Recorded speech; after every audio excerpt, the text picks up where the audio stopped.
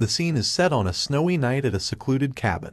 Inside we see that a glass of wine has been spilled onto the floor. It is revealed that the wine was poisoned and it has been consumed by our protagonist in this story, a blonde man with long hair named Ian. In front of him stands a regal man, who says that because Ian is so strong he mixed in a stronger dose, and he should be dead in minutes. Ian looks up, wanting to know why this guy has betrayed him like this. He says that it is because our protagonist is too strong.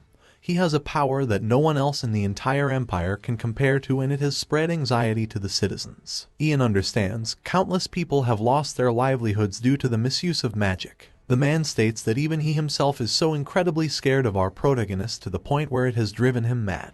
He apologizes to Ian, even referring to him as an old friend and saying that he will never forgive himself for this. He then turns around and exits the cabin, entering the night and leaving our protagonist behind. Ian remains on his knees, slowly dying from poison as the cabin begins to ignite on fire. It is revealed that he has a trick up his sleeve. He slowly removes a dagger from his shirt. While regretting everything he did in his past life, he researched a lot and came across a dagger with time magic embedded into it. If he stabs himself with the dagger before the poison reaches his heart, he will be able to have a second chance at life. He does just that, plunging it into his chest, driven by rage from the betrayal he has just suffered. The floor around him glows blue in the shape of a circle and a triangle, and weird voices chant out in an unknown language. This is it, his chance to go back to how things were before. His life and all his mistakes flash before his eyes. His mother's death, him meeting the emperor, and finally a flock of crows on the battlefield, picking at the bodies that litter the floor beneath his feet. The next thing he knows, he is in his childhood body, and there doesn't seem to be any wounds or injuries on his body. A woman calls out his name and he turns around to see his mother. She has long blonde hair and is wearing a corset. Ian is in shock. His mother, who had passed away, is alive again, and it seems like he has succeeded at traveling back in time. He turns around to look at the scene around him. There is a white tent with a white flag. Outside of the tent are a bunch of children lined up to be assessed on their skills. The people doing these assessments are the spiritual knights who decide if they pass or not. It has worked. Ian is no longer a dying man living his last moments in regret, but a child again ready to do things different this time. Magicians are the foundation of this nation's empire, and in order to be trained, all children have to take the mana reaction assessment when they turn 12. The first part is the mana brain, which is responsible for the manifestation of magic, and the second part is the mana heart that controls and generates magic. Those who have both of these talents are admitted into the Magic Academy, and upon graduation they are treated like nobles. Ian has gone back 30 years, which is further than he expected. He spent so much time researching the dagger he used and was lucky he had it on him at the time of his death. The reason he was so interested in turning back time was because he wanted to clean his hands from the blood they were stained with. He killed numerous people in his old life. He was loyal to the Emperor, who was his closest friend, named Ragnar, but it turns out the Emperor was just using him and discarded him like trash in the end. Ian isn't going to let his life end so meaninglessly like that again. He tells himself that this time things are going to be different. He leaves his mother and begins to walk over to the spiritual knights. He approaches one of the guards and introduces himself as Ian Page from Mogrian village. The guard smiles and recognizes our protagonist as the son of Venessa. He allows him to enter the tent but tells him not to ask too much questions to the magician inside. In the tent we see the magician. He has long black hair and a ponytail. He tells Ian to lower his head a little as he is going to use mana to stimulate his brain. Ian does what he says and feels a little dizzy for a moment, but it is only temporary. The magician smiles. He has discovered the mana brain and the mana heart inside Ian and says that his life is going to change for the better from now on. Ian doesn't seem happy about this information, probably because he was already expecting it. He tells himself that it is not enough for him to just get into the academy. He begins showing off his skills, lighting a fireball in one hand and manipulating water in the other, casting 2 spells at once. He tells the magician that he was just randomly able to do this one day. The magician can't believe it and asks if Ian is sure someone didn't teach it him. When Ian says no, the magician gets serious and leans forward, asking Ian to speak the truth. He is able to use interrogation magic that can determine if a person is lying or not by analyzing the body's reaction. He tells Ian not to lie or he will be known as a traitor to the Empire, and his family may even get executed. Ian doesn't get flustered though and stands by what he said. He learned how to do that without being taught. The magician is impressed. His interrogation magic doesn't find any lies, and he wonders who this kid is. They are interrupted by the sounds of Ian's mother screaming, and he looks out the tent to see what's going on. Vanessa is being bothered by the guard that was standing outside the tent. Grabbing onto her arm, he says that she has been widowed for 7 years and shouldn't be playing hard to get at her age. The magician and 2 knights exit the tent, demanding to know what all the fuss is about. The guard gets scared, telling them it is nothing and some lowly kitchen maid was just causing problems. This makes Ian furious. How dare this punk call his mother lowly? It looks like he is about to do something. However, he is stopped by the magician, who tells the guard that since Ian has the power of mana, he and his family are now equal to nobles, and insulting nobles is a crime that could lead to execution. The scumbag guard falls to the floor, begging them to grant him mercy and let him live. He then turns around to Vanessa and does the same, apologizing for the words he said and asking for forgiveness. Ian approaches the guard and tells him to listen carefully. Ian says that he knows all about the disgusting things the guard has said and done in front of his mother. He threatens the guard, telling him that he should also warn all his scumbag friends. If any of them do something like that again, he will have their head. The guard nervously says he understands. Sweat drips down his face. Bro is really scared of a 12-year-old. After all of this, Ian thanks the magician for helping him out back there. He says it was nothing and it is his job to protect fellow magicians after all. He gestures to the man next to him, whose name is Lord Aaron. He is going to be guarding our protagonist and Vanessa for the time being while things are arranged. Aaron has a mustache upon his lip and a white cape on his back. He tells Ian that he is going to bring him to an inn where the Night Order is currently staying. They can live there temporarily. Ian holds the hand of his mother, agreeing to go with Aaron and start the next stage of his new life. The magician watches him leave and smiles to himself. He's impressed that someone is that intelligent and capable while being so young. He is so impressed that it looks like he is going to have to report it to the imperial family. That evening, the sky is dark and the town is quiet. The guard from earlier walks down the street angrily, drunk and furious that some kid and a lowly kitchen maid were able to force him to his knees. He tells himself that in the near future he is going to get payback by getting freaky with Vanessa while Ian watches. A hooded figure can be seen behind him. The hooded figure uses paralysis magic on the drunk guard and he is frozen in place on a bridge. The hooded figure is Ian, who overheard what the guy just said about his mother and isn't happy. He removes the hood from his head and begins fabricating a story to explain the guard's death, saying he was humiliated and found comfort by drinking. He then got so drunk that he accidentally tripped into the river and drowned. While the man is paralyzed, Ian pushes him into the water and watches him drown. Ian thinks for a while on whether or not it is okay to let him die like this. After all, the whole reason he has come back in time is to be a better person this time. Looking into the distance, he realizes that he will never be able to completely wash the blood from his hands, and the best he can do is to just protect the people most precious to him, like his mother. He watches the guard's lifeless body float around, and it reminds him of how the Emperor left him to die in the cabin in his past life. Ian quickly returns home and begins feeling exhausted. Using that one paralyzed spell has depleted his mana. He tells himself that he needs to grow his small body as fast as possible while approaching his sleeping mother. In his previous life, he received recognition as a first-class magician after attending 1 year of Magic Academy. However, even though he became a magician, his mother wasn't able to live a life of luxury and passed away. Ian looks down at his mother, saying he is going to be sure to protect her this time around so she can live longer. The scene cuts to a large regal building. It is the Green River Empire's capital. Inside is the Emperor of Green River, whose name is Terry. He is blonde with a blonde mustache and fancy clothing. He is in the middle of a conversation with another magician named Herbert, and the two of them are discussing our protagonist. Herbert explains that mana is an energy that flows and circulates in blood, and from the moment someone possesses a mana brain and mana heart, they are recognized as a magician. However, in order to actually use this mana properly to cast magic, a person must be trained. Yet our protagonist was able to freely use magic without training. He compares our protagonist to someone called the First Magician. This was someone long ago who taught himself how to use mana.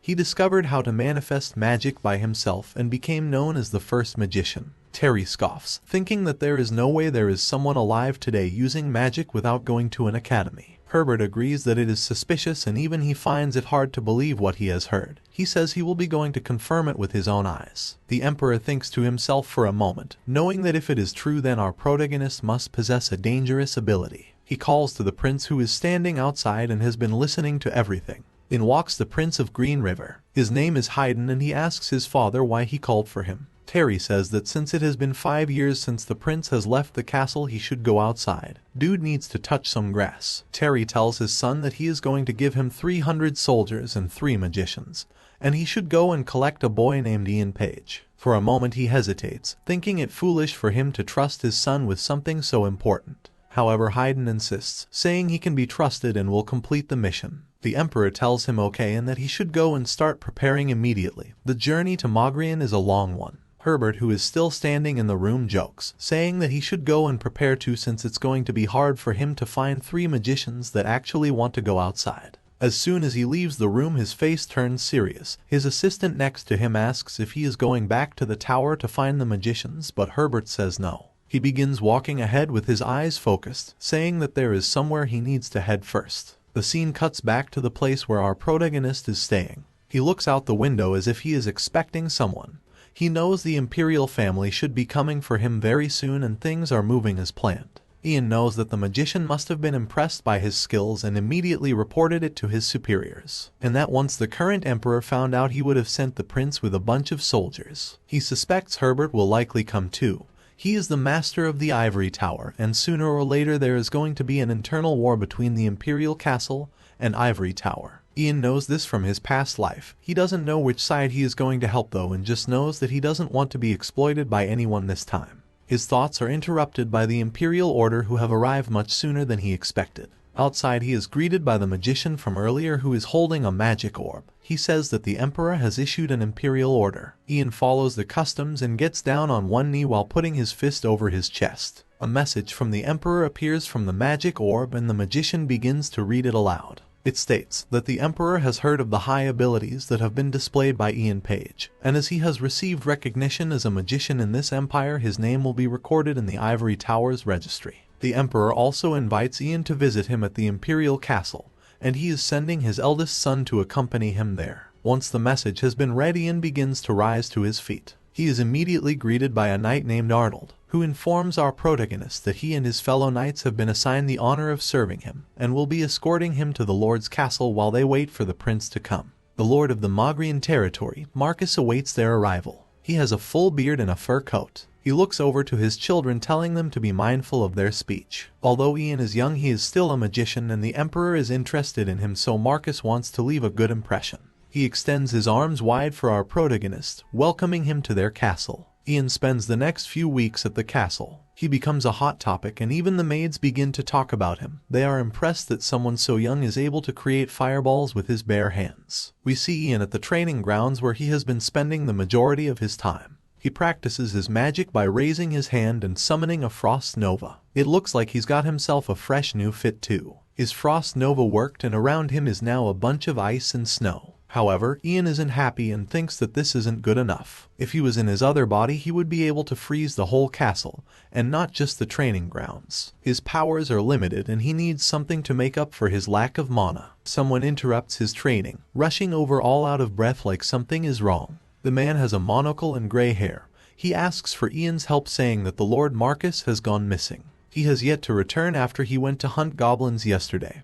His son and all the knights that went too have also not returned. Ian tries to think back to his previous life to find out where they could be, but he is unsure. He knows it's not time for them to die yet. Lord Marcus died at a later date when he was assassinated by an enemy empire right before a big war. His son would abandon the Mogrian territory after his father's death to escape the war, and he would later be beheaded for his crimes. Each territory in this empire has its own stationed magician. Ian tells the man to go and ask their magician to help instead. However, the old man informs Ian that the magician that was stationed here has been assigned other missions and is not currently in the Mogrian territory. They are alone. Ian is shocked. It's rare that a magician would leave his assigned territory. He wonders if it is related to him and if he has altered the timeline by doing something. For example, he could be away giving information about our protagonist to Herbert the Tower Master. This could be dangerous. Ian's most powerful weapon right now is his ability to know what's going to happen in the future. If the timeline gets screwed up, then he would lose this weapon. Ian looks at the old man, telling him he will help them look for Lord Marcus, knowing that if the Lord dies it will create dire changes to the timeline. He immediately gets ready to leave and puts on his cloak. However, someone calls out his name. It's his mother, who has heard what is going on and is worried that it is too dangerous. Ian is still a child after all. Ian tells his mother not to worry.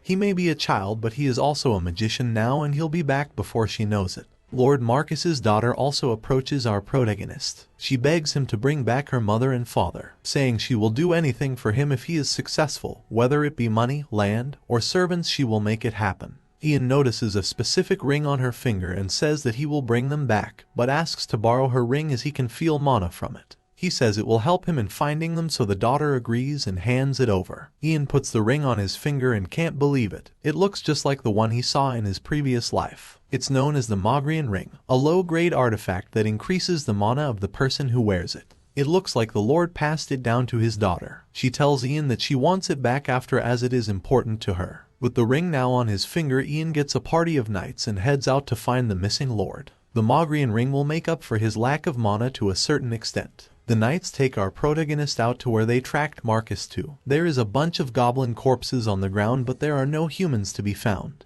The knights suspect that a monster must have caught them. Ian scratches his chin. They must have been ambushed by hundreds of goblins, and he needs to find them before it's too late. He begins to use his magic to summon a wolf. What he is doing is blocked by a bright light, and the knights watch in amazement. After the spell is cast out, appears a cute little wolf with a fluffy body and wagging tail. In Ian's previous life, a huge wolf appeared, but he guesses he isn't strong enough to summon a full-sized one yet. He points to some blood on the floor, asking the wolf to pick up the scent and follow it. The wolf does as it is told, getting a good sniff of the floor and leading the way. The scene cuts to Lord Marcus, who is still alive and slaying goblins. They are green and ugly, with long tongues, pointed noses, green skin, and red eyes. Marcus and his party are surrounded, and they are coming from all angles. If this continues, they will all be annihilated. Marcus turns to his son, telling him to escape to the castle while he distracts the monsters. While the two of them are talking, a goblin begins approaching from behind with a club in its hand.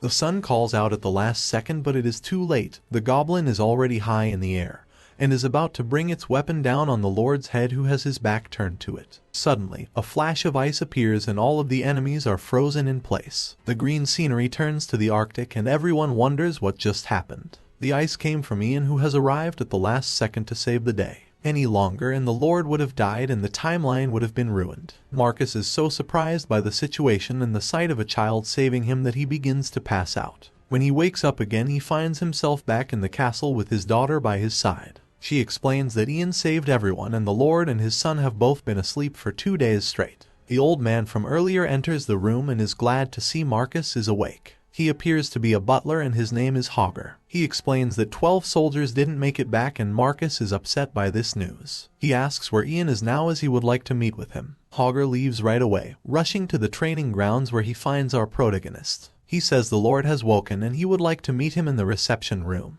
Apparently there is a lot he wants to talk about. Ian looks a little confused as to what he could possibly want, but follows Hogger inside. Here he finds Marcus and his son, whose name is Lobai. They thank Ian from the bottom of their hearts for saving them. The Lord says he protected both Mogrian's current and future leaders. Not only this, but he also protected the territory by defeating the goblins, and he wouldn't feel right if he didn't repay him for this. He gestures to a box on a nearby table, giving it to Ian as a reward. Ian opens it and finds the Mogrian ring that he borrowed inside. Marcus heard that Ian had felt mana in it earlier.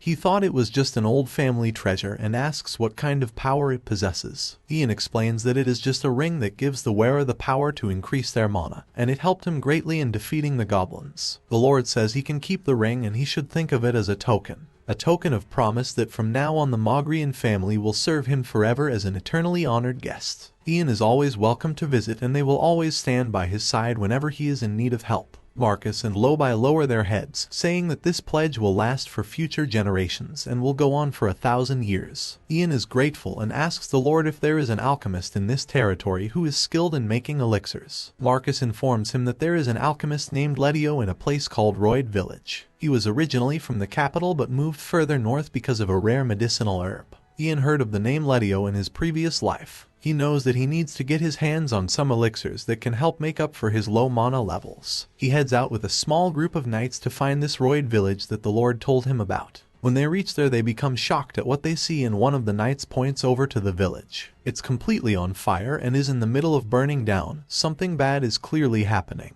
Inside the village, we see a bandit with an eye patch and a bloody hatchet over his shoulder. He tells his men to take the children so they can quickly move on to the next place. They grab a boy who kicks and screams, begging not to be taken from his family. The boy's name is Douglas and his father calls out to him in desperation, telling the men to stop. However, the guy with an eye patch appears behind him and kicks him to the floor. He keeps his foot on the father's back so he can't move. Douglas continues to struggle, trying his best to get free of the villain's grasp, but it's no use. The guy with an eye patch pulls out a knife, saying he is going to kill Douglas's father to punish him for putting up a fight. He gets ready to swing his knife. A sudden piece of ice comes seemingly out of nowhere though, striking the villain in his back and taking him out. Douglas can only watch, still stuck in the grasp of another man. The remaining villains all look over wondering what just happened. A piece of ice really just appeared on a sunny day. More pieces of ice begin to rain down from the sky, like they were sent from God himself. The men all flee in terror, not wanting to die like their leader. It is revealed that this ice has come from our protagonist, who is perched on the edge of a nearby cliff looking down on the situation. It seems like his new ring really does help and has increased his mana a bunch. He looks down at it, wondering if it allows his mana capacity to reach that of a third-class magician. He walks down to join the people in the village who are mourning over citizens who were killed by the bandit attack. Luckily none of the knights were injured. Ian wants to know if the alchemist they came for named Letio managed to survive. He hears someone in the distance calling the alchemist's name and he immediately turns around to see who it is. It's Douglas, and it seems like his father is the alchemist our protagonist has came here for, but he is in bad shape. Ian pushes past Douglas, wanting to get a better look at Letio. He sees that he has a pale complexion and strands of whitened hair, and he can tell this is mana poisoning. Mana poisoning is a disease also known as God's curse. If someone who has a mana brain and not a mana heart is injected with more than their body can handle, the overflow of mana will stimulate the brain and cause great pain continuously for the rest of their life. Ian knows it's impossible for Letio to inject mana into himself, and so this must have been the work of a magician with ill intent. He raises his hand to the alchemist's forehead and tries to alleviate the pain a little. It works and Ian gets ready to leave, seeing that there is nothing more he can do. However, the boy Douglas grabs a hold of him and asks what he just did and if his father is going to be okay. Ian unfortunately explains that his curse can't be cured and he only provided temporary relief. Eventually he will just go back to being in pain again and will face a tough decision. Either he finds a magician to keep alleviating his pain for the rest of his life or he dies. Douglas looks heartbroken. He says that he needs to quickly go and find a special flower so that he can make some medicine for his father. He says this flower can help neutralize the mana in his body. He pushes past Ian and rushes to go and get it. At this moment Ian remembers where he heard the name Douglas before. In his past life Douglas was one of the most outstanding alchemists in the entire empire. Although he had a tough childhood, he was a genius and eventually became the emperor's closest aide.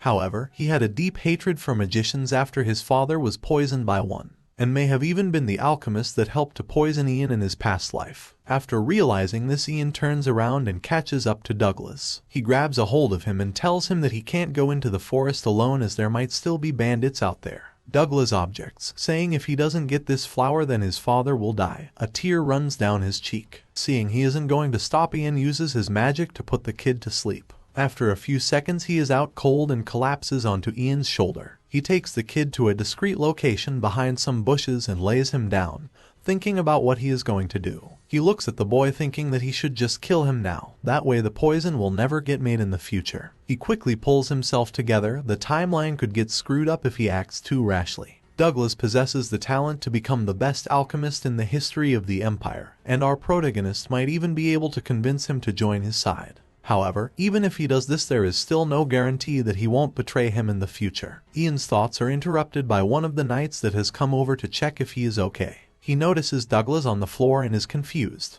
Ian says that he just put him to sleep because he was about to do something reckless while there is bandits about. Ian tells the guard he can carry him back to the village now, then he begins walking away into the forest. When the knight asks where he is going, Ian says there is something he needs to do alone. The scene cuts to nighttime back in the village. Letio approaches Douglas, who is awake now and lying in his bed. Letio has heard from a knight that he tried to do something stupid earlier. Douglas explains that he just wanted to find a flower that could help. Letio shakes his head, telling his son that it was reckless to try something like that when there are still bandits around the village. Douglas gets angry. Rising out of the bed, he asks what else he is supposed to do. The two of them have been searching for this special flower for over a year with no luck. If they don't find it, then Letio will die. Douglas begins crying, wondering if this flower even exists. Suddenly, a voice calls out to them from outside. They both turn their heads at the same time, asking who's there. It's a cloaked man who says he heard they were looking for a flower known as Randier's flower. The man enters the building and removes his hood. Of course, it is our protagonist who apologizes for disturbing them. He introduces himself and puts an object down on the table. Letio looks speechless when he notices exactly what it is. It's Randier's flower that has been encased in ice. Ian must have found it in the forest earlier. Ian says he will give them the flower if they answer a question first. He wants to know how they learned about a flower like this whose effects are unknown to others. Letio reluctantly reveals that he read about it in a book that was passed down by his father. It sounds hard to believe. However, he pulls out this book and flips to a specific page. Then he begins reading from it. Randier's flower is a plant that can neutralize mana and can only be found in the northern lands. It has 12 deep purple-colored petals, and its leaves and stem are very poisonous. If you pull it directly from its roots, it will wither immediately, so gathering and cultivating it is almost impossible. Letio explains that his father researched alchemy too, and it is a family business. Ian assumes that this must mean that he knows about this flower's other use, which is that it acts as a deadly poison to magicians who possess both a mana heart and mana brain. Letio insists that his family would never make elixirs that could be used to harm people, and he won't be poisoning any magicians ever. He even swears it on his entire family's honor. Ian looks over to Douglas on the other side of the room. He looks a little nervous at the topic of conversation being discussed. Ian picks up the flower and begins to melt the ice. He thanks the alchemist for answering his question but also apologizes to him. Once the ice melts, the flower withers, and Ian reveals he wasn't able to harvest it properly and was only able to preserve its shape by freezing it. Letio feels let down and betrayed. He wants to know what kind of sick joke that was. Our protagonist only bought the flower over to prove that he can actually find it. He proposes a deal to the alchemist, saying that he will continue to alleviate his pain using magic while searching for a way to harvest the flower. However, in return, Letio must follow him into the capital, where Ian wants him to produce special elixirs that can help his lack of mana and to also make medicine for his mother when she gets sick in the future. Letio is confused. He asks why he can't just get someone else to do it since he isn't even that great of an alchemist. Ian insists that he needs someone who is going to stay by his side and make custom elixirs. He tells the alchemist to take a moment to think about it, and that he should consider his family too. Since earlier today Douglas was about to risk his life just to find the flower, and he doesn't want that happening again.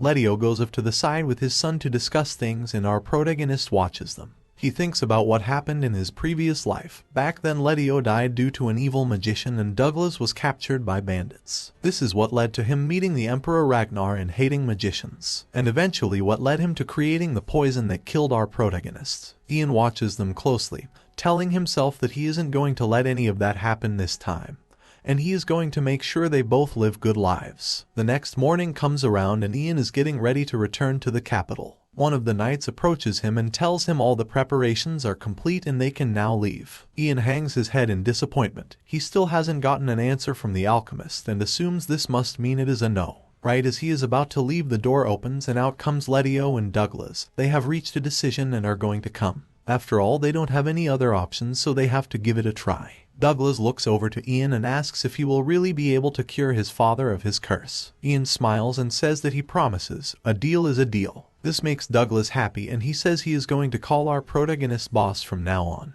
Ian finds this a little weird but allows it. He finds it weird seeing Douglas so cheerful, since when he knew him he was always so grumpy. One of the knights speaks up, saying they should head back to the Lord's castle immediately. He has just received word that the Prince Haydn has crossed the Gamas River and will arrive shortly. Ian is surprised to hear they are there so quickly and that they have only just contacted them. He tells the knight that he will need to borrow his horse if he is going to make it back in time. He approaches the mighty steed and uses his magic to tame it, asking it to take him back to the castle as fast as possible. The horse lowers itself to the floor, making it so Ian is able to climb onto the saddle. Once on his back, he turns to the alchemist and the others, telling them to take their time and that he is going to go ahead. He prepares himself to ride off into the distance. We cut to the prince, who is traveling in a white carriage surrounded by soldiers. Inside the carriage, Prince Haydn seems to be in deep thought about something. He remembers a conversation he had with his father before he left. His father told him that one of the other princes has started to become close with the Tower Master Herbert. The Tower Master has a lot of influence and who he sides with is very important. He says that currently Herbert is more in favor of the fifth prince taking over the crown instead, whose name is Ragnar. The Emperor tells Haydn that if he doesn't want to lose his position to his brother, then he better not screw this up. He needs him to do his best to get Ian on their side. Haydn remembers this conversation while in the carriage and it makes him stressed. He's angry that the magicians at Ivory Tower don't support his claim to the throne, and instead they want his brother Ragnar to take his place. He thinks to himself about what he is going to do when he finally becomes emperor, saying that he is going to get rid of all those annoying magicians at Ivory Tower along with their tower master Herbert. It is also revealed that Prince Haydn didn't tell the Lord Marcus he would be coming until 2 days before his arrival on purpose. He smiles to himself, wondering how the great Mogrian Lord is going to prepare for his arrival with only 2 days' notice. This dude just seems like an all-around terrible person, I'll be honest. Currently at Lord Marcus's castle there is a lot of panic and rushing. Marcus orders his maids around telling them to make sure there isn't even a speck of dust anywhere. It needs to be perfect for the prince. He had no idea they were arriving so soon and has had barely any time to prepare. The butler Hager approaches, informing him that most of their party has arrived and the prince won't be far behind. However, they are still unable to locate our protagonist and it seems like he isn't going to make it in time. Marcus holds his head knowing he is going to have to greet the prince without Ian, who is the entire reason he is coming. It doesn't take long for Haydn's carriage to pull up, led by numerous horses and knights. He steps out like he is about to walk the red carpet, with a long white cape and a blue jacket. Marcus still looks nervous, knowing our protagonist is nowhere to be seen. Luckily, the horse shows up at the last second, with Ian lying on its back like he has been sleeping. He raises his head, apologizing to everyone that he is late. Ian gets off the horse and steps forward with Marcus to greet the prince. Haydn looks down at him, asking if he is the child magician that everyone keeps talking about. Ian just remains silent. It's been a while since he has seen Prince Haydn's face and he takes a moment to take it in.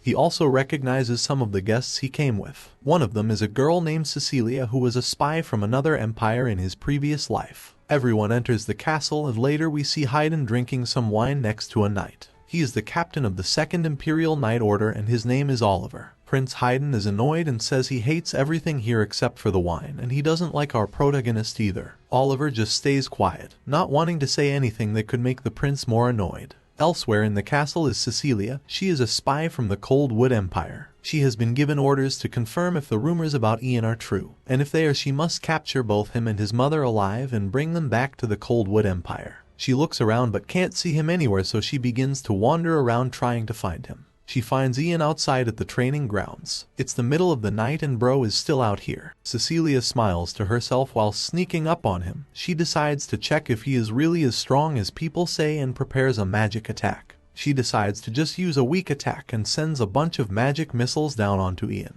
He reacts quickly by putting up a shield. He then turns around asking why she would greet someone in this way. The woman smiles, saying she was just playing a prank on her junior. Ian gets serious though, addressing the woman by her full name, Cecilia Coldwalker. This wipes the smile off her face as she realizes her cover is blown. She asks Ian how he knows her name. Ian's face appears sinister. Of course he knows her name. He was the one who got rid of all the Coldwalker spies that were hidden in the Empire in his previous life. He slowly begins approaching her, while naming the names of all the spies that are here. Cecilia backs up in shock, thinking that Ian is crazy and she definitely wasn't expecting him to know all of this. Eventually she realizes that Ian is just a kid though, and she is a much older magician. She smiles and prepares to launch a fire attack, sending a curtain of flames out in front of her where our protagonist once stood. She says that even if he knew she was a spy, it was foolish of him to reveal that he knew. She assumes he is dead until a foot steps out from the flames. He is very much alive and smoke evaporates from his body. He begins to charge up a magic attack of his own. Cecilia looks up at the sky and her eyes grow wide. She wonders who exactly this kid is and why he is so strong. The moon is blocked out by a bunch of ice crystals that are about to rain down. Ian tells Cecilia that he was expecting her to come and find him, and he was waiting at the training grounds just for her. He raises his hand, launching the ice crystals forward like bullets. Cecilia quickly reacts and puts up a shield, protecting her from the incoming projectiles that strike it with great force. Things don't look good for her and the shield begins to crack when faced with the power of Ian's attacks. Ian doesn't stop with ice. He summons a huge fireball in the palm of his hand. He then pushes it forward in the direction of his enemy. It's at least 3 times the size of him. Cecilia can only grit her teeth and hope for the best as her shield slowly breaks down. She isn't able to move while it is up. Some of the attacks break through, slicing at her arms and legs. She realizes she isn't going to be able to keep this up. As the fireball comes crashing in, she releases her shield and tries to run out of the way before it hits her. She collapses onto the floor and is just grateful she is still alive. Her body is covered in wounds and her cheek is cut. Cecilia thinks that Ian's mana should be depleted by now, and someone will for sure arrive after hearing the commotion, so she should be okay. Ian slowly approaches and says he is going to expose her to everyone, telling them that she is a spy. Cecilia smiles, knowing that there is no evidence to prove something like that and there's no way people are going to believe a kid over her. Ian smiles too though, saying that he has evidence on the Coldwalker spies that even she doesn't know about. It doesn't take long for the night captain Oliver to arrive along with others. He asks what happened. People rush over to Cecilia to check on her injuries, helping her up off the floor. Ian speaks up, saying that he caused all of those injuries. Everyone quickly turns their heads to look at him. He continues, making up a lie that he saw Cecilia talking to someone wearing a mask, and when Cecilia spotted him she tried to kill him to shut him up. Oliver finds this hard to believe. However, Ian claims that he has proof. Apparently Cecilia has a special marking branded on her body that all Coldwalker spies have. Oliver demands that Cecilia has her body searched for this marking, which causes an uproar. Two men stand in front of her saying that this is inappropriate. He claims that they are all just magicians that were sent by the ivory tower. However, Oliver pulls his sword. The prince is staying here and he will get to the bottom of this incident to make sure it doesn't put him in danger. He signals to some other knights to come over and search Cecilia. They do as he says and there is no more arguing. After the search, Cecilia looks unhappy. Blood still covers her clothes and she is badly injured, needing immediate medical attention. The knights inform Oliver that they couldn't find anything on her body that resembled a marking. The knight captain looks over to our protagonist, wanting to know if he was lying. Ian assures him that he wasn't. He walks up to Cecilia and places his hand on her back. He casts a magic spell and a blue light emits from his fingertips. Cecilia looks worried and asks what he is doing. Suddenly, the marking he was talking about appears on the back of her neck. It's a circle with a triangle in the center and weird symbols. Cecilia didn't even know she had this and Ian smiles to himself. Coldwalkers are sent to training institutes while having a mark branded on their body from when they are babies. Even they themselves don't know this information. Ian found this out in his previous life after interrogating an administrator. Oliver and the others are shocked. However, they have no idea what the marking means and haven't seen it before. Based on the current situation, he thinks it would be best to treat Cecilia's wounds first, and then interrogate her later. He turns to two other magicians, telling them to prepare a mana prison to keep her from escaping for the time being. He then turns to Ian with a serious expression. Stars shine in the night sky behind him and his sword shines in its sheath. If everything Ian has said today turns out to be the truth, then Oliver says he will have to report it to His Majesty immediately. This is exactly what he does. He heads straight to Prince Haydn and tells him how our protagonist managed to beat Cecilia, a third-class magician. Haydn is impressed and didn't think the child was that strong. He asks Oliver what his opinion on Ian is. Oliver states that it seems like the rumors about his skill are true, however the way he speaks and behaves is unusual for a child. The prince wants to meet and talk to the boy so he can find out for himself. It doesn't take long for Oliver to get Ian and bring him into the room. Ian lowers his head and greets the prince with respect. Based on what Haydn has heard, our protagonist has discovered that one of the magicians sent by the ivory tower was a Coldwood spy. Since Ian exposed the spy and beat her in battle, Haydn says he has contributed greatly to the empire, and he would like to reward him. He wants to know if there is anything specific that Ian wants. Ian becomes suspicious, thinking that the prince must be asking what he wants so he can find out what he is up to. Ian looks up, saying if the prince is okay with it he would like to visit the old ivory tower's site on the way to the imperial castle. Haydn is baffled, wondering why this kid wants to visit the old abandoned ivory tower site as a reward. There is nothing to see there. He ends up agreeing though, when Ian says it is a place he has only heard about and he has always wanted to visit. Ian smugly smiles to himself. It looks like he's going to be able to attain it much sooner than he thought. In the deepest basement of the old ivory tower site there is an item known as the Dragon Tongue Book. The dragon's language in the book played a crucial role in his research of time magic in his previous life. This one book contains the records of the essence of time magic. He found it a few years before he died but was only able to understand a very small part of it.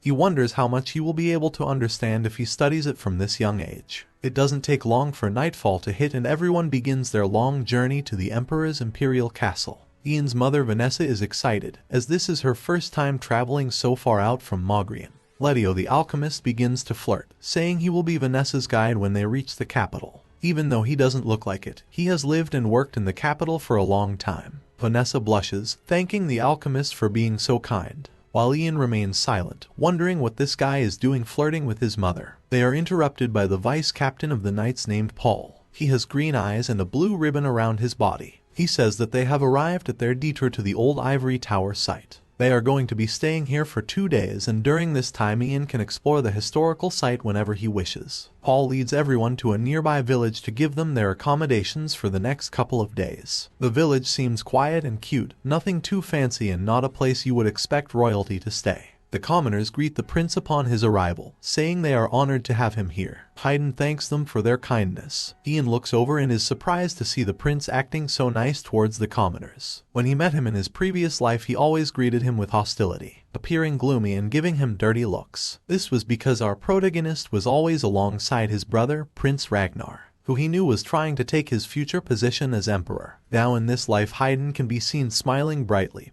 having conversations with commoners who are not nobles or royalty. A part of Ian begins to understand why the current emperor is so fond of him. A voice calls out Ian's name. It's Douglas, who wants to know when Ian plans on going into the old ivory tower because he would like to tag along as well. Ian sighs, knowing that he probably won't be able to find the book in the basement with Douglas by his side. He can't bring himself to say no though and agrees. Douglas's eyes grow wide. He's super excited to go inside. Their parents are both watching them from a distance. They are glad to see their children are getting along. Letio turns to Vanessa, asking her if our protagonist has always been so mature. He doesn't act like other 12-year-olds. Vanessa reveals that he matured early. He remembers her late husband a lot and is very thoughtful and considerate. Even though he doesn't say it, Vanessa can see him trying to fill the absence of his father in the family. His father wasn't a magician like him and was just a normal person named Pran. Before Ian was even born, he went to work one day as usual, and then suddenly went missing.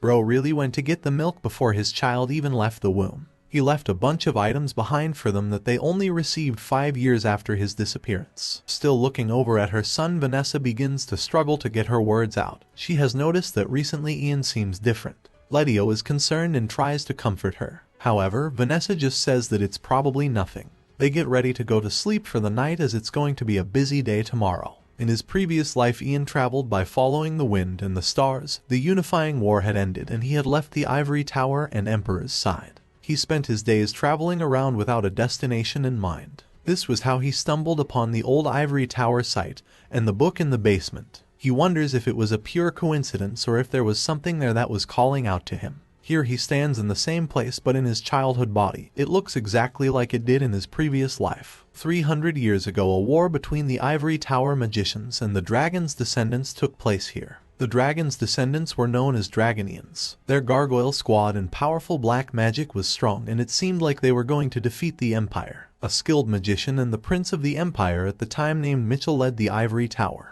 They actively suppressed the Dragonians and annihilated the gargoyles, protecting the peace within the Empire. After the war, Mitchell refused to become emperor, and instead became the Ivory Tower master. He built a new tower in the current capital, and this old one was abandoned. It has been a long time since people have even cared to step in this place, and it has fell into ruin. Ian walks around the rubble searching for a specific spot that he remembers from his previous life. When he finds it, he waves his hand, casting magic to open a secret passage. The passage is dark and has a long staircase leading downwards. He follows it. Upon reaching the bottom, he uses his magic again, this time to light up the room that is hidden from any sunlight. In front of him stands a gargoyle statue, its wings spread wide and teeth sharp. Ian was surprised when he first saw this gargoyle statue, but it's not going to catch him off guard this time. Suddenly, the gargoyle comes to life, its eyes glow purple and it lets out an echoing roar. It leaps into the air, coming straight for Ian. In his first life, he had no idea that a gargoyle he thought went extinct 300 years ago would be hiding here. Things are different now though, and he uses his magic to summon a ball of water. He launches it at the stone monster, striking it in the chest. It flies backwards and crashes into a nearby wall. It's not dead though and recovers. In his previous life, Ian was able to blow it away in a single breath,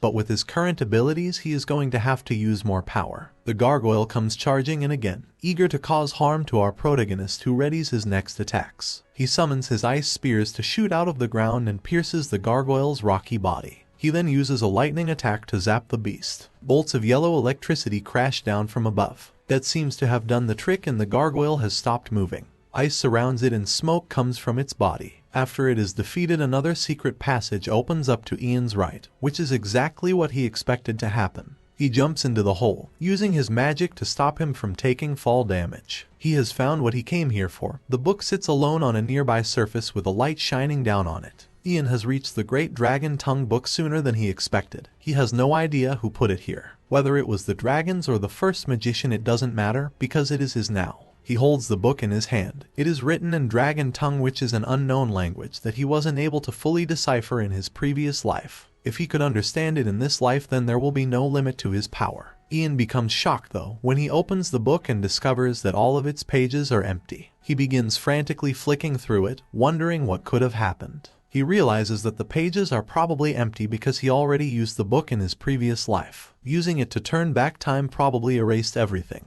Ian closes the book in disappointment. He still remembers some of the magic that was written in the book though and tries to recite some of it. To his surprise, he can't get his voice to come out. Dragon Tongue isn't a language that people can simply just speak. It's a language that is rooted in magic and requires strong magic to speak it. Ian looks down at the book in deep thought. This means that he won't be able to use the time magic in this book again, meaning he can't return to the past again. He thought he would be able to keep going back again and retrying, but that isn't the case. The second life he has been given has all of a sudden become much more important, and he needs to take it seriously. A few days pass and Ian completes his journey to the capital to meet the Emperor. He looks out the window of his carriage and the scene around him. Tall buildings made from stone and a bunch of citizens that seem happy. He looks over to another carriage he has been traveling with, and at the back is a cage. Inside this cage is Cecilia. Ian knows he needs to make sure she doesn't escape, or else she will go back to the Coldwood Empire and tell them that he knows all about their secrets,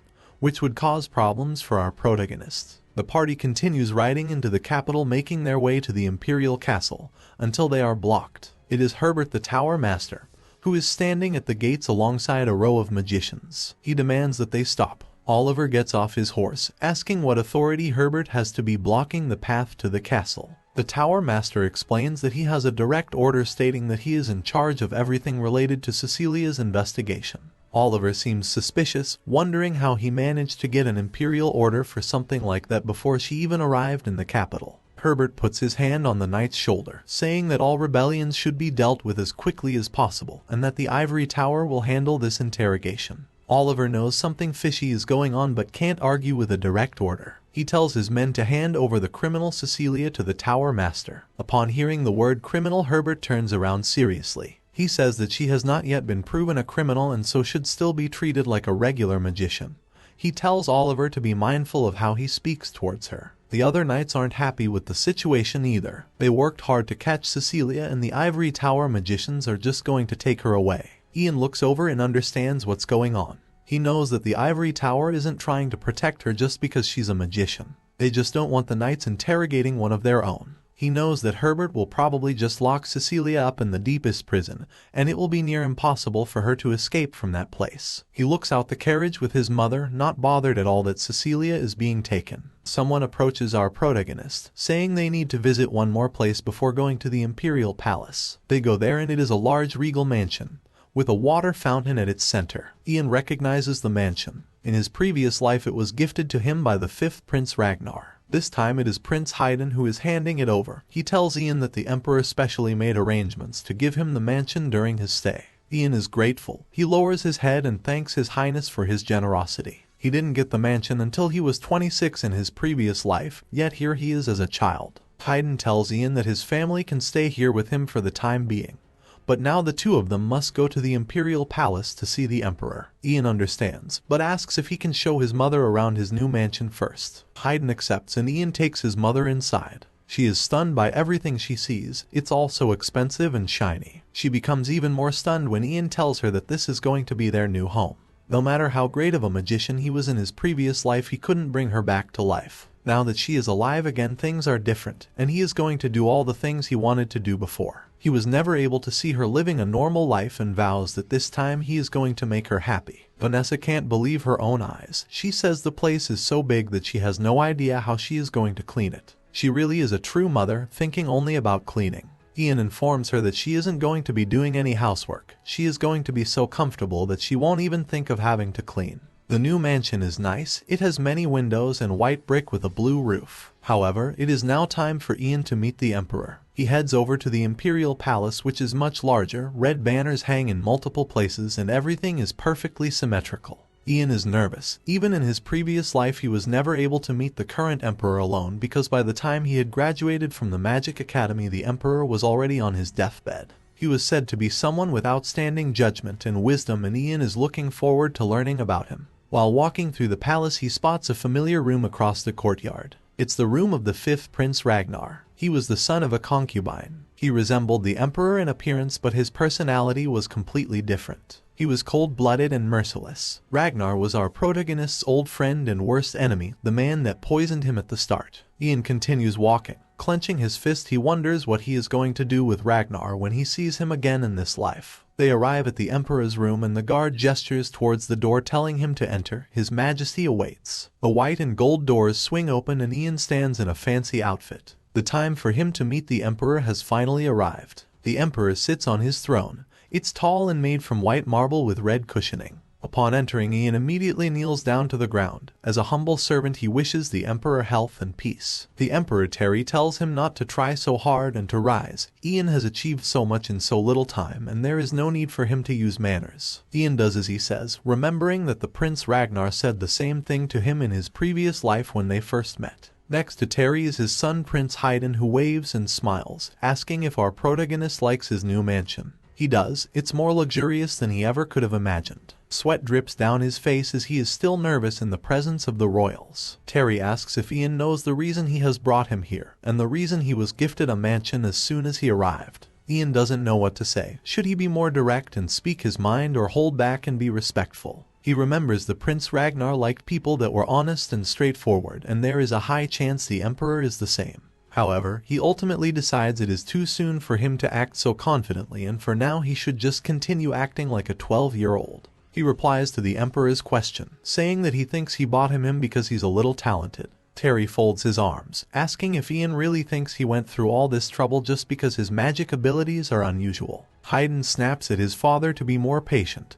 Ian is just a child that doesn't know much about politics. Terry sighs. It's true that he called our protagonist here because he thought highly of his talents, and he was a great help to the Empire in catching the spy. The Emperor sits on his throne saying that Ian should be rewarded for his achievements regardless of his age, and that is why he is here. He asks what he wants. Ian looks down at the floor. He was expecting a reward from the Emperor, and has spent a lot of time thinking about it. If he was an adult, what he is about to ask wouldn't make sense, but since he is just a child, he can get away with it.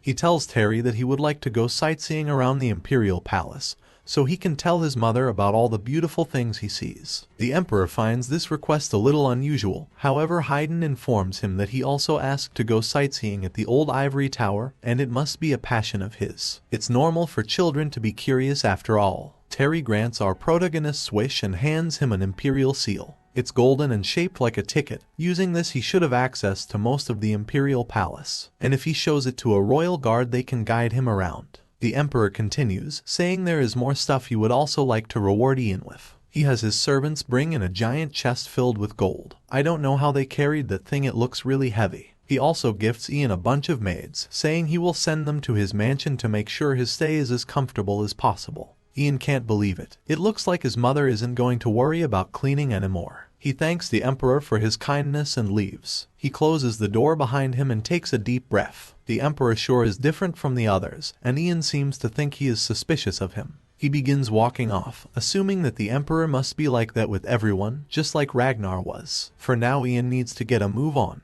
He doesn't have much time and wants to use his imperial seal. He goes outside and shows it to a guard, asking if he can show him the way to the garden. The guard obliges. After some help he arrives in the place he wanted to go, the imperial family's safe haven. He remembers it from his previous life. Ragnar described it as a sacred place where people would serve the emperor and empress, and only the most elite can enter. Ian sneaks inside. He peeks around a corner trying to see if there are any guards around. There are a few, but they are all sleeping. They've got to be the worst guards ever. Ian sneaks up to them and uses his magic to make sure they are really unconscious. He then begins to walk around looking for something. It's unclear what he wants, but he knows it's somewhere around the first emperor's coffin. It takes a while. He checks everywhere using his magic to light the way until he eventually finds it.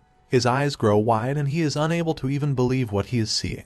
This is the whole reason he wanted to explore the palace. The item he has found is stone heart mushrooms. They are brown and capped and are sticking out of the floor next to a coffin. Ian rushes over there and harvests them. He puts them inside a brown bag thinking that this should be enough for what he needs. Suddenly he hears the voices of two people talking nearby, and they are approaching. He quickly turns off his magic light and hides, wondering who it could be. It's a magician and he seems to be worried that he shouldn't be in this place. The person he is talking to is one of the princesses, Princess Harry, who has long blonde hair and a blue jacket over a white dress. She assures the magician that they both have legitimate reasons to be here. At the moment it is unclear why they are down here, and Ian secretly spies on them for a while. The magician, whose name is Kevin, is worried and thinks the ivory tower should know about what they are doing. However, Harry insists that they can't find out as it would be too dangerous. Kevin asks her if she has memorized the basic spells that he taught her, and the princess smiles, saying that of course she did. She begins to demonstrate her magic powers by letting her mana flow and summoning a ball of light. Ian looks over in complete shock. He had no idea Princess Harry could use mana. He remembers her from his previous life. She spent her whole life in a cage like a bird. When Ragnar became emperor, he executed Prince Haydn, which broke her heart and ultimately led to her ending her own life. Ian can't believe this woman is a magician and is hiding it from everyone. In this empire, hiding the fact that you possess magical talent from the ivory tower is a very serious crime. The magician Kevin must also know this, yet has agreed to help her practice magic secretly, which is why they are down here in this secluded place. Ian leaves and the two of them turn around after hearing a noise. Kevin freaks out. Not wanting to get caught, he says they should just end today's practice early. The Princess Harry tells him to relax and that only the imperial family can enter, so she is sure they are alone. Ian makes it outside without being spotted. He has learned many surprising and interesting facts today. To think that the princess has committed a crime by hiding her talent. He realizes that she probably did this because she is scared of the ivory tower. The Tower Master Herbert clearly wants her brother Ragnar to inherit the throne, and having a powerful magician in the family could change that, even making her a target for assassination. Ian continues with his day, exiting the garden and thanking the guard for showing him the way earlier. The guard asks if he enjoyed himself, to which Ian replies that he did with a smile on his face. He rushes back to his new mansion ready to make use of the mushrooms he just found. As soon as he enters, he is greeted by a butler who takes his jacket, and the alchemist Letio. Letio explains where everyone is. Vanessa is in another room talking with the new maids that have arrived from the Emperor, and Douglas is looking around the mansion having a good time. He's never seen a place so big. Ian is happy to hear everyone is doing great and asks to talk with the alchemist privately. The two of them go into a secluded room and our protagonist shuts the door behind him so no one can listen. He looks at Letio with a serious expression, asking if he can make a secret potion for him. Letio is confused, wanting to know what kind of potion he needs and why it is so hush-hush. Our protagonist pulls out the stone heart mushrooms he just collected. They are able to numb nerves and can even stop a heart. He pulls them out of the brown bag and shows them to Letio. This just makes the alchemist even more confused. How can he be expected to make a potion out of something so poisonous? His purple eyes are baffled and his hair with white streaks comes down onto his face. Ian explains that he needs a potion that will make him immune to interrogation magic, which is when a magician is able to tell if someone is telling the truth or lying. He stands in front of Letio asking if this is something he will be able to do for him or not. Letio has heard of interrogation magic before and doesn't know if it is even possible to make a potion to stop it from working. He says that he is going to need to run a lot of experiments to get it right and that it is going to take him a while. Our protagonist expected an answer similar to this, knowing that it is not an easy thing to ask. He tells the alchemist to just do his best and to take his time. While they are discussing this, someone knocks at the door to the room they are in. Upon opening the door, Ian sees that it is a maid. She lowers her head to show respect and is holding a tray with a letter on it. The letter is addressed to Ian. He removes it from the envelope and begins reading it. He sees that it is from the Ivory Tower. It states, "Dear Magician Ian Page, just like the Imperial family, the Ivory Tower eagerly looks forward to meeting you. We would like to schedule a meeting with you before you start attending the academy. You are already a decent magician who possesses abilities beyond the average magician, and it will be hard for you to relate to the students who can still only use beginner's magic. Therefore, we would like to arrange a simple meeting with you exactly a week from today." After reading this letter, Ian gets a little worried. If he is going to be visiting the magicians at the Ivory Tower soon, then he needs to prepare. He changes his mind to what he said earlier, telling Letio the alchemist that he will be needing the potion in a week and he should move quickly. He needs it before his meeting at the ivory tower. Letio thinks that this is going to be impossible and that even if he sacrifices his sleep he is going to struggle. He wonders what on earth he is going to do in order to get it finished in time.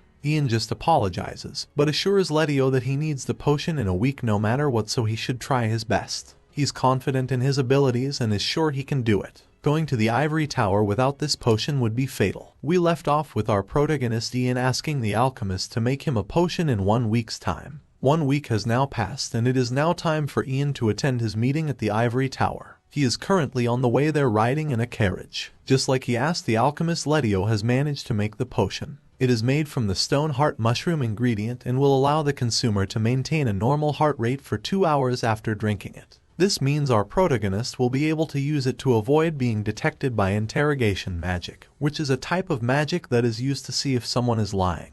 Ian looks out the window at the ivory tower. It's tall and white and in the shape of something dirty that I can't say on YouTube. He remembers it so well from his previous life and now he is back again. The carriage pulls up to the front entrance and the driver informs our protagonist that they have arrived and he can exit. Upon stepping out of the carriage he is greeted by a female magician who welcomes him. She has large glasses, freckles, and her hair is braided. She tells Ian that she will take him to the Tower Master Herbert. He follows her inside and they enter the entrance hall. The woman begins describing the layout, but Ian already knows all this. The place hasn't changed at all from his previous life. It's the same in the present and the future. The woman gestures over to a golden disc that is on the floor. This device is called a mana elevator and can help people travel to different floors in the ivory tower. Just sounds like a regular elevator to me, but okay. The golden elevator is able to reach the top floor immediately and is exclusively used by high-ranking magicians. The woman tells our protagonist to step on the golden disc. On the top floor he will find the Tower Master's room where high-ranking magicians will be waiting for him. Ian does as she says, and a beam of golden light shoots straight up. I guess it's not a normal elevator then.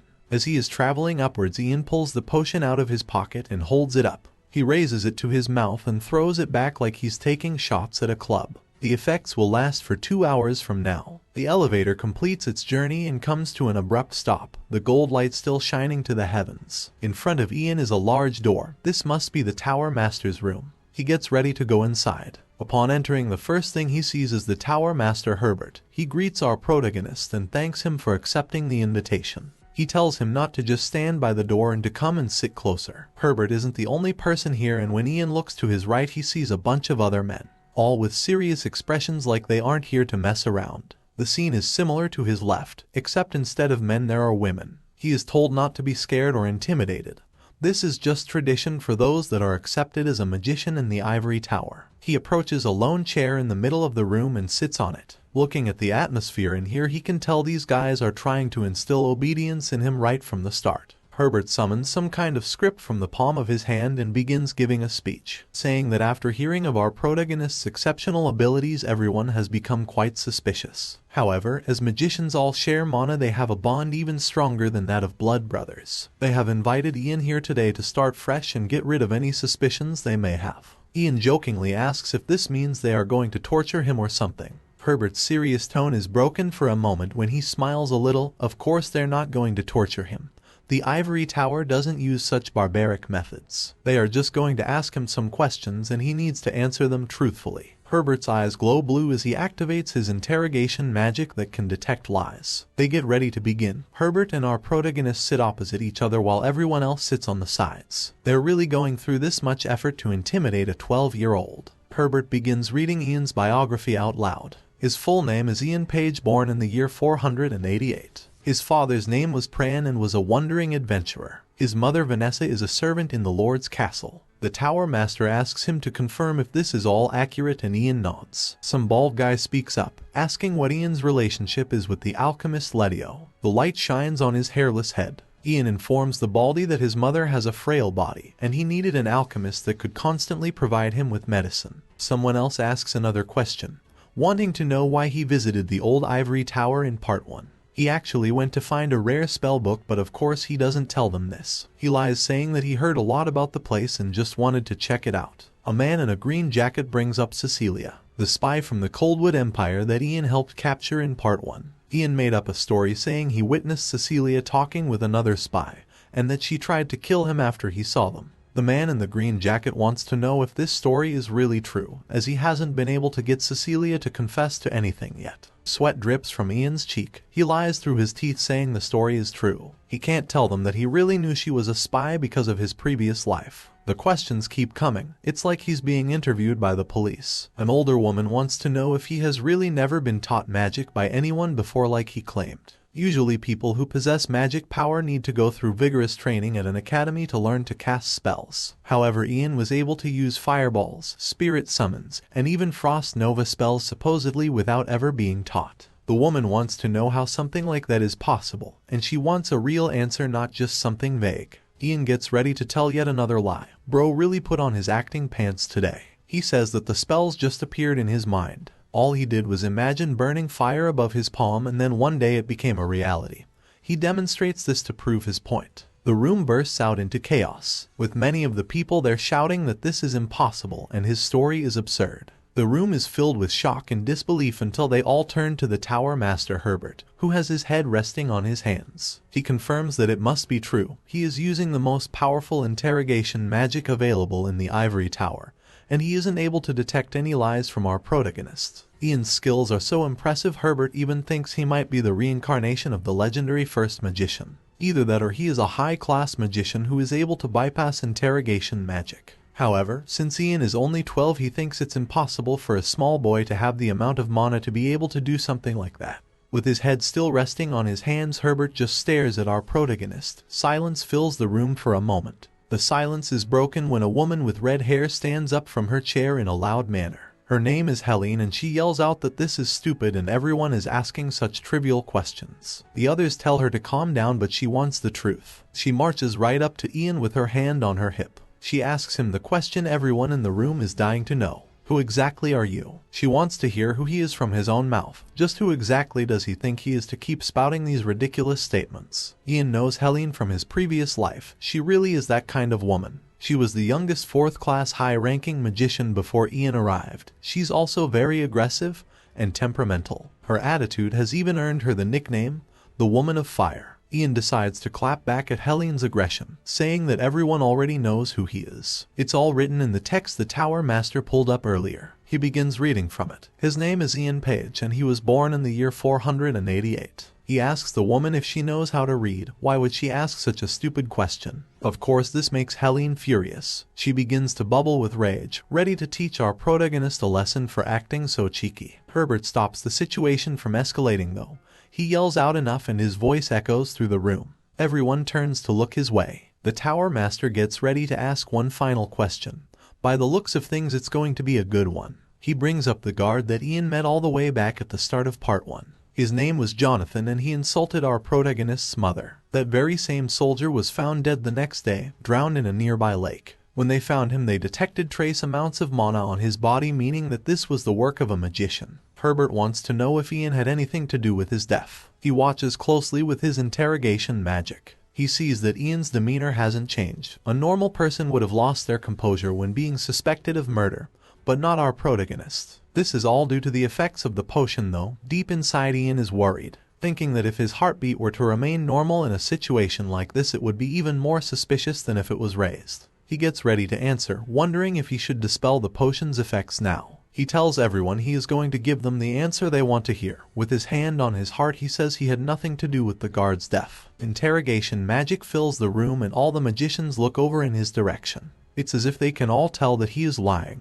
The Tower Master doesn't call him out on it and just asks him to confirm what he just said. Ian doubles down and a brief silence circulates the room. Herbert decides to leave it at that, thanking Ian for answering such a troublesome question. He says that the guard must have tripped off the bridge and drowned to his death by accident while drunk. Ian looks a little confused, unable to be sure whether the master knows that was a lie and why he didn't call him out on it. Herbert moves on. He would like to finish up and eat a meal together, however there are still some procedures they need to do. The Ivory Tower has never seen anything like Ian's ability before. It's an unknown power that they have no knowledge of. That's why they need a method to test his skills that considers his mana capacity and growth potential. In front of Ian is an item known as a mana accumulator. You could say it's the driving force that moves most of the components in the Ivory Tower. It doesn't look like much because it hasn't been filled with mana. The more mana it is charged with, the more blue it becomes. Herbert asks Ian to approach the accumulator and inject all his mana into it so they can find out what his limit is. Ian approaches the large ball and rubs his hands on it. He knows the accumulator can be charged up to a third-class master's amount of mana, and so the safest option would be for him to charge it up to a second-class level.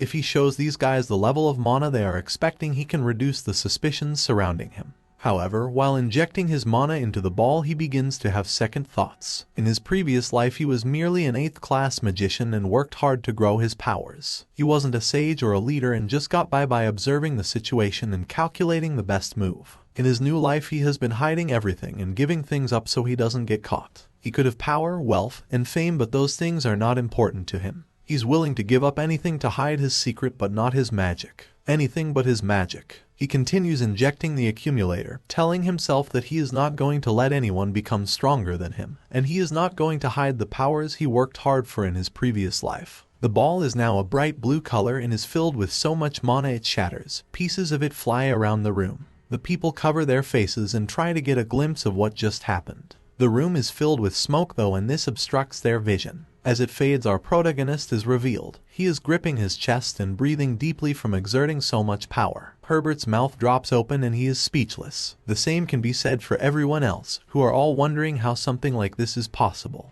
The redhead Helene bends over and picks a broken shard of glass up from the floor. She looks over to Ian. The limit of the mana accumulator was that of a third-class master's level. Since Ian broke the device, that must mean that his abilities are even higher than that. The last of the smoke begins to clear from the room and Ian recovers from his exhaustion. There's no going back for him now. They know how strong he is. Sometime later, all the other magicians go into a private room to discuss the situation. A fist slams down onto the table. All the rumors everyone has heard about our protagonist is true. He must be at least a 4th-class master, meaning he is on par with everyone in the room except for Herbert the Tower Master. And when he said he didn't kill Jonathan, he was definitely lying. The Ivory Tower must learn to control Ian or they risk him becoming a very dangerous person. A magician suggests that they make him exempt from the Academy's admission, and instead focus on making him loyal to the Ivory Tower as quickly as possible. Herbert admits this would be harsh, but it would probably be best. It would be a waste of time if Ian joined the Academy, and his outstanding abilities would just make the other students feel out of place. Even the highest-ranked magicians at Ivory Tower were left bewildered by his abilities. Imagine how young students who have barely started to use magic would feel. Herbert says that whether or not he killed the guard is not important right now. As long as they have interrogation magic, he won't be able to lie to them. Yeah bro, I wouldn't be so certain about that. The Ivory Tower's goal is to maintain its status as the elite. The stronger its magicians are, the higher the status of the Ivory Tower will be compared to foreign empires. Therefore they are going to recognize Ian Page as a high-ranking magician and let him sit among them, announcing the birth of a new 4th-class magician. Considering his age and abilities, Herbert thinks it would be best if he received personal training from other high-ranking magicians. Everyone in the room agrees. Herbert is glad they are all on board. He is about to choose which magician will be in charge of our protagonist's training.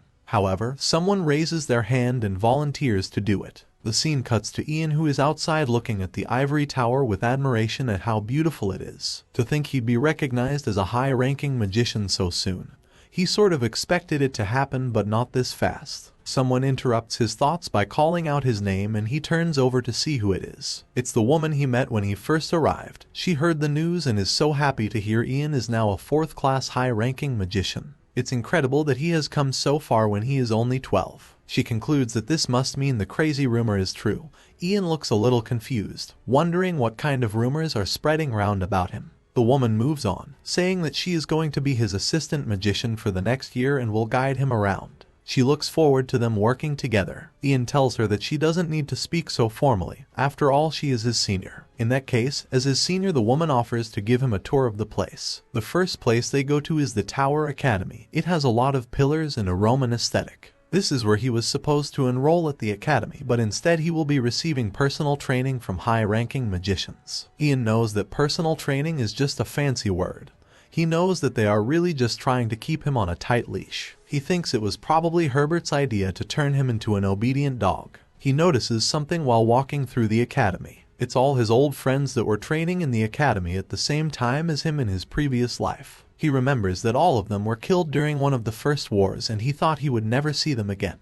Ian knows it will be difficult for him to be as close to them as he was before, but he is for sure going to greet them if he gets the opportunity. His guide shows Ian to his personal research lab. She gestures to a wooden door with golden markings saying she used cleaning magic to make sure the room was tidy. Our protagonist enters the room and can't believe it. A grand piano can be seen in the back and a desk with flasks can be seen on the right. This is the same lab that he used in his past life. The woman explains that 300 years ago when the ivory tower relocated there were 24 high-ranking magicians. However, now there is less than half of that, so there are a lot of rooms available. She informs Ian that the Tower Master has given him this one to use as a research lab. She tells Ian to wait here for a moment while she goes to get the magician who will be teaching him. She exits the room and closes the door, leaving our protagonist alone, in the same room he spent so much time in during his previous life. It's been such a long time since he was last here. He didn't get this room until he was 19 before, and here he is at age 12. He begins thinking of a long-term plan.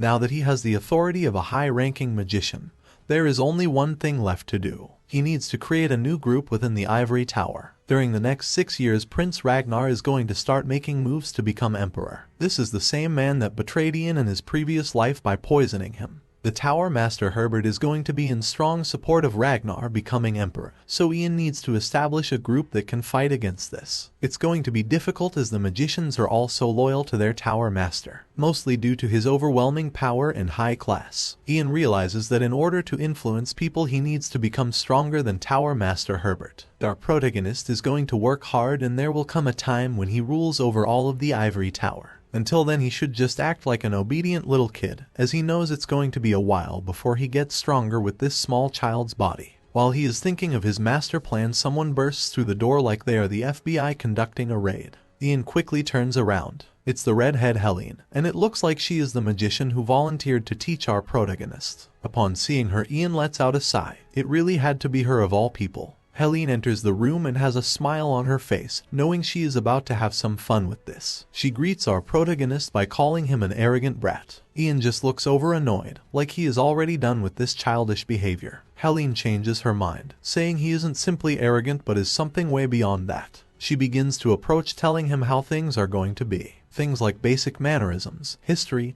and magic theory would have all been taught at the academy. However, the Tower Master wants our protagonist to learn all these things without attending the academy. The excuse he gave was that our protagonist would make all the other students feel discouraged or something like that.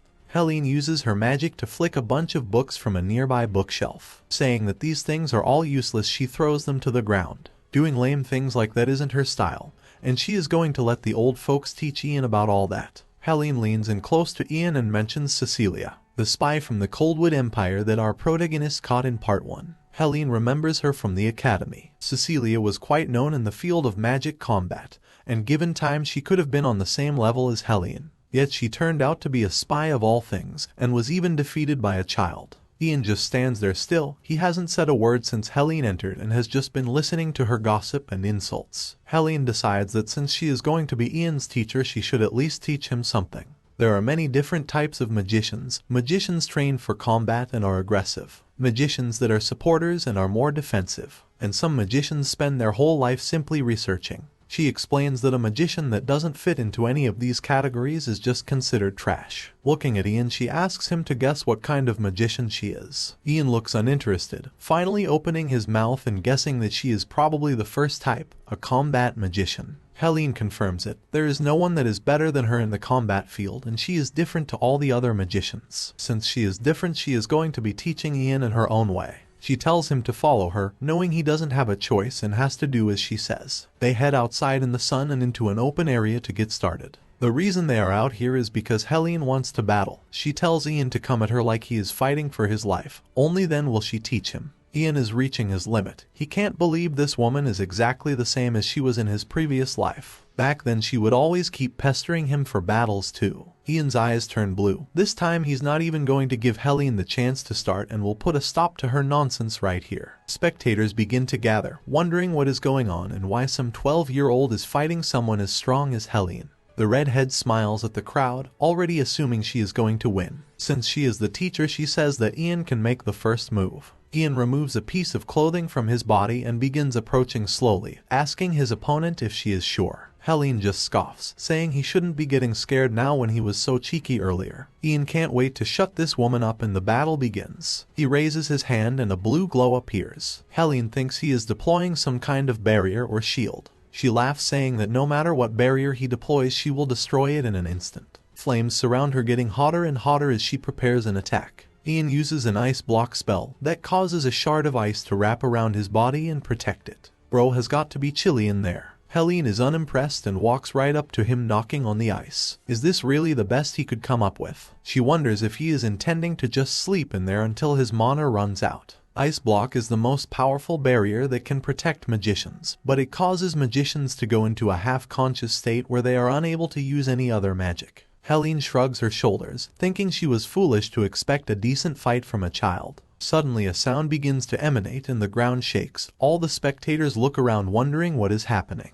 The redhead turns around to check on our protagonist, and what she sees shocks her to the core. While still inside the ice block, he looks right up at her, staring right into her eyes. Somehow he is able to move and be awake while being inside the ice. Ian uses his magic and grass-like vines begin to grow tall. They surround Helene like trees. She can only look up with a pale expression, wondering how this is possible. This is crazy, and she begins to regret her decision to battle. These vines come right for her. They stretch into the sky and can be seen for miles. Helene desperately tries to avoid them by dodging and weaving, but it's no use. There is no end to them, and no matter how many she burns, they just keep coming back. She knows if this continues, then she is going to lose. Losing to a 12-year-old would be embarrassing. In order to win, she knows she needs to find a way to get Ian out of the ice block. She begins trying to think of a way, wondering how he is even able to use magic from inside there anyway. Her thoughts distract her for too long, and the vines sneak up and grab a hold of her. They wrap around the redhead's neck and limbs, making it so she is no longer able to move. Once she has been immobilized, Ian exits from the block of ice with his fists clenched.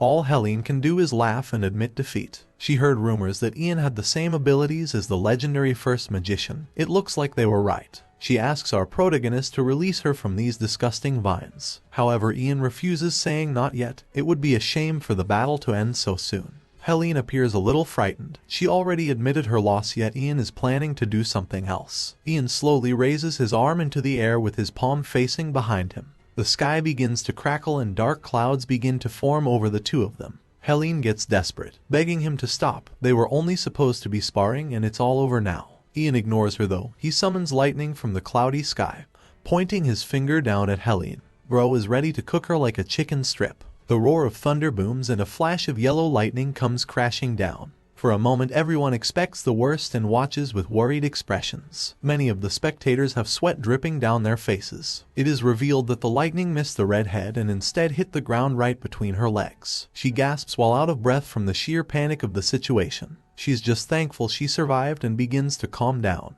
However, Ian gets closer and kneels down, which just makes her start panicking again. She yells at him to stay away from her. He comes in real close with a smug look on his face, asking if there is still anything that Helene would like to teach him. The redhead doesn't respond and just hangs her head in shame, not wanting to do anything that could get her killed. Seeing that she is now well and truly defeated, Ian releases her from the vines and walks away. He pushes back the crowd of spectators that has grown since the battle started. He asks them to move out of his way as he is feeling a little tired. With all these witnesses, rumor of Helene's defeat quickly spread. A few days pass at the ivory tower. We see the tower master Herbert walking with his big stick and another magician next to him. The magician informs Herbert that Helen is not doing well after her defeat. She is not in a good state and hasn't eaten for the last couple of days. On the surface, Herbert shows great concern, but on the inside he is extremely disappointed. She really challenged and was humiliated by a 12-year-old kid. How pathetic. Herbert wanted to tame our protagonist and intimidate him, but now that he has seen his strength, he now knows this won't be possible. Our protagonist is not a dog that can be put on a leash.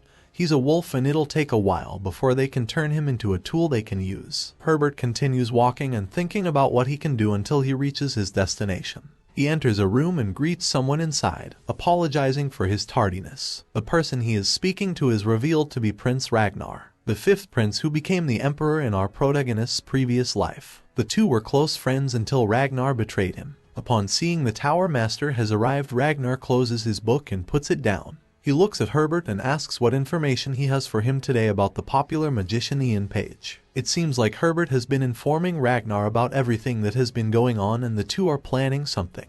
The scene cuts to Ian's mansion on a bright sunny day. We see Douglas, the alchemist's son, all dressed up and ready to go somewhere. He calls out to his father. The alchemist Letio appears and is happy to see his son. It's time to head out. The two of them turn to our protagonist saying farewell. It's time for Douglas to head to the academy for his first day of class. We see Ian, who is sitting down reading a book. He can't believe that today is already his first day. To think that the Imperial Alchemist Academy accepted him as the top of the cohort as soon as he registered. There's no doubt about it. He definitely has extraordinary talents and a bright future as an alchemist. Ian knows all of the subjects that are taught from his previous life and knows that Douglas is going to have a good time. Unfortunately, the same thing can't be said for Ian, who is sitting around with nothing to do for a while. He decides to get up and get back down to business. Ever since he returned, he has been working non-stop. Even though Ragnar hasn't made any moves yet, he knows he can't just sit around. Ian knows that if he wants to reach the same amount of power he had in his previous life, then he needs to strengthen this weak body. A maid enters the room with a letter on a tray from the Imperial Palace. Ian picks it up and sees that it is an invitation to some sort of special event hosted by Prince Haydn.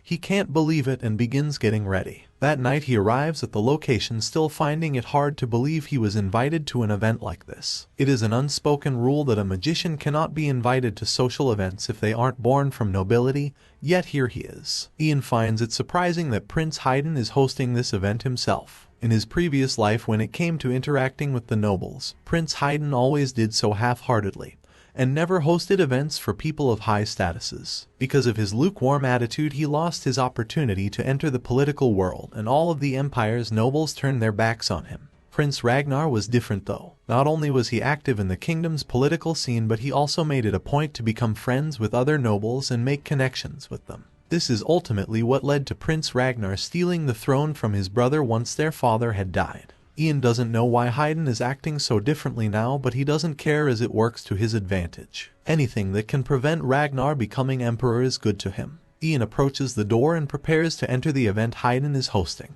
The man at the door takes his invitation. Inside is a sight to see, marble walls and floors, with golden chandeliers and decor. They definitely didn't get this stuff from IKEA. All the nobles in the room look at our protagonist as he enters, chatting amongst themselves, probably wondering what he is doing here. It begins to make Ian a little unsettled. He was never one to associate with nobles in his old life. The awkwardness comes to a stop when Prince Haydn enters and everyone lowers their heads to show respect towards him. He appears on a nearby balcony looking down on everyone, wearing more pieces of clothing than I can count. Haydn thanks everyone sincerely for gathering here tonight. As everyone is probably aware, he is hosting this banquet on behalf of his father, the Emperor. Normally he would do the opening speech first, but before that Haydn would like to take this opportunity to introduce everyone to a special guest. Ian appears a little flustered, wondering if he is talking about him or not. Haydn continues, this person is someone he took the time to personally invite, and he is the youngest fourth-class high-ranking magician in the Ivory Tower, an honored guest from the Mogrian territory in the north. Ian Page. Upon hearing his name, a smile appears on our protagonist's face. The prince invites him to come over, and so he does. Haydn tells him that the sole purpose of this event was so he could introduce Ian to everyone. Upon hearing this, Ian seems a little confused. He thanks the prince for his graciousness, though deep inside he knows this was probably all just a ploy, so Haydn could show the nobles that he has a powerful magician on his side. The event probably wasn't even his idea, and the emperor probably forced him to do this. Haydn continues speaking about our protagonist's many accomplishments. To think that Ian managed to take up a high-ranking position as soon as he arrived at the Ivory Tower. The prince can only imagine the looks on the snobby magicians' faces. He admits that when they first met back in part 1 he wasn't very impressed, and wondered why Lord Marcus put so much effort into such a filthy child. He had no idea Ian would turn out to have such outstanding abilities. He admits that he was ordered to host this event by his father, however he is glad that he did. Ian doesn't know what to say. Dude really just insulted and complimented him in the span of a couple seconds. Haydn turns around and tells Ian there is someone he wants him to meet. He gestures to a shadowy figure to his right. When our protagonist sees this person, his eyes grow wide and he becomes even more speechless. The person is Haydn's sister, Princess Harry, who Ian saw secretly practicing magic in part 1. She introduces herself and says that she is well aware of our protagonist's reputation as he is quite famous in the Imperial Palace. The princess is shining so brightly like a star that Ian can barely look her in the eye without going blind. Harry states that unfortunately she doesn't have long to talk today, but she invites Ian to another event as she would like to hear all about his other accomplishments. Ian tries to tell her that he only has boring stories about monsters or magic, however the princess insists. She finds magic interesting and would love to talk more about it. She tells him that she will send a letter with more information on it, and for now he should just enjoy the rest of his night. She walks away with the prince. Ian watches her leave, noticing she looks completely different to when he saw her practicing magic earlier. Her clothes are more regal and her hair is covered in flowers. She's really beautiful. Prince Haydn seems nervous, but that's to be expected, as he is fulfilling his responsibilities as the host, talking with guests, and making sure things are fine. Ian decides it's time for him to leave. There is nothing more for him to see or do here. He walks past the nobles who are all dancing and heads for the terrace. While exiting, he sees a familiar face to his right. It's Oliver, the captain of the Second Knight Imperial Order. However, instead of wearing his usual armor, he is in a fancy new suit. Ian compliments it, saying he looks fantastic. Oliver is a little flustered at this compliment and says he had to wear it because Prince Haydn ordered him to. After this small talk passes, there is a brief silence and things get awkward when the two realize they have nothing left to say to each other. Ian thinks that it perhaps wasn't the best idea to step out onto the terrace. Oliver diffuses the awkward silence by beginning to talk about Helene. He says he has heard rumors of how our protagonist beat her. Ian is surprised that there are so many rumors going around about him. He had heard that most things that happen in the Ivory Tower are supposed to be considered confidential. Oliver smiles. If a knight can't even get information, what else is he supposed to do in this era? In this era, the Empire is currently led by a handful of high-ranking magicians at the top of the military hierarchy. Because the knights have less military power, they have fallen from prestige, and are now considered nothing more than accessories. Oliver was surprised when he heard that not only is Ian the youngest fourth-class high-ranking magician, but he also defeated Helene, the Woman of Fire. If he's honest, he sometimes wonders if Ian is really that young. Ian just blushes at the compliments, saying he is flattered. Oliver keeps them coming, saying it's undeniable that Ian is now trusted by Prince Haydn. He is usually reluctant to interact with other nobles, yet he personally hosted this banquet just for our protagonist. Oliver gets down on one knee and prepares himself to ask Ian a very important question. Despite looking like he is about to ask him to marry him, this is not the case. What Oliver wants to know is what side our protagonist is on. Most of the magicians at Ivory Tower are all supporting Prince Ragnar to be the next emperor, yet the knights all remain loyal to Prince Haydn. Oliver asks who Ian is going to support. Ian just awkwardly shrugs the question off, saying it's a meaningless question and it's hard for him to give a proper answer in a situation like this. However, Oliver insists he answers. As a knight loyal to Prince Haydn, he wants to know if our protagonist is an enemy or an ally. Ian knows Oliver is loyal to the prince. In his previous life, he stood by Haydn's side until his last breath. Ian doesn't know how to answer the question at first. After thinking about how Ragnar betrayed him, he speaks up, saying that he isn't choosing a side. However, no matter what happens, he will never take Prince Ragnar's side. Oliver looks around nervously to see if anyone heard our protagonist bad-mouthing Ragnar. Ian assures him that he used magic, so only the two of them heard what he just said. Although Ian didn't really pick a side, Oliver is still happy with his answer. It's good enough for him. He asks for one more favor, wanting Ian to spar with him in the future as he would like to get stronger. Such a question comes as a surprise to Ian. Oliver wants Ian to teach him how to fight against magicians when he is a magician himself. He jokes that Oliver must be pretty shameless to ask something like that. He refuses the request, saying there is nothing he could gain from it. Upon hearing this, Oliver removes a necklace from his neck. It's a necklace that the former empress gave him on the day he was appointed as a bodyguard for the prince. It is said that it's an enchanted necklace that helps to keep one's mind clear. Ian recognizes it as one of the imperial family's treasures that he wasn't able to secure in his previous life. The only thing he was able to find out about it was that it belonged to the late empress. He is surprised that Oliver is offering this to him since it was a personal gift. Oliver assures our protagonist that it is fine. The necklace was given to him so that he could support Prince Haydn in a better manner. Since he is giving it away to become stronger to protect the prince, he is sure the empress will understand. Seeing how far Oliver is willing to go, Ian accepts the necklace. He will gladly spar with him. Suddenly, an echoing boom shatters the peace, and a curtain of flames blocks out the night sky. The two of them quickly turn around to see what that was and what is going on. By the looks of their faces it isn't good. The explosion occurs in the distance and some of the flames even strike the building of the event where they are. Oliver's immediate thought is that the prince could be in danger. He bursts back inside from the terrace with Ian close behind to assess the situation. It appears like everyone here is okay. Haydn has his arm out to protect his sister. Those explosions all happened at the Sun Palace and he wonders what they could have been. Oliver rushes over to the royals frantically, asking if either of them are injured anywhere, but they are fine. More knights burst through the doors. It is revealed by one of the knights that multiple explosions were detected in the Imperial Palace, and they have activated something called the Emergency Communication Zone. All troops are currently looking for the cause of the explosion. Ian has heard of this Emergency Communication Zone before. All of the Templars' headquarters and the Imperial Army's barracks operate in a network connected by Ivory Tower, which is available to troops so they can focus on protecting the palace. If the emergency communication zone is activated, all of the Imperial troops are to gather around the Imperial Palace. Ian wonders if this was the goal of the explosion to begin with. He immediately activates his magic powers and summons a mana barrier to protect the royals. He turns to Princess Harry and asks her if she is able to support this barrier since he knows she can use magic.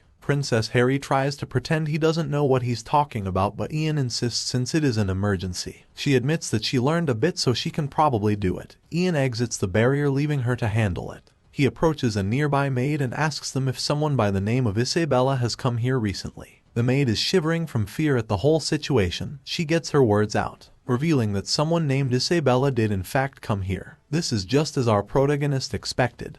He assumes people have come here to rescue the spy Cecilia. After blasting the palace, the plan was to disperse the troops and approach while the Ivory Tower surveillance was preoccupied. It doesn't matter what happens to Cecilia, but Ian knows she has valuable intel on him and he doesn't want this falling into the hands of the Coldwalkers. We see that Ian's theory was correct. While everyone is distracted with the explosion, someone has approached Cecilia's cell. He removes his hood, revealing he is a man named Daniel with long hair parted down the middle. He is disappointed in Cecilia and thought she was a competent magician. Cecilia, happy to see him, leaps up to the bars and asks him to let her out of here quickly. She hasn't snitched on any of the other spies. She tells Daniel that our protagonist just knew about everything from the start, about the existence of Coldwalker spies and even the affiliation list. He also knew about the mana imprint that all Coldwalker spies have on their back, which even she had no idea about herself. Daniel doesn't seem to be in a rush and asks if Cecilia has any more information for him. She doesn't. There isn't time to chit-chat right now and she wants to be let out. Daniel obliges her request and opens the door to her cell. It creaks as it is swung open. A smile radiates on Cecilia's face. It's unclear how long she has been down here, but now she is free. Free to go into the afterlife, I guess, because Daniel slashes at her with his weapon. She falls to the floor, gripping her fatally wounded neck. While she was imprisoned in the Ivory Tower, the other Coldwalkers had long discussions about what they were going to do with her. Since she is a precious third-class magician, for a moment they really considered rescuing her. Alas, they ended up deciding against that and came to the final decision of just executing her. Daniel bids her goodnight and goodbye, weirdly happy about what he just did for some reason. A voice whispers behind him in a deathly voice, saying, "You too." Daniel quickly turns around and throws his dagger in the direction of the voice. It slams right into the wall next to our protagonist's face, even grazing his cheek on its way past. Daniel asks who he is. Ian notices Cecilia's body on the floor. Daniel has already taken care of her, and thanks to that he has one less thing to worry about. He uses his ice magic to freeze Daniel in place. He met this man in his previous life. He slowly approaches. It was quite lucky of him to meet Daniel here, since he wanted to kill him with his own hands. Now he can finally avenge the tragedies of his classmates. Daniel has no idea what he is going on about.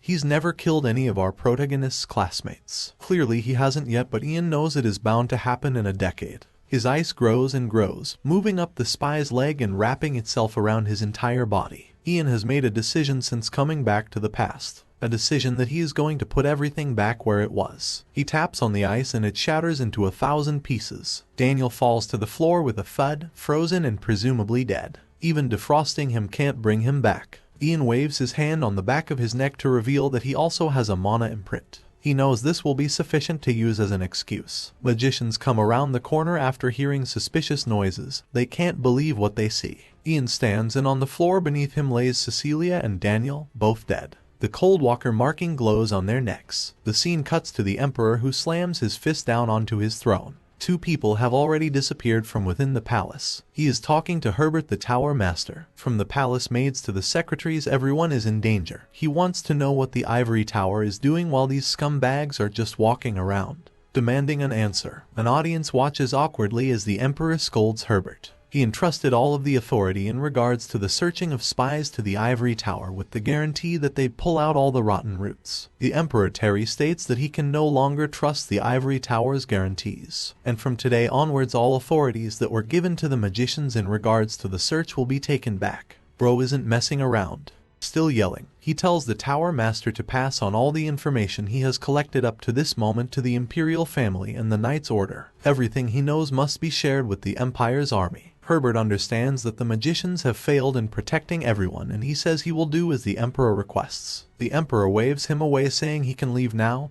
He has much to do. Terry has given himself a headache from all his shouting. Herbert shamefully walks out of the throne room while everyone stares at him and whispers about him. An assistant to the Emperor calls for our protagonist to step forward and pay his respects to His Majesty. Out walks Ian, the esteemed guest of the North. The Emperor is happy they are meeting again. Ian lowers his head. They were able to maintain the security of the Empire thanks to Ian's outstanding competence this time around. If it weren't for him, they would have lost so much intel to an unknown enemy that they are unable to catch. In the end, the Empire and Imperial family would have been reduced to nothing but a laughing stock across the world if their sloppiness had been exposed. The Emperor will not overlook what our protagonist has done. He is grateful and would like to give Ian something personally for the contribution he has made towards the Empire's protection. A man approaches Ian with a case. He wonders what his reward could possibly be this time. It's a robe. It belonged to the Emperor's ancestor and the Imperial family's only magician named Mitchell, the magician that founded the Ivory Tower. This is the only relic he left behind. Ian is amazed at such a gift. His eyes sparkle while looking at it. Usually this is not an item that could be given to another that is not a part of the Imperial family. So the Emperor tells Ian that he is not giving it to him but just lending it. He wants the robe returned to the Imperial family when Ian eventually dies, or until the moment when he no longer wishes to possess it. Mitchell was the Empire's Imperial family's first and last magician. Mitchell was not only a hero that saved the Empire, but was also a Tower Master that was acknowledged for his competence in magic. This robe is an item that Ian has never seen before, even in his past life. As it is a robe, he doesn't have to take any of his clothes off and tries it on right away. He pulls it out the case and throws it onto his back. As nice as it is way too big. The Emperor giggles. It's too big now, but give it a few years and it'll fit. While wearing the robe, Ian notices that it has a spell technique engraved. He'll definitely try to make it fit now. Using his magic, he waves his hands and the robe shrinks down to size. All of a sudden, it is a perfect fit. The people in the room look over in amazement, wondering how something like that was even possible. The Emperor is equally amazed. He compliments our protagonist, saying the blue looks astounding on him. Ian kneels to the floor with his brand new robe, thanking the Emperor for his kindness. This robe will for sure help him get the phone number of some hotties. He exits the Imperial castle and gets on with his day.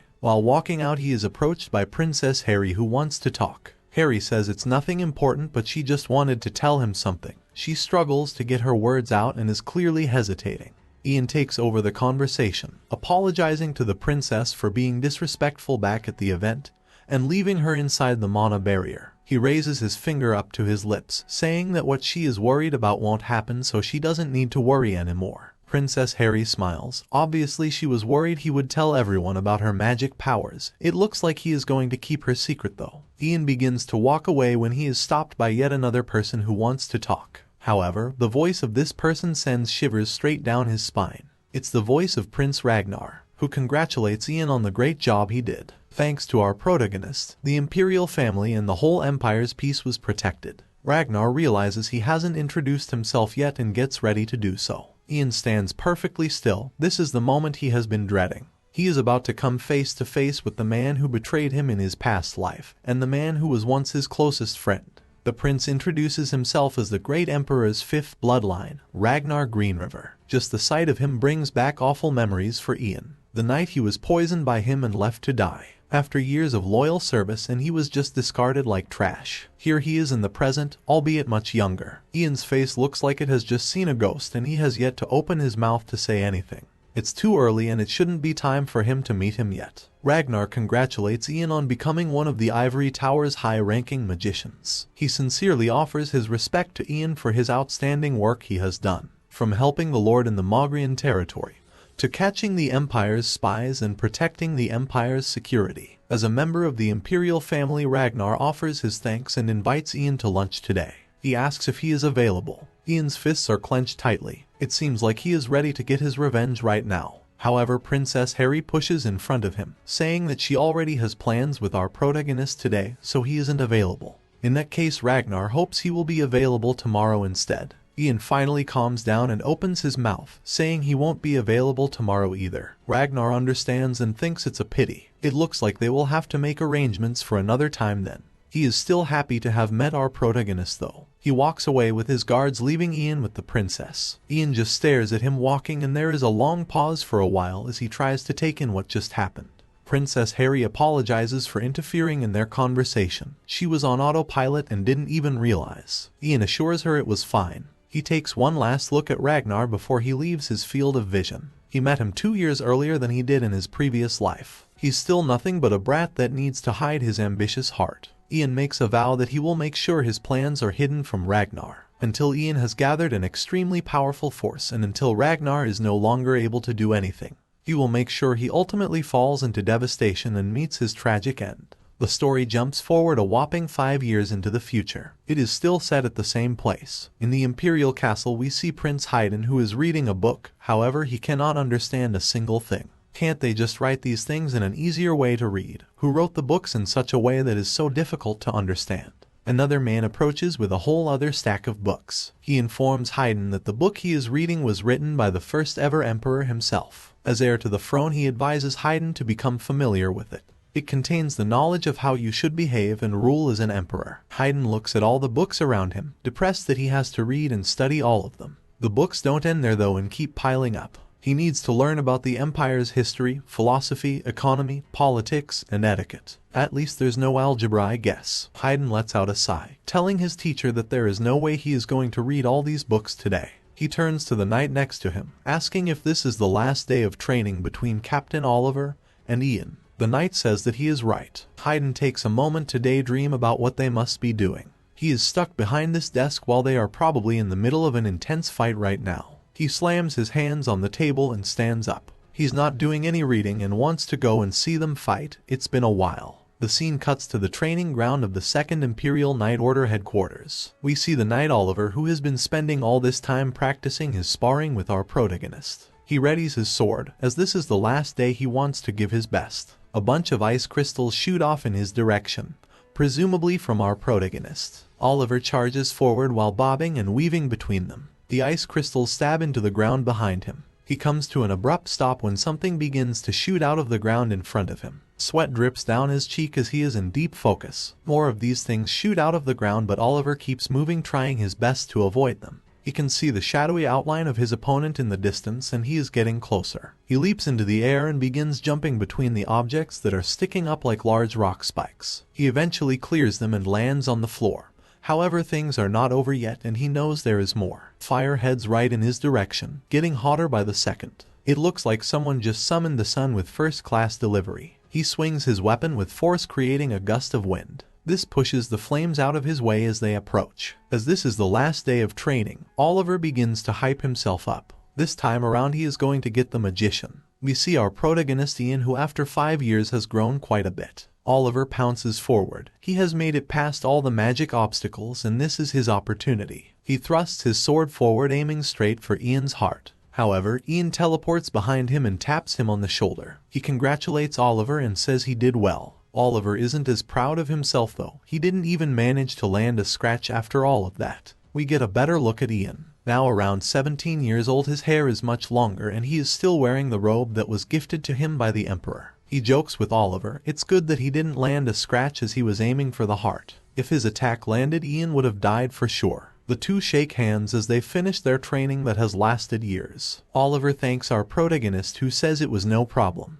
This training was all for the necklace he gave him. Oliver admits that this training was worth it. He received a lot more value than that of the necklace, and he has indeed improved a lot in comparison to 5 years ago. Oliver asks Ian how much he has improved in this time. Surely he must be a higher class magician by now. Ian says he is not as strong as he had hoped. After 5 years he has gone from a 4th class master to a 5th class master. It's quicker than his previous life, as it took him until he was 26 back then. However, he was hoping to at least have reached 6th class by now. Unfortunately, he was unable to accelerate the growth of his physical body and mana heart, so it seems like 5th class is his limit for now. He's just waiting for the day when his body is completely grown. The two of them are approached by Haydn, who congratulates them on their last day of sparring training. He proposes that they all go and eat breakfast together to celebrate. He's going to have the greatest breakfast prepared to celebrate the massive improvement of his right hand and left hand men. Ian politely refuses. He has to perform his high-ranking magician duties after he finishes his lessons in the ivory tower, and has to go and see the tower master right now. Haydn is disappointed at this but understands. They will have to have a meal together another time instead, as soon as possible. Ian gets ready to leave. He raises his right hand to his chest and a gust of wind circles around him. He shoots up into the air like a rocket ship. Looking down on the others, they all look like ants. He has definitely gotten stronger these past 5 years. He dashes away through the air like some kind of bird. Haydn looks up and is a little jealous. The robe our protagonist was gifted from the Emperor had a flying spell engraved into it, which is why he could do that. Oliver lowers his head towards the prince, asking what his orders are for today. From the small amount of the battle that Prince Haydn saw, it looked like Oliver was on equal ground with Ian. He asks if Oliver is now able to fight with magicians. Oliver can only say 2 things. First, he thinks that it is impossible for him to land a scratch on our protagonist. The gap between the two of them is only continuing to grow. However, when it comes to any other magician, Oliver thinks that he would definitely be able to take them down. Prince Haydn seems happy with this information, as if he knows that they will need to fight magicians sometime in the future. Ian flies all the way over to the ivory tower to meet with the tower master Herbert. Herbert is happy to see him. The feeling is rather strange, as it seems like it was just yesterday when Herbert heard about a special youngster who had appeared in the north. Now Ian has already become a fine young man. He jokes, saying that must mean he has aged quite a bit himself. Ian smiles and lowers his head, assuring the old man that he's still got a few more decades in him. The tower master looks at Ian's reports and thinks they are incredible. They are filled with praises. Ian is truly a blessing to the Empire and Ivory Tower. Even the young ones look up to him. This is the kind of magician everyone strives to become. Ian is flattered by his comments. Herbert tells him he won't be flattered for long. As our protagonist already knows, this is his last day. If he was a normal student of the academy, he would have been placed in another estate as soon as the graduation ceremony was over. But his case is a bit different. Although it is Ian's last day, he has to spend it talking to an old man like Herbert. What a shame. Ian assures him that it is not a shame and is instead an honor. Herbert is thankful for his kindness, even if those were empty words. He reaches over to his side and removes something from a box. He congratulates Ian for carrying out his duties and becoming a full-fledged magician, handing him some kind of metal rectangle with a cross on it. Using this, Ian may now have soldiers and local residents in any area that he pleases. Herbert is sure he will make good use of it. Ian looks up, wanting to know if there are any places that need high-class magicians. There are more than he can imagine, though. They have lost a lot of magicians. With Helene gone, they are more desperate than they have ever been. Herbert doesn't want to pressure our protagonist, but he could really use his help. There is lots for him to do. He is practically the most skilled magician of the Ivory Tower, so he will have much responsibility. But since this is his first time, Herbert says he will let our protagonist choose. He waves his hand and 3 blue texts appear in front of him, each with a different estate on. The first is Lord Meyer Estate, which contains the largest port city in the Empire. Next is the Benson Estate, the estate that produces the largest amount of iron.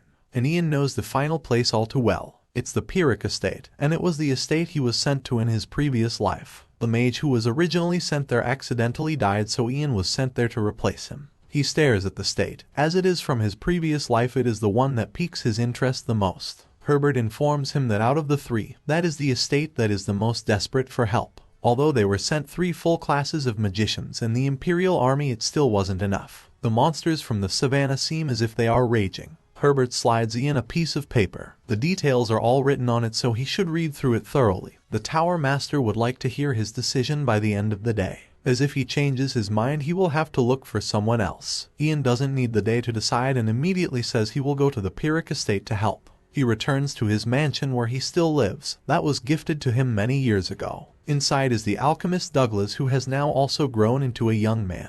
He is shocked that Ian's first dispatch is to the Pyrrhic estate. That place is known for having all sorts of monsters. Ian gives him a stern look from across the table, as if he doesn't want him to talk about how dangerous it is. That is because his mother Vanessa is sitting at the table with them, and she begins to get worried about Ian leaving.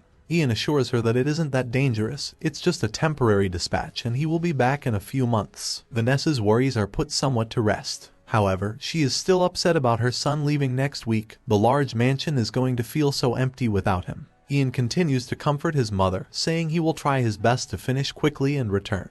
Douglas speaks up again, calling our protagonist boss. Bro is really still calling him boss after all these years. He tells Ian to come by the laboratory before he leaves, as he has made some useful items that could come in handy during battle. Douglas's father Letio is also at the table. He tells his son that now he is grown up he should stop calling Ian boss. Douglas doesn't see a problem with it, but looking around he sees that everyone else finds it awkward. He decides to come up with another nickname and asks everyone at the table if he should call him brother instead. Everyone's faces become dumbfounded. He went from calling him boss to calling him brother. Douglas doubles down, calling out to brother Ian with a smile on his face. Ian can't believe this guy is really the famous alchemist that created the poison that killed him in his previous life. Vanessa joins in on the banter, saying Ian is super lucky to have a cute little brother like Douglas. And now she also has another son. Letio gets flustered at this statement, since for Douglas to be her son it must mean that the two of them are in a relationship. This whole situation is just crazy. Letio slaps his son at the dinner table, telling him he should just address Ian properly like a normal person. The two get into a little argument and playfully shove each other. Vanessa looks over and giggles at the scene. Ian is happy to see his mother so happy and can't help but smile at the sight of it. He looks around the table at everyone, realizing he has got himself a nice little family here, and everyone seems to be having a good time, which is a lot different to his previous life where the parents both ended up dead and Douglas ended up bitter. It's a wholesome moment. Ian ends the arguing by telling Douglas he can call him anything else but brother. The next week goes by pretty quickly, and it is now almost time for Ian to leave. He is talking to Letio, who asks when he is going. Ian says he just has to drop by the ivory tower first and bid farewell to the tower master, then he will head for the Pyrrhic estate. He begins explaining to Letio how to work the mansion's security systems. However, Letio just laughs and says he already explained them yesterday, so there is no need. There is no need for our protagonist to worry, and Letio will protect the mansion and Vanessa with his life should anything happen. Douglas rushes over to the two of them, screaming brother. When they look at him with stern expressions, he quickly changes back to using the nickname boss. Douglas hands Ian a red potion known as a harp elixir. It's one that his father makes, however this one Douglas made all by himself. He leans over to whisper into Ian's ear that this one is probably way better than any his father makes. Ian thanks him for the gift and looks at him, finding it hard to believe how much he has grown. There are 3 years left until Douglas graduates from the Imperial Alchemy Academy, yet he has been ensured the position of an Imperial Alchemist through his own talent.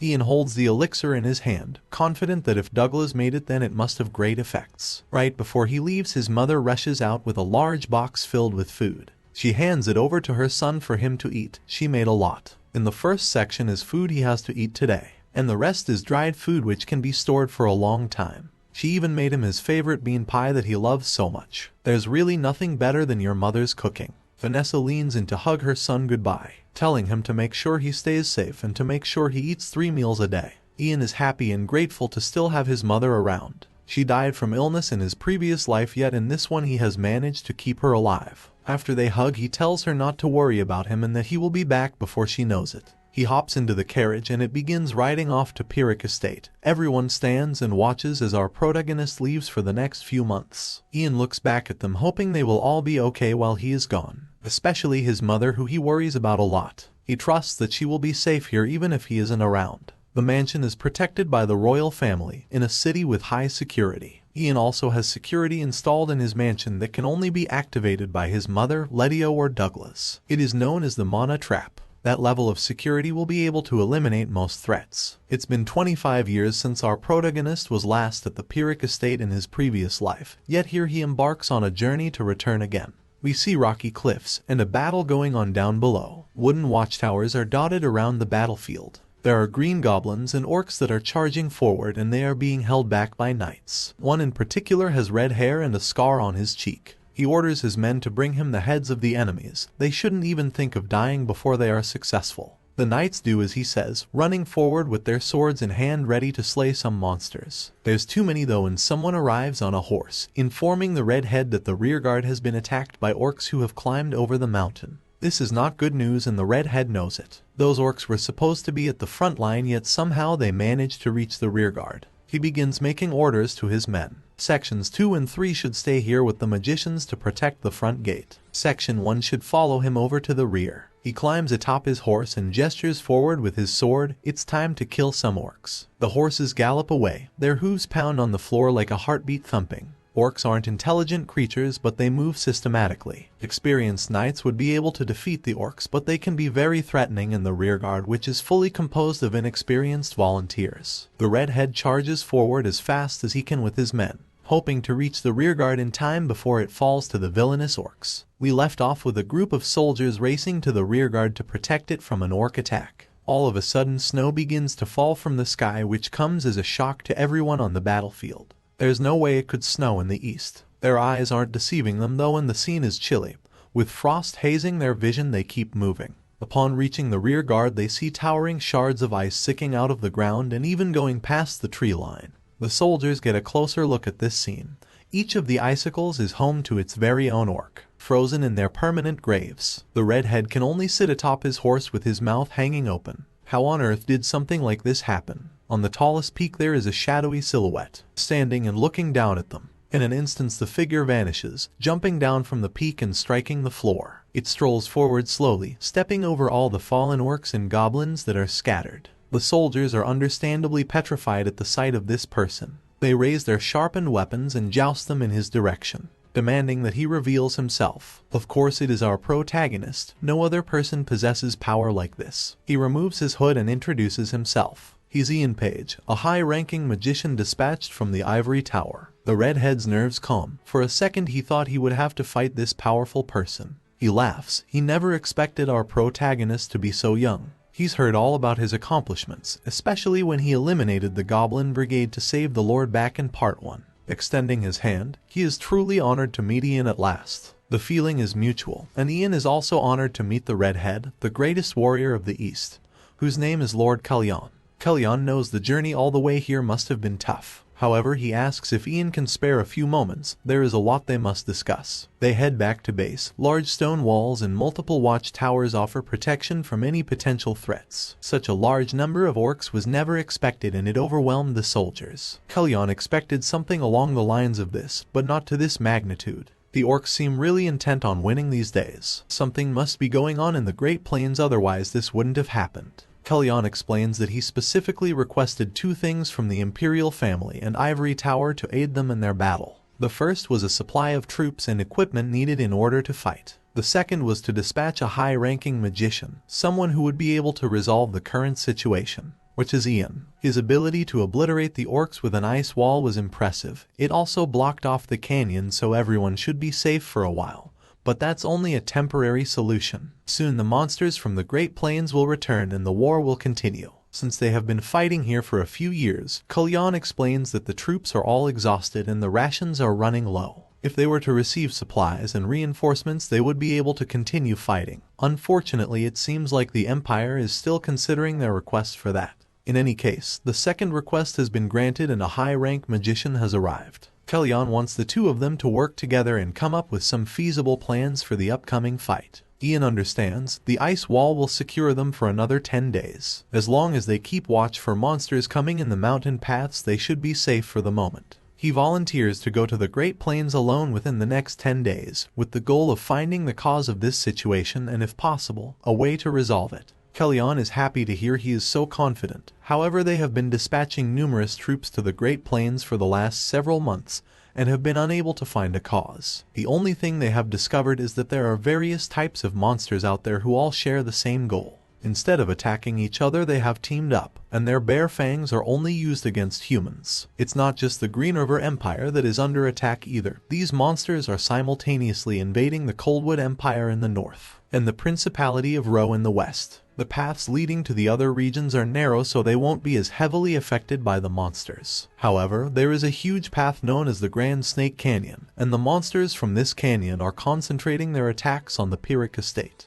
The strange thing is the monsters aren't attacking the south of the Great Plains where the native tribes live. It's as if the south has something that's preventing the monsters from approaching them. There are suspicions that the south is responsible for whatever is causing the monsters to act strangely in the Great Plains. However, no soldiers have been able to go there to investigate as there are monsters blocking the canyon. Ian rubs his chin at all of this information. All of this is new to him, and in his previous life there was no unexpected change in the Great Plains. Monster attacks that came from the Great Plains were pretty common, but it was never to the extent of this. From the looks of things, it seems like the best thing to do would be to go and visit the southern native tribes first. Kalyan agrees. There is a shaman king there who may know something about the unexpected changes that have been happening.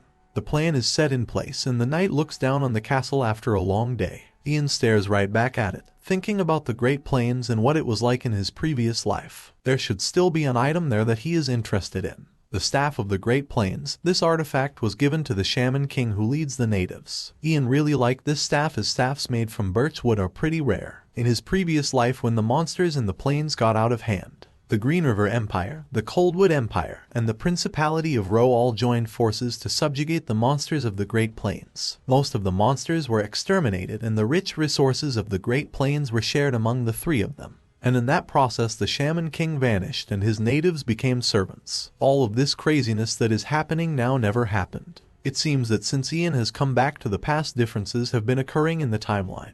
The unexpected changes in the Great Plains is one of these things, and Ian fears it might have something to do with him. The next day he prepares to leave. In 10 days the ice will melt, and he aims to find the cause and solution for this situation by then.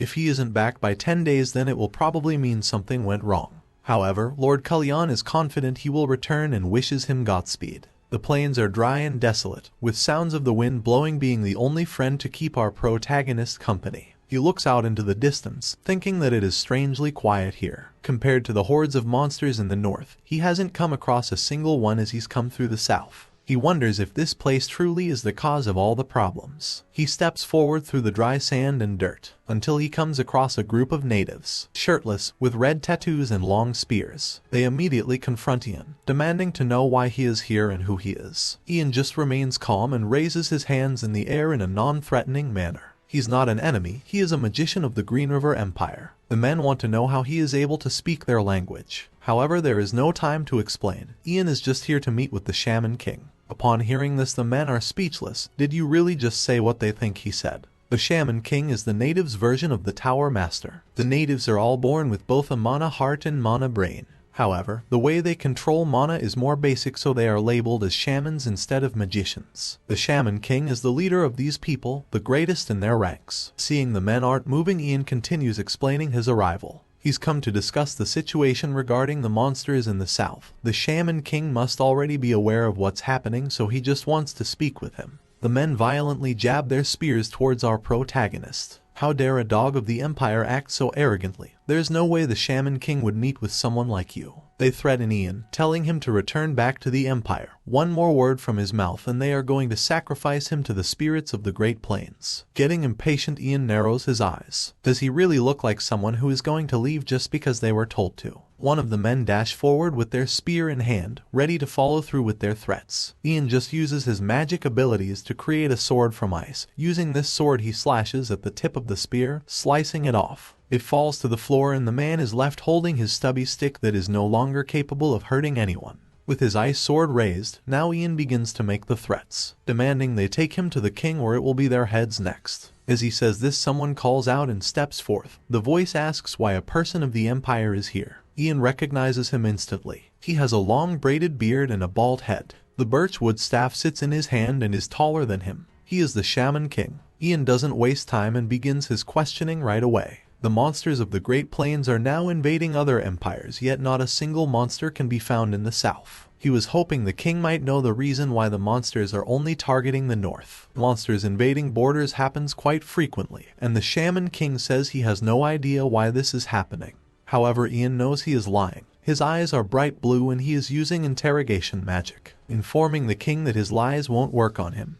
He asks to know the truth about what is going on. The natives aren't happy with our protagonist's arrogance. They get ready to attack again until the king stops them by raising his hand. He had heard that the magicians of the empire knew magic that could detect lies, but it's truly astounding to witness it in person. Ian keeps his focus on the king, paying attention to all his movements and his heart rate to detect his honesty. Knowing it is pointless to lie, the shaman king begins telling the truth. Several years ago there was a prophecy that the once beautiful Great Plains will turn into a sea of flames and a golden light will dye the land red. The clans that have lived on this lands for thousands of years will then be dispersed and made into servants. Ian listens intently to this prophecy, and the king continues. The natives are aware that they are powerless, and are fully aware that their clans would be destroyed if a war occurs. But they can't just do nothing and pray that the prophecy doesn't come true. One day, a lady found them. She imbued her magic into the shaman king's staff, sharing her power with them and then vanishing. The king taps the staff on the ground twice as if summoning something. Suddenly, a backdrop of flames buries the plains and traps Ian inside. The shaman king reveals that the woman that visited them also told them one last thing. If a foreigner ever comes here, they should not be allowed to leave alive. The powers of the staff have revived a bunch of undead and they begin to climb out of the ground. They line up behind the king and await their orders. With the flames still circling the surrounding area, the king apologizes to Ian, but he is going to die here. It's all a little clearer to Ian now. The staff must be imbued with black magic. He thought black magic had ceased to exist 300 years ago after it was forbidden. To think that this timeline could have strayed so far off course. The natives have severely underestimated him. He doesn't intend on dying without a fight. Even if he has to pry it out of his hands, he will be taking the staff from the king. The king is unthreatened with all the undead here to back him up. He taunts our protagonist, saying he can try but will ultimately fail. Ian prepares his magic. Blue light engulfs his body and eclipses the flames. The shaman king is for sure going to regret his actions. The scene cuts back to the Pyrrhic estate and the ice has almost melted at the canyon. 10 days have passed since our protagonist left for the Great Plains and he still hasn't returned. The block of ice is about to turn into water and the canyon will soon open up. Lord Kalyan turns to one of his men. It's time for them to prepare for battle. All the troops and catapults should be readied. The man lowers his head and will do as his leader commands. He is nervous though and a drip of sweat glides down his cheek. Kalyan slams his sword in the ground and closes his eyes, giving himself a motivational speech. He can stop the orcs. He will protect the land of his people. And in order to do this he needs to become the strongest shield of the empire. Lord Kalyan looks out into the canyon as the ice fades away. The soldiers behind him set up the catapults for immediate use. However, what they see emerging from the canyon is our protagonist. He pushes through the mist and fog whilst gripping his chest tightly. The redhead's eyes light up and he calls out to Ian, glad he is alive and back. Ian is in bad shape though, and is carrying the staff imbued with dark magic. He stumbles forward and can only say one thing before passing out, warning the men to never touch the staff. He crashes to the ground and his vision collapses into darkness. His eyes open some time in the future, sunlight beams through a circular window and he gets a hold of his surroundings. He recognizes this place as Yongjuseong. A bandage is wrapped around his chest and he lays in a large bed. Leaning up he holds his pounding head. The first thing that crosses his mind is the staff and what happened to it. Lord Kalyan bursts into the room wearing a large fur robe. He is happy to see that our protagonist is finally awake. He has been unconscious for 3 whole days. They begin to approach asking how Ian is feeling. The doctor said he shouldn't be moving around yet, however Ian sits up wanting to know where the staff he came with is. Lord Kalyan informs him that some magicians put it inside of a box. It is said to be a storage box made with a similar principle to a mana prison. Ian approaches this box that glows blue. He's happy to hear they have handled it well and he is about to take it out again. Kalyan and the man beside him appear worried at Ian's condition. The doctor told them that his mana and energy were all depleted and if he had arrived a second later his life would have been in danger. Kalyan knows it is impolite to bother someone who is still recovering, but he has to know what exactly put Ian in such danger. Ian holds the staff in his hands, explaining that this staff is the cause of the abnormal change in the plains. It is imbued with black magic spells and the Shaman King used this black magic alongside illusionary magic to control monsters. This information shocks Kalyan. He was under the impression that black magic perished 300 years ago. Despite retrieving the staff, Ian was unable to discover who exactly the perpetrator behind all this is. They have no idea who originally imbued the staff. After the Shaman King died, all of the black magic and illusionary magic was dispelled. The Great Plains monsters then started to attack our protagonist, the new owner of the staff. Ian assumes it's probably because a curse was placed on them to destroy the evidence. Thanks to that, it was extremely difficult for him to come back with the staff in hand. Kellyanne is curious as to why Ian didn't just destroy or throw the staff away then. Ian smiles while looking at the staff. He raises his hand and begins using magic on it. The reason he didn't leave it behind is because he likes it. Bro really risked his entire life just because he liked the look of a glorified stick. With the waving of his hand, Ian is able to erase all of the dark magic techniques that the staff was imbued with. Suddenly he gets a sharp pain in his chest which causes him to drop the staff to the floor. He grips his heart and grits his teeth. His world spins and his vision fades. The redhead rushes over to help. Something is happening to Ian's mana heart. Eventually the pain subsides. However, looking down, his chest is covered in blood and some of it has even began to pour out of his mouth. Kellyanne yells out for the doctor, thinking that there is some kind of emergency happening. However, Ian is okay, and that was just something called shedding. It's something that happens when one's mana heart that hasn't grown enough breaks through to a new class. It looks painful, but it's nothing to worry about. This must mean that Ian has ranked up, going from a 5th class to a 6th class master. He feels an enormous amount of mana that feels different from what he had previously. His mouth upturns into a subtle smile. Finally it has happened. Kellyanne is relieved, but still thinks it's best to let the doctor take a look just in case. He also has something that he needs to give to our protagonist. 3 days after Ian left for the Great Plains, he was sent a letter from the Ivory Tower. They were told to hand it over to him once the mission was over, but since Ian has only just regained consciousness, they were only able to give it him now. Ian picks up the letter, which is in the form of a blue magic orb, wondering what it could be. That's not all though, and there is one more thing Kellyanne has to give him. It's a letter that came directly from the Emperor via a horseman. Kellyanne was given strict instructions to hand this over personally. The Emperor didn't send this message through the Ivory Tower, but used a horseman and a paper letter instead. To use a method that could be late in its delivery, with a high possibility that it might not even arrive at all, is unusual. Ian thinks it could contain information that the Emperor doesn't want the Ivory Tower discovering. He decides to read the Ivory Tower's message first, picking up the blue orb and glancing at a text that appears. It states, "Hear this high-rank magician Ian Page. As the contents of this letter might affect your current mission, we have asked for it to be given to you after it has ended. It was an inevitable decision that has been made. I hope you understand our situation. There has been a slight commotion within your household and an unknown suspicious person invaded your mansion. But we were able to keep your family and assets safe by mobilizing the Imperial troops." Reading this letter causes Ian to begin worrying about his mother, wondering who could possibly be invading his mansion. He continues reading. Currently, the Imperial family and Ivory Tower are providing protection to ensure the safety of Ian's family. This letter has just been sent to inform him that there is no reason to be worried. The letter ends here and Ian isn't happy about it. Why would the Ivory Tower send him such a worrying letter and then expect him not to get worried? The Tower Master Herbert must be up to something. Before jumping to conclusions, Ian decides to read the paper letter from the Emperor. It states, "To my dear magician Ian Page. If this letter reaches you safely, then it means that both me and my son aren't out of luck yet. We give thanks to the goddess of luck, and I'd like to make a request of you. The treaty that will be made by the 3 countries in regards to the subjugation of monsters in the eastern part of the Great Plains will take place in the free city named Demidera. The Crown Prince Haydn, the 5th Prince Ragnar, the Ivory Tower Master Herbert,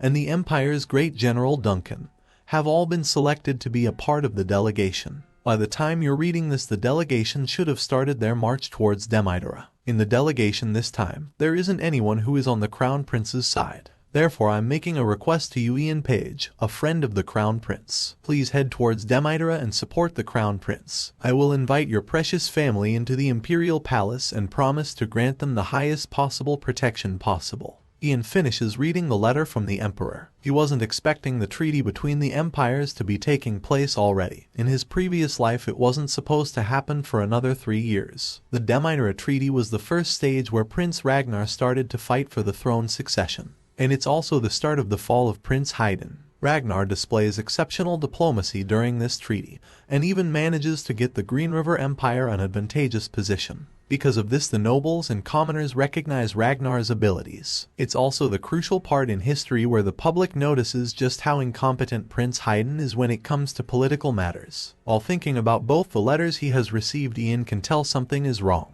Everything is happening so differently than it did in his previous life. The change in the Great Plains that caused the monsters to group together and attack. The Shaman King that received black magic spells from an unknown woman. And the three countries treaty that's happening 3 years too early. Ian can't help but thinking that this is all related to the Tower Master somehow. He also thinks that the suspicious person Herbert said invaded his mansion could just be a distraction. It's possible that the Ivory Tower have figured out his secret. Usually he would be more worried about a possibility like this, however something no one expected has occurred. Ian's mana heart has ranked up, and he now has access to 6th class magic that can only be used by a 6th class magician. Magic that even the Tower Master couldn't have expected. Magic that's not recorded anywhere in the world. He turns to Kalyan, who is still in the room. Bro really stood there in the corner while he read through 2 letters. He asks the redhead if he can do him a favor with a smile on his face, as if he has a plan. The scene cuts to Demidera, the city where the three countries treaty is taking place. Prince Haydn stands with his arms crossed. He is frustrated and wants to ask Ian to come.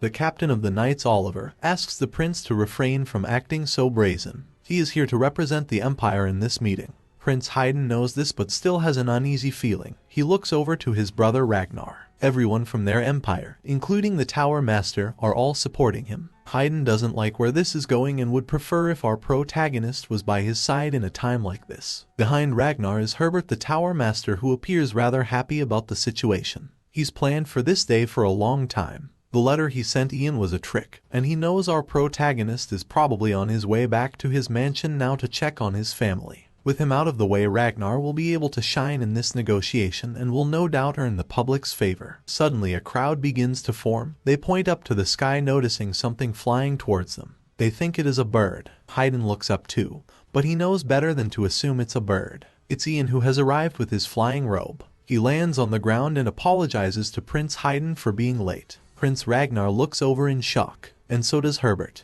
They can't believe Ian chose to come here and support Prince Haydn, instead of going home and checking on his family. Meanwhile, at the Emperor's Imperial Palace, Douglas is incredibly bored. Everyone is being kept inside this room for their safety, and he can't leave to go to the academy nor meet friends. His father Letio tells him to just bear with it for a little longer. They should just be thankful they are being allowed to stay at the Imperial Palace at a time like this. It was a relief that the Imperial Knights were able to catch the intruder at the mansion, and they all were unharmed. Ian's mother Vanessa is here too, and Letio assures everyone that they are fine. After all, the Emperor's palace is the safest place on Earth. He knows the Ivory Tower sent a letter to Ian, and he suspects he will arrive anytime now and walk through the door. As soon as he says this, he hears someone approaching, and the doors swing open with force. It's Ian, who has arrived to see his family. Somehow he is currently in 2 places at once. He knows everyone must have been worried, but now they can relax. He is here to protect all of them. We get a flashback to the day before all of this, back at the Pyrrhic estate with Lord Kalyan, when our protagonist approached him asking for a favor. Since Ian saved both Kalyan and his territory, he is happy to do any favor that Ian wants. In that case, Ian asks the Lord to protect him for the time being. He is about to use magic that will plunge him into a trance-like state. In the scenario where something happens, he asks the Lord to dispatch magicians to inject mana into his brain. This will wake him back up. He is going to make use of his new powers as a 6th class magician. No one has ever reached the 6th class before, so there are extremely few records of it. In his previous life, Ian had to make his own spells, or search for spells bit by bit using unknown ancient documents. He waves his hand out in front of him and a circle appears that shines blue. Out of this circle appears 2 versions of Ian, and his original body collapses into Lord Kalyan's arms. This spell is known as puppet play, a magic only usable by magicians who are 6th class and above. The original body becomes a puppeteer and falls into a trance, while 2 puppet bodies are created that can move freely and use rather powerful 5th class magic. Lord Kalyan is holding onto our protagonist's body, unable to believe what his eyes are seeing. 2 other versions of Ian are standing right in front of him. They turn and look in his direction, saying that they trust that he will take care of their original body. Meanwhile, at Demidera, Prince Haydn is over the moon that Ian actually came here for him. He guesses their hearts must have been aligned since he wished for such a thing. With his long robe and gray hair, Herbert soon approaches the 2 of them. He heard about Ian's mission to the plains and that it was so tough he fainted. He really is a treasure to the Empire. Herbert wasn't expecting to see him here though, and thought he sent a letter telling him to go back to the Ivory Tower to see his family and rest. Ian did receive this letter after completing his mission. However, he explains that he also received an imperial order to join the delegation and assist Prince Haydn immediately. He pulls it out and shows it to the Tower Master, who isn't happy with what he's seeing, though he doesn't show it on the surface. He closes the imperial order, explaining that it is impossible for Ian to join in when it is already underway. Haydn yells out in disbelief. There's no way he is disobeying his father, the Emperor's, orders. However, this is a matter concerning the trust between the three countries. The number of people and bodyguards involved has already been set and they can't be changed. These numbers were negotiated previously, and for Green River Empire to just add a high-ranking magician could cause problems. Though the Emperor ordered it, Herbert thinks he would understand why it can't be allowed. Ian knows the Tower Master isn't wrong. Although they are not at war now, there is a history of conflicts between the countries. It took a lot of negotiating and trust to even get each country's nobles to be gathered here today. There's a total of 3 high-ranking magicians who are here currently, including the Tower Master. If one more were to be added, especially one as strong as Ian,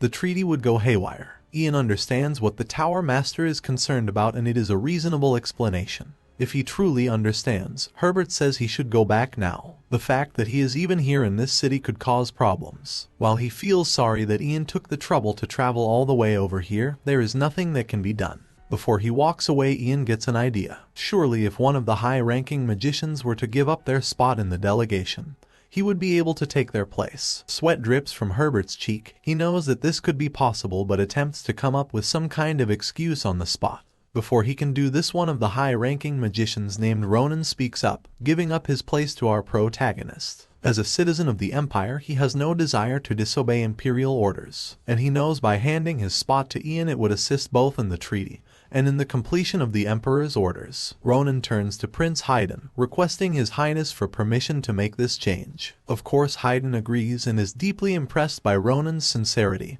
and loyalty to the Empire. Ronan will receive safe travel back to the Ivory Tower. He turns to Ian, entrusting his position in the delegation to him and asking that he fulfills this mission without fault. Ian is grateful and can only thank his senior while grinning widely. He remembers the high-ranking magician Ronan from his previous life. He was one of the few decent magicians. Though he was extremely uncompromising in all matters, he made his own choices and his actions were not blindly based on loyalty to the Ivory Tower and Herbert. His only concern was about his own magic abilities, and Ian was easily able to win him over to his side just by teaching him a few rare magic spells. Ronan lowers his head, preparing to leave. A high-ranking magician who isn't a part of the delegation could cause problems. It's what the Tower Master said after all. Herbert can only awkwardly laugh with nothing more to say. He can't believe it. He thought Ian was just some kid that didn't know anything, but it seems that he's already begun influencing the members of the Ivory Tower. Herbert's brow furrows. He won't allow for a kid like Ian to spoil his plans. His plans to take over the Green River Empire and turn it into Ivory Tower's empire. Someone also watching our protagonist closely is Prince Ragnar. He looks over with a neutral expression. Purple gemstones sit around his neck and it is unclear whether he is angry or intrigued.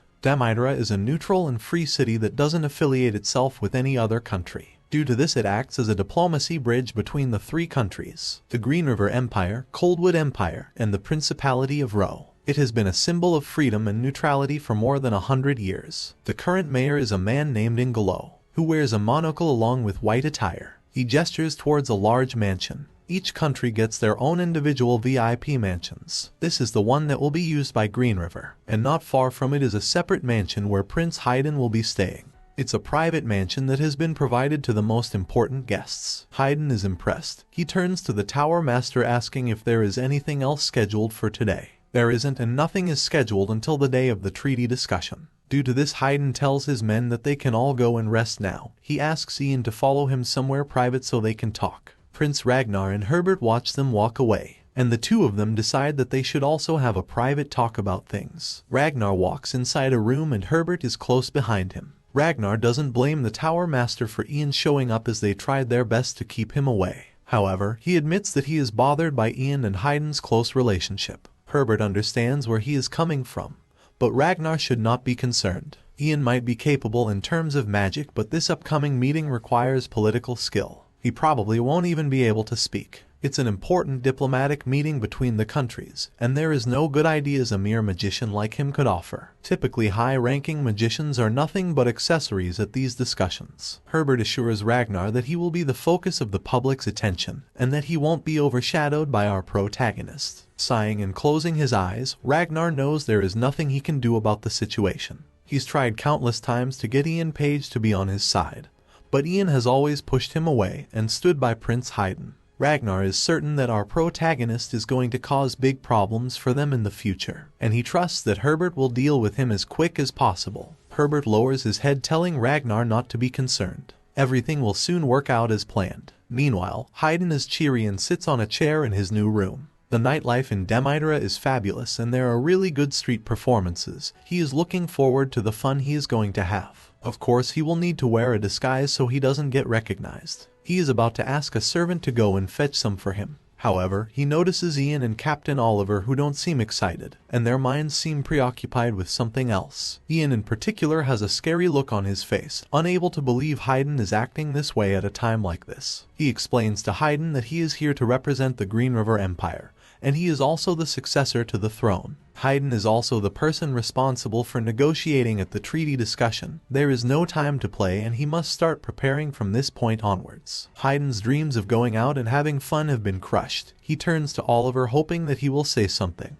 However, Oliver just turns his head to look away, knowing that our protagonist is right and the prince has work to do. He is going to be the first to speak, and if he is unable to say anything substantial, the turn to speak would be passed on to Prince Ragnar. If that happens, then Ragnar will take over as the main lead in this treaty discussion. Haydn doesn't want that to happen but also has no idea what to say. Everyone is going to be talking about military strength, commodities, and the distribution of land. Not only does he not know a lot about this, there is also not many people on his side to help him. They are all with his brother Ragnar. Haydn thinks that instead of humiliating himself by saying something, it would be better if he just kept his mouth shut. Ian is disappointed. It seems like Haydn has always been used to just giving up and running away from reality. This time that won't do. Prince Haydn is our protagonist's greatest chess piece, one that he can use to deliver great despair to his enemy Ragnar, who betrayed him in his previous life. Ian snaps his fingers and paper begins flying around the room. Haydn must be the one to lead the treaty discussion. The Emperor has tasked Ian with supporting the prince, giving him specific orders not to allow Ragnar to steal the show, and to help Haydn take control of all the discussions by ensuring he knows how to answer and respond appropriately. Using magic, he begins writing on the papers in the air, and he slams the doors to the room shut, locking them. From now to the day of the treaty discussion, he is going to make sure Haydn stays inside and memorizes all of these lines no matter what. A week passes and it is now the day of the three-country treaty discussion.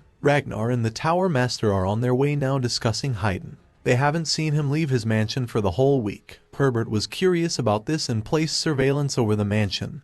However, nothing happened, and only occasionally did Haydn come outside to the garden while looking all tired. Their conversation is stopped when they spot the very person in question they are discussing. The two brothers stand opposite each other and their rivalry brews. Ragnar asks if his brother slept well last night, to which Haydn informs him that he did. The tension grows and the two brothers say very little else to each other. They pass by getting ready for the difficult day ahead. Haydn clenches his fist and shakes, and our protagonist notices his discomfort. He tells him not to worry, as he has already done everything he possibly could this past week to prepare. The main lead for the discussion will for sure be him. This gives Haydn a little confidence. He knows he's put the work in and that his brother won't take his place. The person who has been tasked with arbitrating the treaty discussion is the mayor, Ingelo. From this point on, all the details discussed will be recorded, and he will be overseeing the whole thing. With everyone sitting around a circular table, they prepare to begin. A representative of the Principality of Roe speaks first. His name is Maxwell. Due to the road leading to their land being narrow and dangerous, it's hard for them to procure troops and supplies. They are hoping to get magicians and elite knights instead of foot soldiers, and money instead of commodities. In fact, they have already come to an agreement with the Coldwood Empire on this. However, they are prepared to discuss it further if the Green River Empire has any objections. Ian looks over to the prince, knowing that they have practiced this topic in the previous week. Haydn gets ready to answer, but Ragnar looks at him with a smug smile, as if he is already suspecting his brother to fail. He clears his throat and prepares to take over the discussion. Haydn speaks up though, informing the table that in regards to military issues, the person who will be answering such questions is the Empire's great general,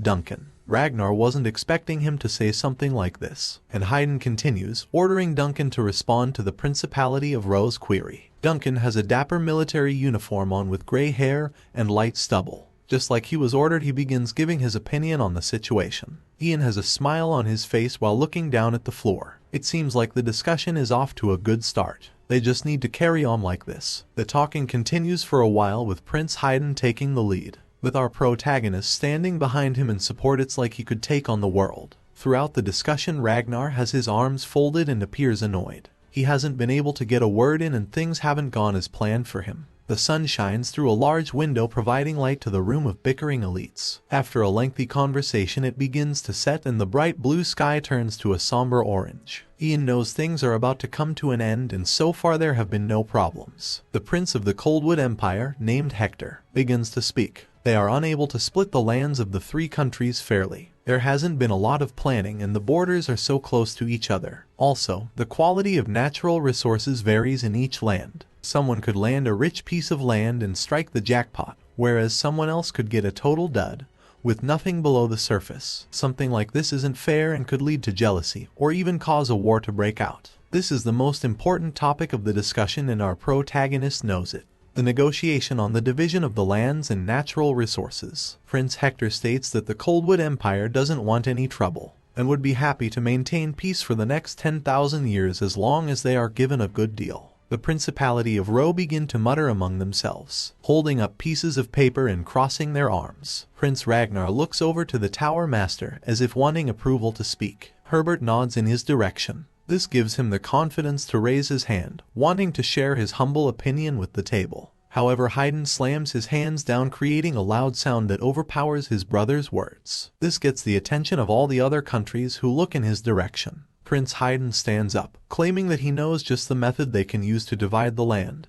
That can't go wrong. Ragnar timidly lowers his hand in the background, wondering how his brother got so competent when it comes to political affairs. Haydn continues, speaking of a new type of magic that has apparently been developed by the Ivory Tower, with the ability to detect and roughly quantify the amount of minerals buried under a certain area. Ragnar and Herbert snap their heads in his direction, wondering how on earth he could have possibly known this information. Haydn introduces everyone at the table to Ian, the Empire's youngest high-ranking magician, the one who has created this magic. A wave of distress washes over the Tower Master's face, realizing that our protagonist somehow came up with the same idea he had. He stares at Ian with disdain, trying to think of how he could have possibly predicted a topic like this would be a problem, and how he could possibly have came up with the perfect solution. Prince Haydn is still talking to everyone. They are thinking of using this detection magic to create a sort of resource map to see how good the land is. Using this completed map, they will be able to divide the Great Plains into multiple plots of lands, and each country will get their fair share. He's sure the boundaries will probably be messy, but the land is going to be cultivated and mined for tens of years to come anyway.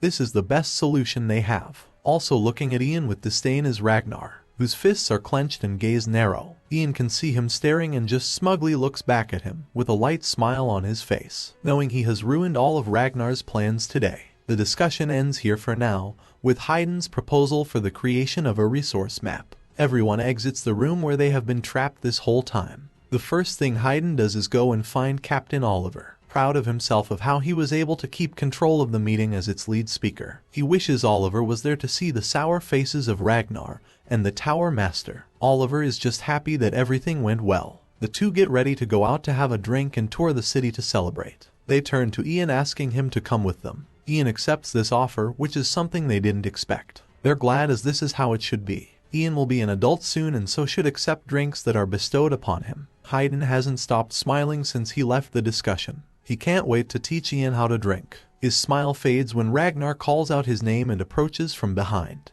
Everyone turns around to face him. Ragnar shows respect, lowering his head. He was impressed with his older brother's performance today and learned a lot from him. Haydn wasn't expecting such a compliment. He's glad his brother was able to learn from him. He should continue to improve and develop, and if he needs advice he can ask anytime. After paying the compliment, Ragnar walks away, leaving Haydn, Oliver, and Ian. Haydn turns to look at his two friends. Today has really been the best day of his life. He can't wait to go out and celebrate since he has been locked up inside the mansion all week. He orders Oliver to not be so hard up and to let his hair down. and he orders Ian to accept any drinks that he offers. It seems like everyone is ready to have fun when suddenly Ian's hands begin glowing blue. Everyone looks over wondering what is happening, including Ragnar and the Tower Master Herbert. It seems like this is the limit of Ian's puppeteer spell and his clone is vanishing. He apologizes to the prince, but he will have to have that drink another time at the Imperial Castle. He says he will explain everything to Haydn later and vanishes. Haydn is confused as he disappears from in front of him.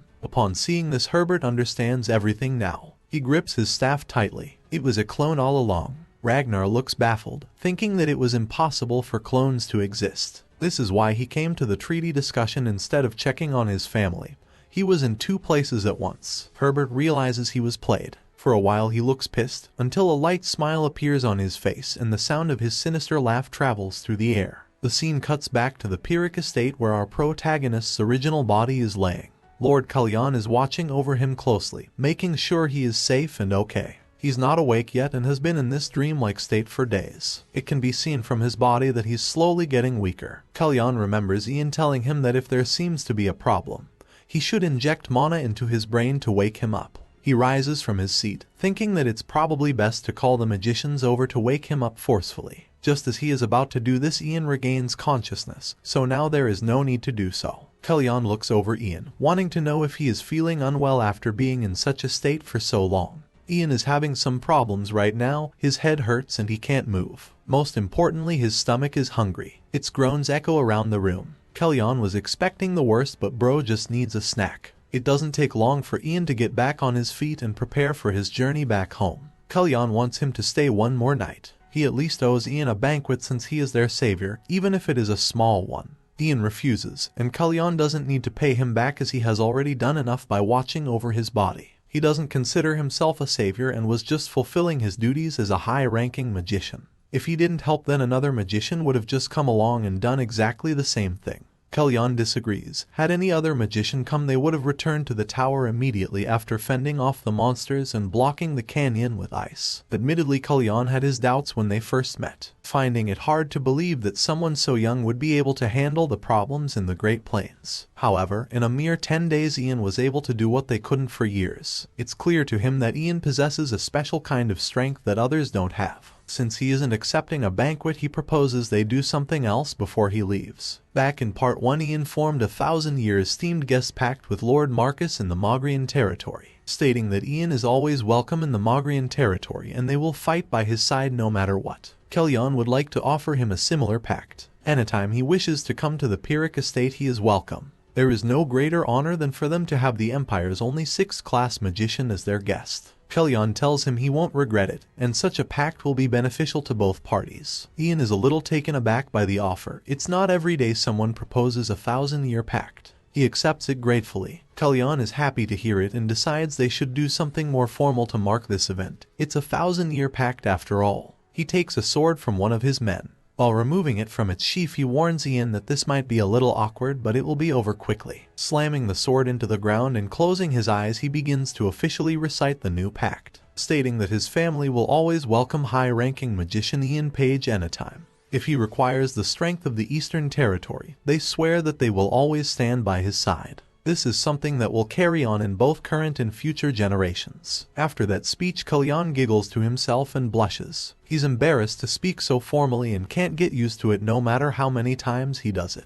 Ian is grateful and bids farewell to Lord Kalyan and the Pyrrhic estate. He will be sure to stop by in the future to make use of their new pact. Using his flying robe, he shoots up into the sky. While floating high in the air, he looks down at the scenery. Large rocky mountains litter the floor. It has been a short time, but a lot of things have happened. He also got his hands on a fine new item as well, the Shaman King's staff, which he is holding in his hands. Ian still has no idea who the woman was that visited the Shaman King and imbued the staff with magic. And he has no idea why black magic that disappeared 300 years ago is suddenly being used again. It looks like he's going to have to do a lot of investigating when he makes it back home. When he arrives back at his mansion, he is almost immediately greeted by his mother. She runs down the stairs voicing how much she was concerned about her son, especially when the clone he sent to check on her suddenly disappeared into smoke. Seeing Ian, she notices that he has gotten a lot thinner, and the size of his face has almost halved. This is seriously upsetting to her, thinking about how her son must have gone through a really tough time while away for him to get so thin. Ian calms her down. He got distracted and just needs to eat a little more to gain back the weight he lost. It's no big deal. He begins to remove something from his pockets to hand over to her. It's a mana communicator that's made from a mana crystal ball. He had it specially made at the workshop. Ian has his own and his staff, and in the future if they are at a close enough distance they can communicate through it. He apologizes for causing his mother so much worry, and from now on he will always be by her side. The wholesome moment is ruined when Douglas bursts into the room calling Ian boss again. He bombards our protagonist with a flurry of questions, wanting to know what type of magic he used to appear in two places at the same time. Was it mirrors, clones, or something similar? Ian tells him to slow down and to just ask his questions one at a time. To put it simply, that type of magic was only possible because he is a 6th class magician now. His family are bewildered by this information, knowing that this must mean Ian is now the highest ranked magician in the Empire. Letio knew our protagonist was extraordinary when they first met, but he had no idea it was to this extent. Ian doesn't want them to see him as someone so superior, stating that nothing has changed so they should just treat him as they would usually. In that case, Douglas is about to test out some new potions he just made in the research lab. He wonders if Ian would like to join him. He can't though and will have to do it another time, as right now he has already been invited to another appointment. Wearing more casual clothes he leaves his mansion and enters some kind of pub, with many people sitting around having a good time. He is welcomed inside by Prince Haydn, who reveals that this is a celebratory banquet that he has prepared for our protagonist. When Ian was asked to wear his casual clothes it made him curious as to what kind of banquet he was going to. He looks around a little surprised at the scene. Inside is also Oliver and another knight who are both out of uniform drinking from large wooden cups. One of these drinks is slammed onto the table for Ian to drink. He looks down at it awkwardly. Haydn has arranged this banquet to celebrate Ian upgrading to a 6th class magician. He has bought barrels of the best beer into the Imperial Palace specially for this. This kind can't be easily found outside. He asks Ian to enjoy himself and drink up. Ian appears a little hesitant. He was never one to drink a lot back in his past life since he was loyal to Ragnar back then. Ragnar always said drinking would cause one's thoughts to become dull and would cause a person to let down their guard. For this reason he avoided it. He and Ragnar are obviously not friends in this life, so Ian picks up the large cup and raises it to his lips, chugging it down like he's a frat boy. Upon finishing he slams it back onto the table and wipes the excess from his mouth, surprised that it actually tastes quite good. Prince Haydn is happy to hear it. A gleeful smile radiates on his face as life has been going so good for him the past couple of days. Some men at the bar call out to him, asking the prince to come over and tell them all about the successful treaty discussion in Demitera. He rises from his seat and obliges their request, getting ready to brag about his political skills. He approaches the men, leaving Ian sitting alone. Bro really got abandoned at his own celebration. Fortunately, he is approached by Oliver, who offers him a refill. As this is our protagonist's first time drinking, he warns him not to overdo it. He jokes, after all, if Ian gets too drunk and things go wrong, he could accidentally fire a magic missile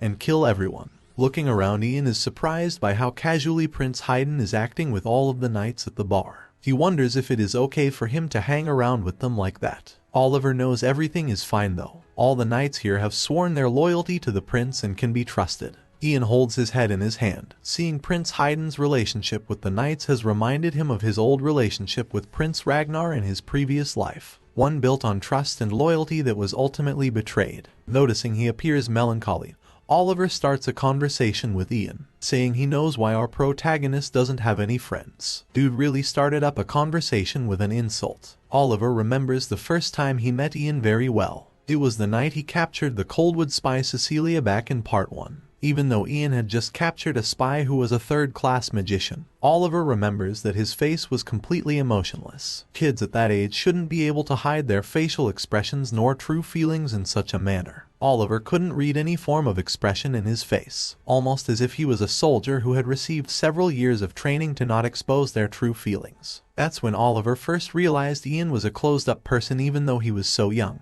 He knew he would be unable to make any real friends that he could share his heart with. Ian admits that that is true. He does have trouble opening up to people. He reveals to Oliver that he did have a friend once, however things didn't end well for him. The knight captain takes a sip of his drink, curious as to what a friend of Ian's might even look like. They must be a pretty extraordinary person too. There is something else Oliver has noticed while observing Ian. When the two chat, it feels like Oliver is talking to some middle-aged man who's sick of life. Ian awkwardly laughs, saying Oliver has surprisingly good eyes when it comes to judging people. He raises his drink to his lips, then he holds it up to hide his mouth to everyone at the bar, and whispers to the captain, revealing that he's actually going to be 48 years old soon, and he is maintaining his youthfulness using magic. Oliver's world spins as he tries to wrap his head around what was just said. Does he really have access to time magic like that? However, Ian diffuses the tension by explaining he was just joking. He's not very good at making friends and sharing his feelings,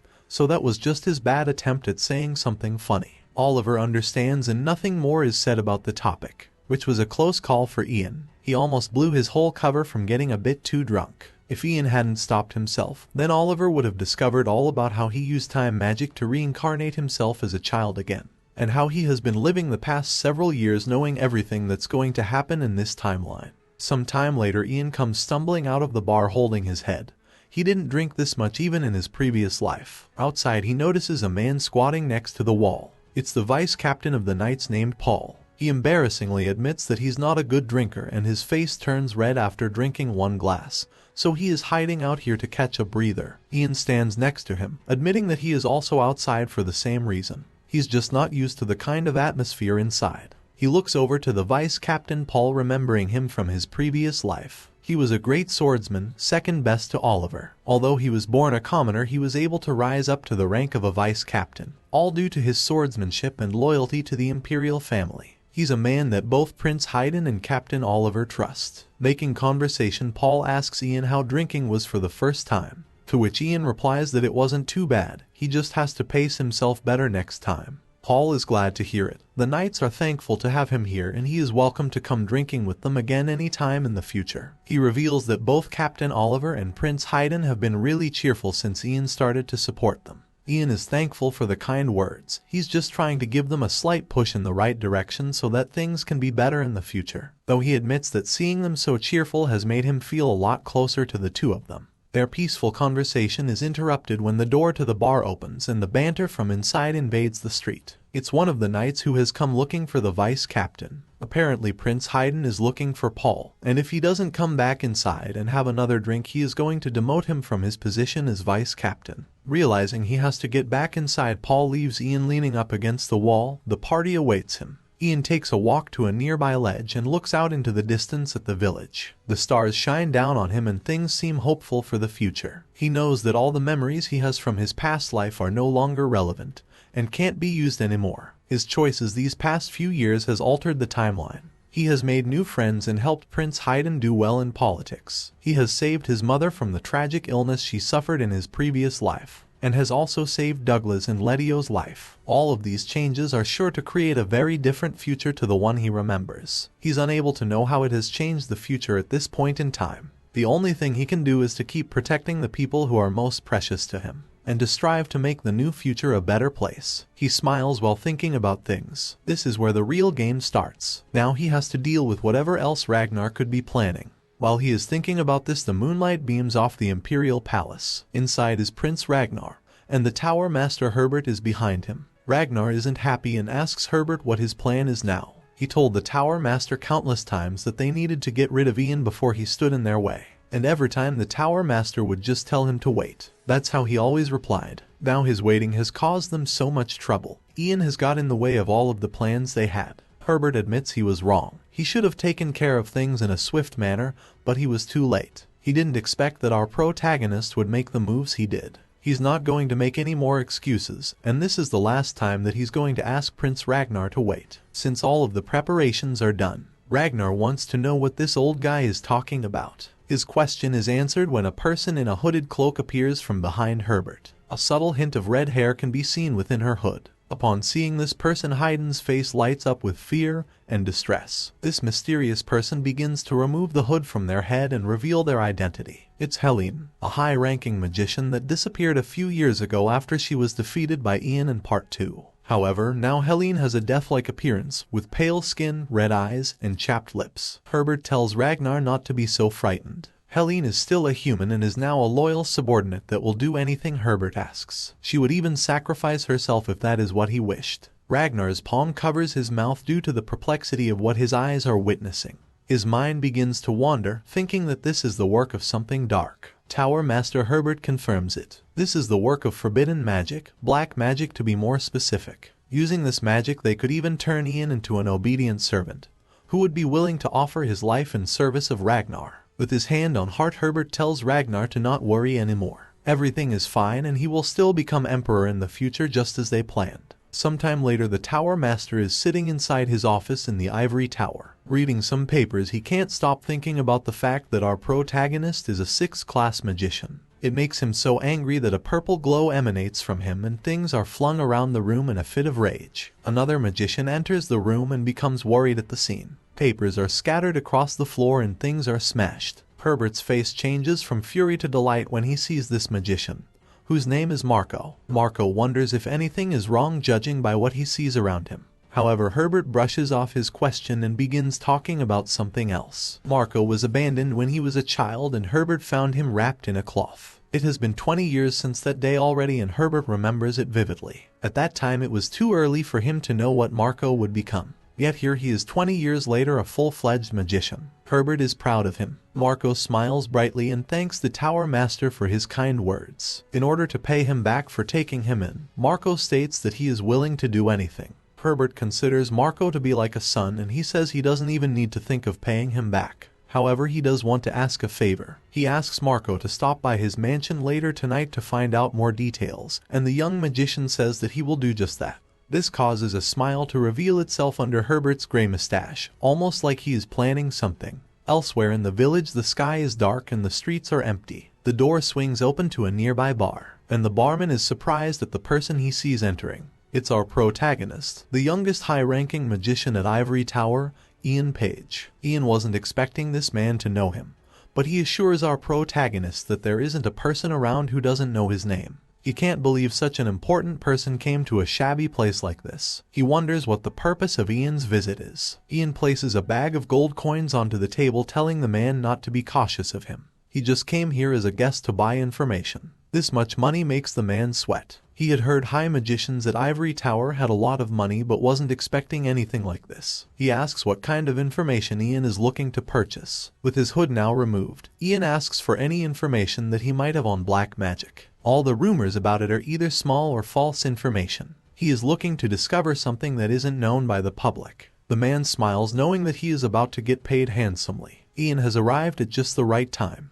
The man leans forward over the bar and gets serious, beginning to discuss something known as the Order of the Dragons. The Order of the Dragons is one of the many religions in the Empire. It's an organization that worships dragons as if they were gods. They aren't well known, but their existence has been confirmed. The Order of Dragons started as a pseudo-group in the countryside, until one day a thief apparently came across the one and only descendant of the dragons. He began to preach the story of this descendant to the people in the countryside to stir them up. However, the people didn't believe his story and just treated him like a scammer. Although as time went by, the Order of the Dragons formed a group and they started to grow. In the present, very little is known about them. Their leader, amount of believers, and purpose, all of it is hidden. There are lots of speculations and rumors going around, but among them there are also scary stories about reviving the dead and brainwashing people. The barman explains that he isn't sure if there really are descendants of dragons, but one thing he does know for sure. The Emperor has been collecting information on the Order of the Dragons from many sources, and it is a possibility that there is a connection between this group and the return of black magic. There has even been discoveries of people in this very nation with connections to the Order of Dragons. Since black magic requires a lot of mana and inhumane resources, it is only available to high-ranking people. Due to this, the barman suspects there to be high-ranking people currently using black magic in the area, with the ability to brainwash and manipulate people. Unfortunately, this is all the information he has at the moment, but if he is able to obtain any more, he will be sure to send a letter. Ian understands and walks out of the bar with his hood back up. He returns to his mansion late at night, where he sits thinking about the information he just received. The Order of Dragons is not a name he heard in his previous life, which is unusual as they have supposedly existed for over 100 years. He looks over to his staff that he got from the Shaman King in the Great Plains. It once had black magic engraved into it. Ian scratches his chin in deep thought, wondering what other high-ranking magicians could be using black magic. It's only speculation, but the first thought that comes to his head is the Tower Master Herbert. It's entirely possible that he has connections to the Order of Dragons. Ian leans back and holds his head, Many things have changed from his previous life, and it's not just the future but the past too. How could he not have heard about a group around for 100 years? There is a high probability that this entire world is changing little by little, and the differences between our protagonist's past life and current one are only getting bigger. His thoughts only get deeper and deeper. All the changes that have happened could be an effect of him messing with time. After all, the time magic he used to be reborn was taken from a dragon tongue spellbook. Ian fears that he has messed with something that he shouldn't have, and opened Pandora's box. He sits at his desk and removes the glasses from his face. He now realizes that he has been too relaxed, relying on the memories of his past life. From now on, the future and even the past is unknown. He places a key into his desk drawer and unlocks it, removing a plain brown box from inside. He places his hand over the top of the lid and prepares to remove it. He looks down at the contents, a golden necklace with a blue teardrop-shaped gemstone in its center. Ian tells himself that from now on he has to be prepared for every possibility. Elsewhere on this same evening, the magician Marco is meeting with Herbert inside of his mansion. Herbert prepares to tell him why he has asked him to come. He snaps his fingers. This causes the door to slam shut and lock. What he's about to say should not be spoken to another soul. The Tower Master rises from his seat, asking the young man to follow him. Marco seems puzzled by the whole situation. Herbert pulls a red book from a nearby bookshelf and opens it up, claiming that it will lead them to where they need to go. A blue mist surrounds its pages and grows more and more by the second, until a large portal-like doorway appears in front of the two of them. The inside is pitch black and its border is made up of the same blue mist. The Tower Master turns to Marco, telling him to come over now. He enters the black abyss soon after. Marco is confused and frightened. Sweat drips down his cheek and shivers invade his body. The Tower Master Herbert is like a father to him though, so he trusts him and follows close behind. We left off with the Tower Master Herbert and magician Marco entering an unusual portal. Darkness plagues their vision, and the sounds of metal clanging and subtle groans is the only thing to break the eerie silence. Herbert chants out the spell Luminous, and a bright light is summoned from the palm of his hand, which reveals where they are. Metal cages hang from the ceiling and large barred doors line the walls. It's almost like some kind of prison. Inside cells are people, scrawny and frail, with raggedy clothes and no shoes to protect their bare feet from the ice-cold floor. Marco can't believe it and struggles to even get his words out. Herbert tells him not to be so surprised. These people are just raw materials. Marco looks around at everyone to try and make sense of things. He notices a familiar face in one of the cells. With white hair and a missing arm, his name is Chris. A while ago he almost died due to an accident during a magical experiment. In fact, most of the people here are magicians that faced a similar fate. Either they died due to a mission gone awry or they were involved in an accident while experimenting. Some of them are even here due to illnesses. Some magicians have also been transferred here from other countries, and anyone here who is not a magician was found in the alleys. Their lives were trash anyway, so at least here they can be of use. Herbert explains that here there is a multitude of people from different walks of life, even criminal magicians who use their magic to harm other people. Here everyone is used as a raw material. This way they can at least contribute to the ivory tower. A villainous look can be seen on the Tower Master's face. He raises his staff into the air and a red mist wraps itself around Marco like a snake. His face is petrified and body frozen from fear. Herbert claims he isn't going to let Marco end up like the others here. After all, he is like a son to him. The red mist gets darker and tighter around the young magician's body, causing him to cough violently and tremble in pain. Eventually he collapses to his knees and the mist releases its grasp and slowly fades away. It seems like whatever just happened is over. Looking down at him, the Tower Master tells the young magician to stand up and look him in the eye. He does just that, and the two stand opposite, looking into each other's eyes. For some reason, Marco isn't hostile towards Herbert despite just being attacked with magic. His attitude is calm and compliant. Herbert throws a small dagger to his feet and it clashes against the brick floor. He orders Marco to pick up the dagger and use it to sever one of his fingers, and Marco does just that. Herbert watches as Marco's finger detaches from his hand and goes flying through the air. It's almost as if the young magician has no free will and is forced to obey the commands of the Tower Master. Herbert is happy with what he is seeing. Now he can truly think of Marco as his son. Sometime later they leave this wretched dungeon and the sun shines down on the ivory tower on a new day. Many magicians can be seen standing around having a conversation about things that have been happening as of late. Tower Master Herbert is in support of Prince Ragnar inheriting the Emperor's throne, whereas our protagonist Ian is in support of Prince Haydn. These magicians are the two strongest in the whole of the ivory tower, and the others don't know who they should side with. The young magician Marco can be seen walking past them expressionless and carrying 3 red books. He approaches a large door and knocks. Inside is Ian with his legs crossed and a stack of books at his desk, clearly doing some research. He is happy that Marco has finally arrived. Marco stands at the opposite side of the room, informing our protagonist that he has bought the books over that he requested. Marco seems like a shell of the person he used to be, and a bandage covers the hand where he severed a finger. He places the books on a nearby table and Ian is grateful. These books are something that he has been looking for a long time. Realizing he hasn't seen the Tower Master around recently, he asks the magician if everything is fine. Marco explains that it is nothing he needs to worry about. However, before he leaves, Ian notices the bandage on his hand and is curious. Marco brushes off his concerns. It's just a little accident he had while practicing magic and it's not something worth worrying over. Ian can sense something isn't right. He feels a sense of disparity, almost like Marco has become someone else. He's talking with the same face and voice, but he's different from before and is keeping his distance. Ian gets an idea for a way he can test Marco. He begins to bring up old memories of the first time they met 6 years ago, which was back at the very start of this story in part 1. Marco was the first magician that Ian visited. That tested him to see if he had a mana heart and mana brain. Ian remembers this moment well, and apparently so does Marco. However, Ian brings up a second memory that Marco wasn't around for. When he saved Lord Marcus of the Mogrian territory from a bunch of goblins, this was also in part 1. Despite not being there when this happened, Marco acts as if he was falling into Ian's trap. Now Ian knows that something isn't right. It's as if Marco doesn't have any memories of the past and is just going along with everything Ian says. He rises from his seat. He stands before Marco with his staff in hand. Waving it around, he uses dispel magic. A bright blue circle appears as he chants out the spell. Then the red mist begins to appear around Marco again.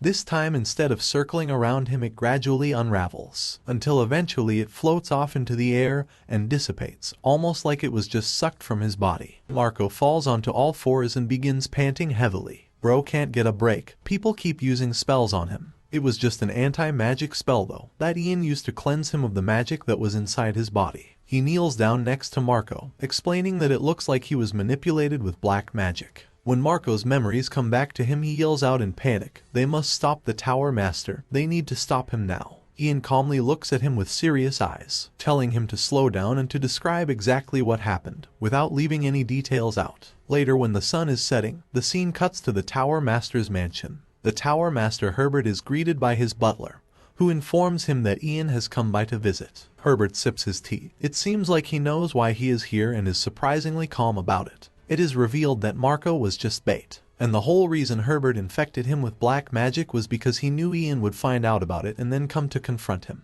Everything is going perfectly as he planned it to, and Ian enters the room. At first, nothing of substance is said. The two just sit opposite and drink tea, commenting on each other's health and doing some catching up after not seeing one another for a while, until Ian spits out what he came here to say, confronting the Tower Master. Marco revealed to him that there is a portal leading to a secret laboratory somewhere in this mansion, and that Herbert has been researching inhumane black magic there. Herbert just laughs and denies everything that was just said, calling it impossible. Marco must have not been thinking straight due to his bad condition. Ian doesn't back down though, insisting that Marco told him Herbert has been using black magic. Herbert claims he has no idea what our protagonist is talking about. It's true that there is a portal that goes to a laboratory in this mansion.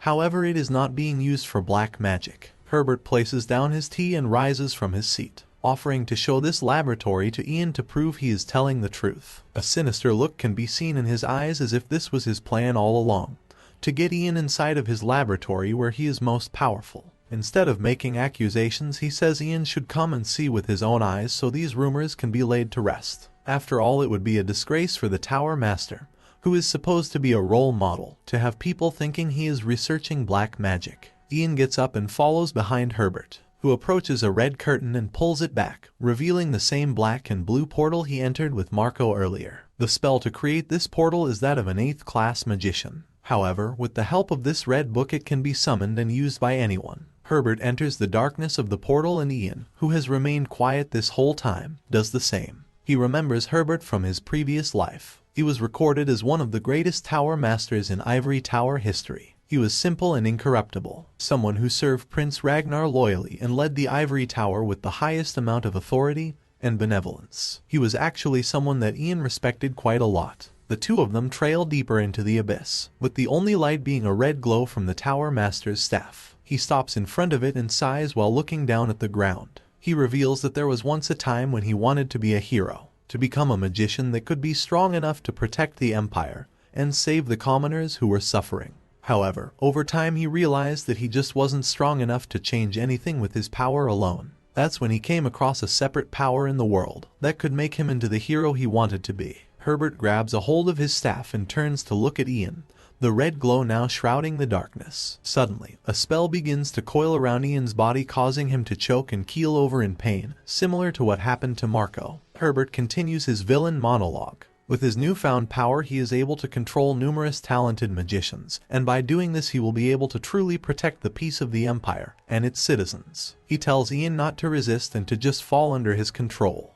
The black magic continues to circle around our protagonist. He tries his best to fight it, but it seems like there is nothing he can do. Eventually, the spell is completed and Ian slowly rises to his feet, seemingly now under the control of Herbert. Herbert's mouth erupts into an involuntary smile. He had no idea it would be this simple and that his plan would actually work. He assumes that Ian must now be his puppet, that he can manipulate and command how he pleases. He tests this by asking Ian a question. "Who am I?" Ian's stance is stiff and his face vacant. In a monotone voice he answers the question. "You're the Empire's ivory tower master, Sir Herbert." Herbert's eyes light up and his smile continues to radiate. For a moment he thinks his spell was a success. However, Ian looks up with a smug grin on his face, revealing that it didn't work. He calls Herbert a crazy rascal, and then serves him a double-crusted knuckle sandwich with extra cheese, straight to the nose. This sends the old man stumbling backwards onto his bony behind, barely able to believe what just happened. He trembles while gripping his nose, something like that should not have been possible. Ian approaches him and explains things. When a 5th class magician like Herbert uses black magic, it is still only 5th class. Ian is a much stronger 6th class magician. Plus he expected something like this to happen and came down with countermeasures prepared. He reaches his hand forward to grab a hold of the Tower Master's face like a basketball. Then he uses a mana drain spell. A blue circle appears and begins to suck the energy out of Herbert. After getting drained of so much mana, it should be hard for him to move around. Ian tells him to rest for a little. Plus he's pretty old, so it should take a while for his mana to even recover. Ian walks away, leaving Herbert on the floor. The Tower Master can barely raise his hand, let alone stand back up. Ro really thought he could use mind control magic on the main character himself. While exploring this secret laboratory, Ian comes across a hidden room filled with gold, rare elixirs, and treasure chests. He can only laugh to himself. He had no idea the Tower Master was such a hoarder of wealth. He asks the old man if he planned on taking all of this with him to the afterlife. Herbert doesn't answer and can only hold his head in shame, still trembling and too weak to do anything. It doesn't take long for Ian to spot all of the people down here who are trapped in cages. He notices their condition is awful, but there are a few people who are still breathing. He tells them to wait just a little bit longer. Soon he will get them out of this place and give them proper treatment. At this point, Herbert gets the courage to speak up, asking Ian if he really thinks Marco is the only other person he used the black magic on. He has many servants that are still on the outside, many of which are much stronger than Marco. They all have orders that if they don't hear from Herbert for some time, then they should attack Ian's family and Prince Haydn. Herbert is sure that they are already on their way now. It doesn't have to be like this though, and he proposes a deal. They can both leave this laboratory and forget all about what has happened today. Herbert will call off his servants and Ian will keep his mouth shut. Ian straight up refuses without even giving it a second thought. When Herbert reminds him that his mother and Prince Haydn will be killed if he doesn't cooperate, Ian still refuses. Looking at the Tower Master with a smile on his face, he tells him that he is free to try and take them out. Meanwhile, at Ian's mansion, the moon is shining in the sky. Ian's mother Vanessa is waiting on the balcony, a little worried that her son isn't back yet from wherever he is. She is unable to contact him with her crystal ball, and she is sure he would have informed her if he was going to be late. The alchemist Letio steps out. The wind is getting stronger and he thinks it would be best if Vanessa came inside now. Ian is the only 6th class magician in the Empire. There is no way he is in any sort of danger he couldn't handle, so there is no need to worry. Vanessa yells out. He may be the 6th class magician, but he is still just a child to her. Letio apologizes for being so blunt. As a father himself, he forgot to take her feelings as a parent into account. Vanessa forgives him, it's just hard for her sometimes. She feels as though Ian always has too much of a burden on his shoulders. He doesn't rely on anyone and tries to solve everything by himself. As his mother, she feels as though she should be able to help lessen his burden. But she is angry at herself because there is nothing she can do but sit on the balcony and wait. Letio offers words of comfort. She shouldn't blame herself. The reason Ian is so strong is probably because he has family at home who is waiting for him. Letio remembers when he was at his lowest point suffering from a mana overdose. However, his son Douglas stayed by his side and gave him the will to live. This is what family is all about. The two sit next to each other and continue to discuss family. It's a very wholesome conversation on a very peaceful night, until suddenly Letio sees something moving down below and gets a bad feeling. He calls out, wanting to know who is there. It is two hooded figures, one with piercing red eyes and the other with his face too hidden to even see any distinctive features. They approach the mansion and Letio screams out at them, trying to get them to stop and not take another step. However, they aren't listening to anything he says, almost like they are possessed. On the floor at their feet is the mansion's security system, and Letio tries to warn them not to cross it. He quickly grabs a hold of Vanessa and shields her as he knows the two men aren't going to heed his warnings. Once they cross the faint blue line, bright orange lightning comes crashing down on the mansion, frying the ground where it strikes and filling the air with the scent of burnt toast. Prince Haydn and Captain Oliver see this fireworks show from miles away, and they look up at it. Haydn is wearing a disguise so as to not be recognized in public. The lightning and thunder scared him and the two wonder why it occurred. Oliver has a bad feeling and thinks it would be best if they both return to the Imperial Palace. Haydn doesn't want to go back yet though. It took a lot of convincing to get permission from his father to be out here, and he isn't done exploring the town. He also has something he wants to learn.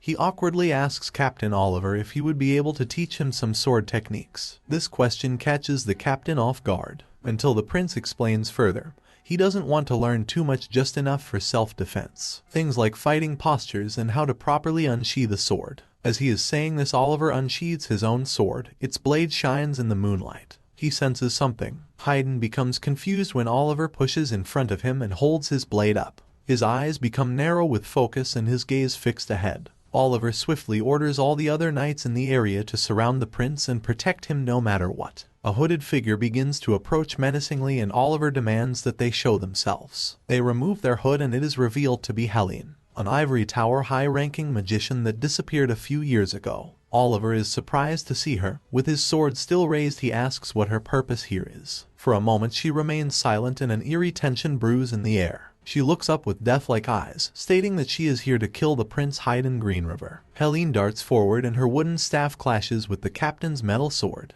Getting a closer look, we can see that her left eye has turned to black. The two break their lock and Helene dashes backwards to create distance. Magicians are much better at long range. She begins using her magic, summoning a pyroblast spell, which causes large balls of flames to come charging toward Oliver. Remembering his previous training with Ian in Part 3, Oliver slices the air with his sword, creating a gust of wind that protects him from the flames. Helene wasn't expecting this and is staggered. Oliver doesn't hold back and hurtles forward through the flames to attempt an attack of his own. The redhead manages to block it with her staff, but Oliver is determined. He rapidly comes in with a second strike, forcing Helene to use a mana barrier as protection. The captain's blade bounces from it and does no damage at all. He falls to his knee and a cocky smile appears on his face, almost as if he was hoping she would use a mana barrier. He removes a glove from his hand and it is revealed he knows a way to counter this barrier. It's something he wanted to show Ian first, but it looks like he is going to have to use it on Helene instead.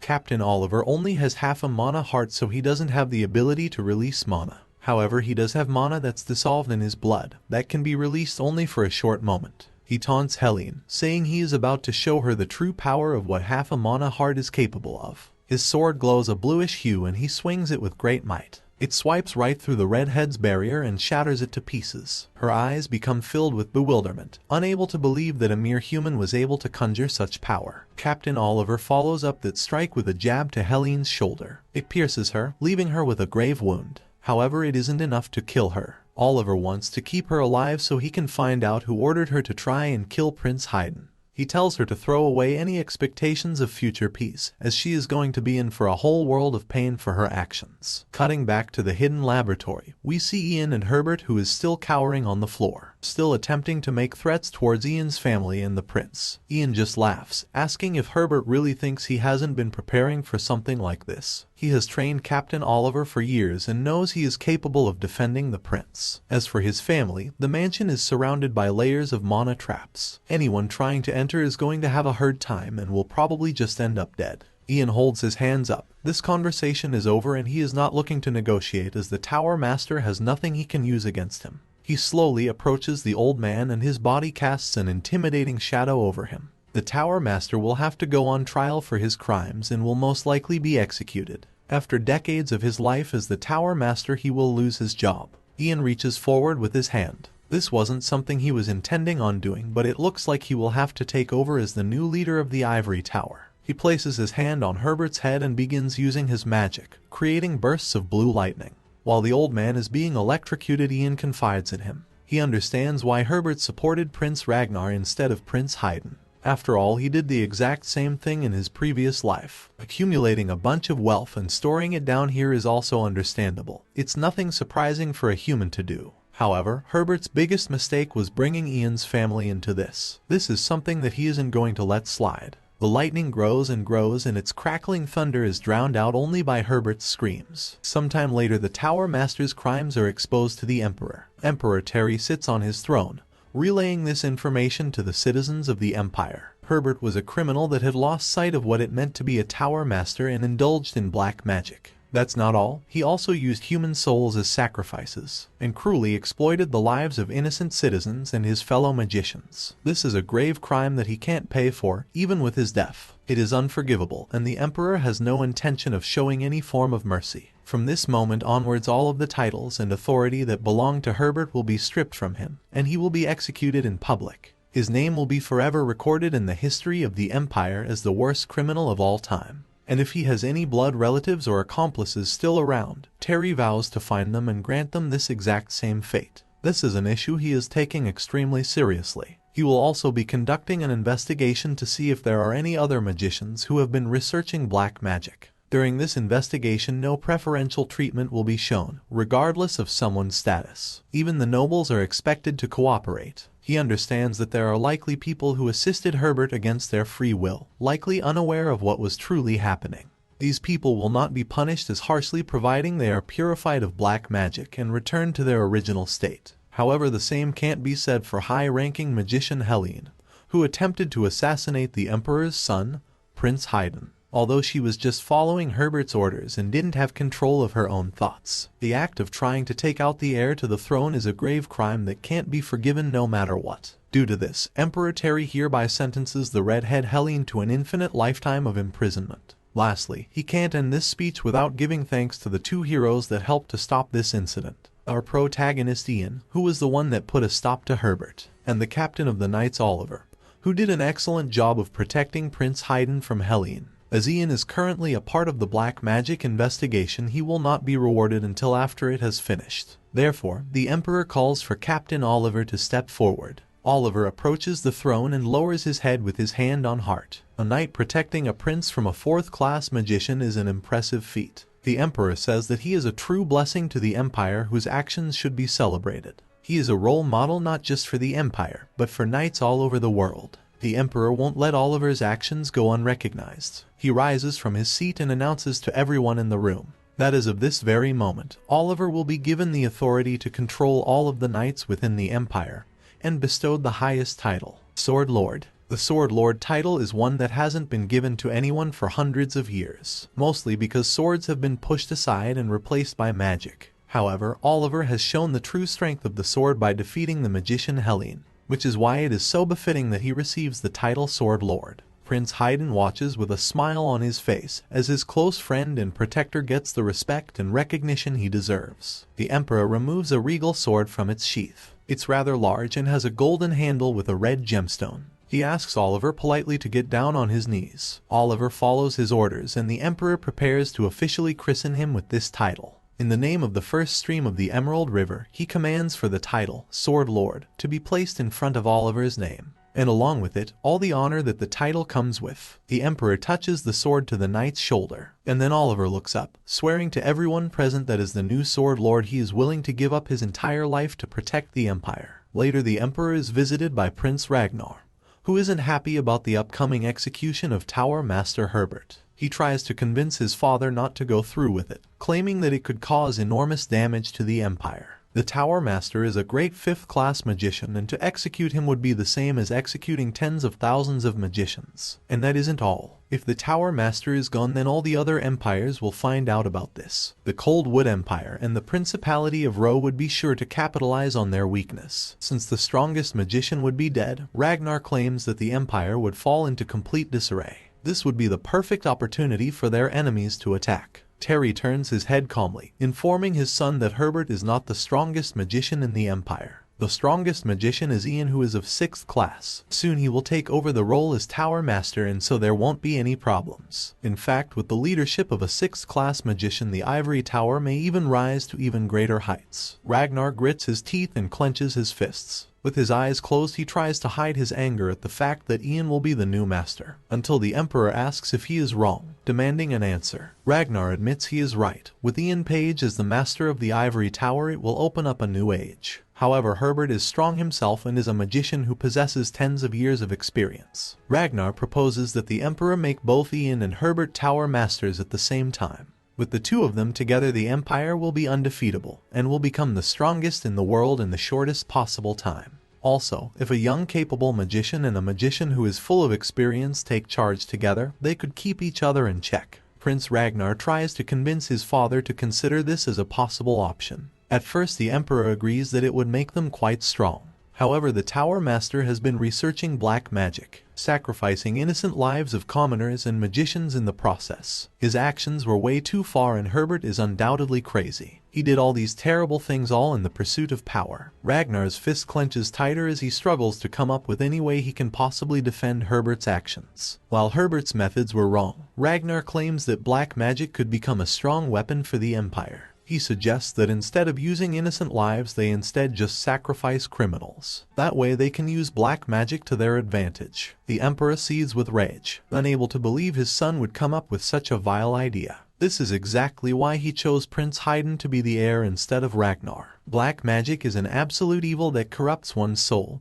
and disrupts the order of the world. The Emperor knows that Ragnar has a lot of good qualities. He's bright, smart, and has an ambitious personality. However, he tells his son that he lacks one very important thing that is needed to become a good leader. He walks past Ragnar with a face of disgust, saying that he doesn't have a good heart. In order for someone to be a good emperor, they need a heart that is willing to fight for the common people. For a moment Ragnar seems devastated at his father's words, but not long later he begins laughing and calling his father a liar. The real reason he isn't the heir to the throne isn't because of his heart, but for another reason. Prince Haydn was the child of the Emperor, and his one true love, so he is his favorite son. While on the other hand, Ragnar was a child that the Emperor had with a concubine. He has always been an afterthought. That's the real reason why Ragnar isn't going to be Emperor in the future. Terry is gobsmacked at the words that just came out of his son's mouth. However, Ragnar continues. Ever since he was a child, he was always treated differently, like he wasn't even a part of the family. All he ever wanted was for his father to look at him the same way he looked at Prince Haydn. Ragnar bets that if it was Prince Haydn here right now, asking for Herbert to be set free, then it would be done, no questions asked. The Emperor raises his hand and slaps him across the face. He then walks away, calling Ragnar a fool to even suggest something like that. Ragnar is left standing all alone with a red face, knowing deep down that what he said is the truth. When the Emperor exits the room, he turns to one of the knights, asking him to keep a close eye on Ragnar over the next few days, making sure he doesn't leave or come into contact with anyone. The knight, whose name is Damphel, nods his head to signal that he understands these orders. The Emperor has grounded Prince Ragnar, so that he can be punished for his words, and so that he doesn't try and rescue the old man Herbert. He spends a while trapped inside his room until someone knocks at his door asking if they can enter. It's Ian, who says he is here for an urgent matter. The Emperor has tasked him with testing people to see if they are under the influence of black magic or not. And it is now time for Ragnar to be tested. Ragnar is insulted by his words. Today is the day of Herbert's execution, yet he wants to waste time with this nonsense. Ian informs him that it is a compulsory test and has been taken by all Imperial officials and family members. Realizing he doesn't have much of a choice, Ragnar sits down, telling Ian to just get on with it and get out. Ian approaches, warning that it won't take long, but it might leave him feeling nauseous and dizzy for a while. There is nothing to worry about though. Ian waves his staff and chants the words, "Greater Cancellation." A blue circle appears while the spell is being cast. Not long after, Ragnar shivers a little, expressing that he feels awful. This is normal. Luckily, no traces of black magic was found in his body. He just needs to rest and he will feel better in no time. Once he has completed his duties, Ian lowers his head and prepares to leave Ragnar in peace. Ragnar stops him though, calling out with something to ask. He wants to know why Ian serves his brother Prince Haydn. His brother is not suitable for the position of emperor, and many of the nobles have turned their backs on Ian for showing support towards him. Ian turns around saying very little words, just that he doesn't serve Prince Haydn and that he has to leave now. Ragnar stands up in shock, wanting to know what he meant by what he just said, but Ian doesn't answer. He exits the room and closes the door behind him, looking at the ground as if in deep thought. He doesn't serve Haydn, he doesn't serve anyone. In his previous life he was loyal to Prince Ragnar and would have done anything for him. However, after he was betrayed and poisoned, he knows that he cannot become friends with Ragnar in this new life. Ian storms off. He can't get sentimental to how things were before and needs to stay focused on his goal, to get revenge. Nightfall arrives at the Imperial Palace on the day of Herbert's execution. The Night Damsel enters Ragnar's room, informing him that it has happened. The room appears a mess, with furniture tipped over and papers scattered on the floor. Around this afternoon at the execution site in the town square, the old man Herbert was punished for his crimes, and his life came to an end. Ragnar has a look of deep sorrow on his face, as if he has been mourning the loss of someone he was close to. He tells Damfil that he can leave now. The knight approaches and places a piece of paper on a nearby table, saying that Ragnar shouldn't be upset. Without saying anything more, he lowers his head and leaves the room. Curious as to what the paper could be, Ragnar picks it up and unfolds it. It's a letter and he reads it carefully. The words on this paper defeat his sadness, and it is replaced with a hopeful smile. It's unclear what the letter says, but it seems to be good news. The next morning, Ian is having a conversation with the Emperor. The survivors that were trapped inside Herbert's portal have all been rescued and are currently being treated. The large sum of wealth he was hoarding has been put back into the treasury, and almost everyone has been tested for dark magic and nothing else has been discovered. The Emperor is grateful for all the work Ian has done. He didn't expect Herbert to be so crazy. Terry also largely blames himself for not suspecting Herbert of his activities earlier. Ian assures him that even he didn't notice. It's hard to imagine that someone so famous for their integrity could stoop to such lows and hide it all behind a kind face. For now, Ian is going to continue with the investigation of black magic in the Ivory Tower, and Terry is happy to hear it. However, he does have one last question that he would like to ask our protagonist. With his arms crossed, he asks if Ian is in support of Prince Haydn or not. Ian is taken aback by this question, but the Emperor remains quiet, patiently waiting for an answer. Ian isn't going to pledge his allegiance to Prince Haydn, but he is happy to cooperate to ensure that he can succeed to the throne safely, and so that he can become a wise emperor. While scratching his chin, Terry thinks deeply about this answer. Ian isn't going to pledge his allegiance, but he will support the prince. The Emperor decides that this answer is satisfactory. He signals to his assistants to bring in a large box. Inside is Herbert's old staff that they recovered after detaining him. Whoever owns the staff becomes the Tower Master of Ivory Tower. The Emperor wants to give it to Ian. The process of electing a new Ivory Tower Master is not a simple one, and there is still a lot of work to do. There will have to be a formal procedure to make it official. Though in a time like this, Terry doesn't want to leave the Tower Master position empty. Therefore, he is entrusting Ian with this staff. The Emperor gets serious for a moment. He knows his son Ragnar won't give up trying to get the throne, even though most of the people supporting him have collapsed. Terry knows Ragnar's ambition and temper better than anyone else, and if he takes over the throne, there is sure to be a lot of sacrifices and blood. Looking at our protagonist, he asks that he do his best to ensure that this never happens. Ian grabs a hold of the staff from the box and falls to his knees, accepting the orders of His Majesty and becoming the new Tower Master. On this day, the sun sets on the Ivory Tower, and the sky is cast with a red tint. Ian enters his new office that formerly belonged to Herbert but not anymore. The sunset creeps through the large windows and Ian begins to think about what Herbert said to him in the laboratory. how he used to want to be a hero that could defend the Empire and save people who are lamenting.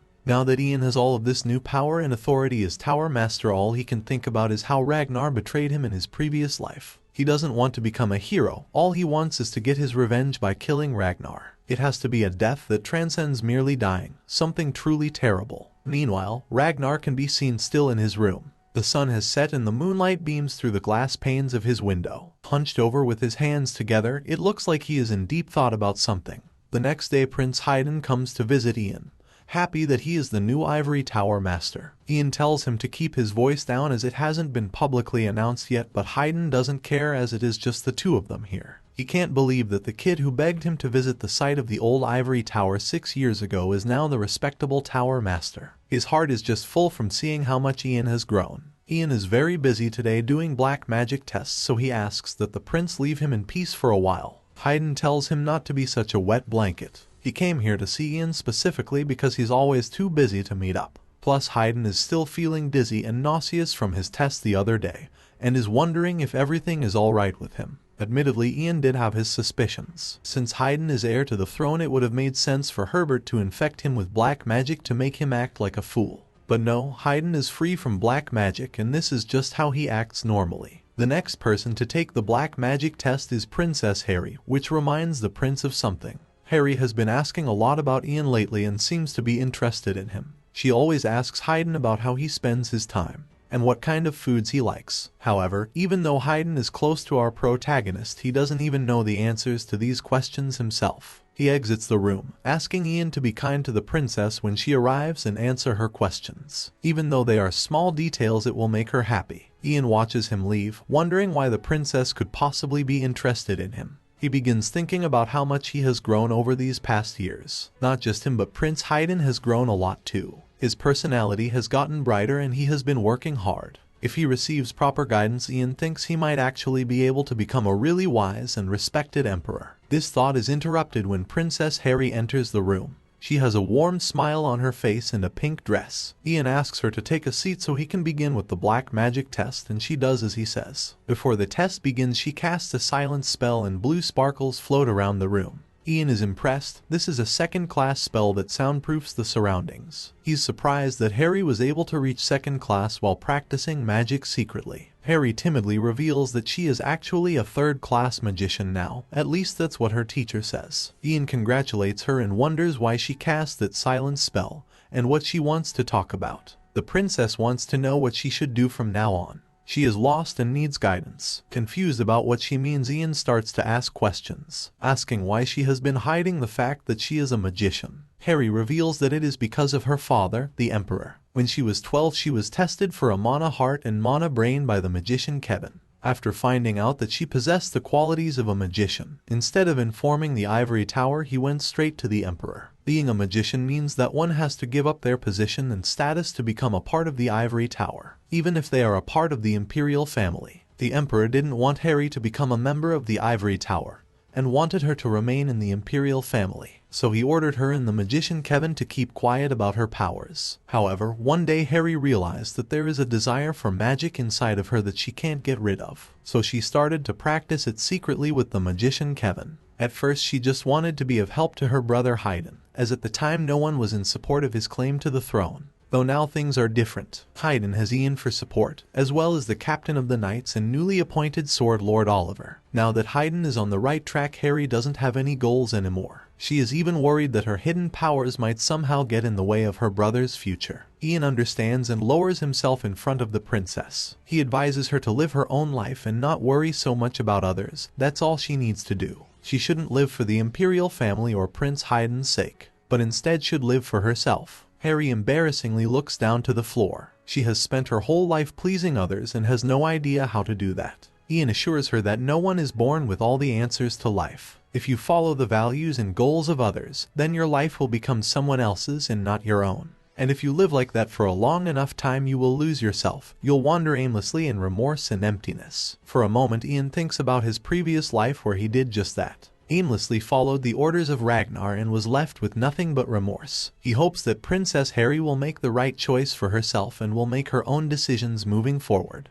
This will help her to live the life she wants. After such an amazing speech, Harry looks at our protagonist with wide eyes. She asks him if he has found the life that he wants. This makes Ian stumble and stutter. Perhaps he was being too forward giving life advice when he isn't fully in control of his own. This is not what the princess meant. Actually, Ian is the first person to ever give her advice like this. She's always been so pressured with her duties as a princess and couldn't even imagine having another life. Yet Ian has given her the courage to consider other options and to follow her heart, and for this she is grateful. Ian encourages her to continue studying magic. No matter what path she takes in the future, it will be of great help, and she has already improved so quickly by reaching 3rd class. Harry plays with her dress and blushes. This is actually the main reason she has come here today. She wants to know if Ian can teach her any magic. This surprises Ian as he thought that the magician Kevin was already her teacher. But apparently there is nothing more that Kevin can teach the princess. Harry puts her hands together and starts to beg. She wants to continue to grow and wants to learn from our protagonist. Ian doesn't know what to do. He knows the princess has a knack for magic, as the 3rd class is not something one can reach without a natural talent. Very few people know that the princess has the qualities of a magician, and if she grows up to be a high-ranking magician, it could be of great help later on. He decides that he will do it. However, only under one condition. He is probably going to need her help in the future and asks that she gives it when the time comes. Without hesitating, Harry accepts. Ian is doing her a great favor by teaching her, and she is willing to do any favor he wants in return. She doesn't even know what he will be asking for, but she doesn't care. With a smile on her face, she says that she trusts Ian. This statement makes Ian speechless and he blushes a little bit. He changes the subject and moves on with the black magic inspection that he needs to do. It doesn't take long for it to be over. There is nothing to worry about, and she isn't under the influence of black magic, though she may feel dizzy for a while, so Ian recommends she stands up slowly. The princess stumbles and falls into Ian's arms. He asks if she is okay. He can call for a servant if she is having trouble walking. Harry insists she is fine and awkwardly scurries away with a red face. Ian stops her before she leaves and begins telling her about himself. When he's not working in the ivory tower, he usually reads books in his mansion or does research in his lab. Recently, he has become interested in alchemy because of Douglas, who lives with him. He's not too picky about food, though he can't handle spicy food well. Princess Harry is baffled, wondering why he has suddenly blurted out all of these things. Ian reveals that Hayden told him she was asking all these things about his life. This makes Harry gasp, embarrassed that her brother would say something like that. She lifts her dress so she doesn't trip and runs out of the room as fast as she can, too shy to even look Ian in the eyes. When she slams the door shut, Ian is left standing there with a confused expression, wondering if he did something wrong. After all, he just answered her questions. The news of the incident with the former Tower Master Herbert spread quickly within the Empire and caused a great uproar among the citizens. In response to this, the Emperor personally took command of all black magic investigations and heightened the Empire's alert level. Ian was placed as the new master of the Ivory Tower and completed a thorough investigation of all matters related to black magic, appeasing the anger of the citizens. Herbert was executed for his crimes and was recorded as the worst criminal in the history of the Empire. Due to this, many of the nobles turned their back on Prince Ragnar because of the close relationship they shared, and instead the nobles flocked around Ian, paying special attention to what his next actions will be as the new Ivory Tower Master. One day, Ian is sitting in his mansion enjoying a morning cup of tea, when he receives a bunch of invitations to banquets and parties that people are throwing to celebrate his success. He's not even going to bother to read them. The black magic incident still hasn't settled down yet. People are acting so carefree.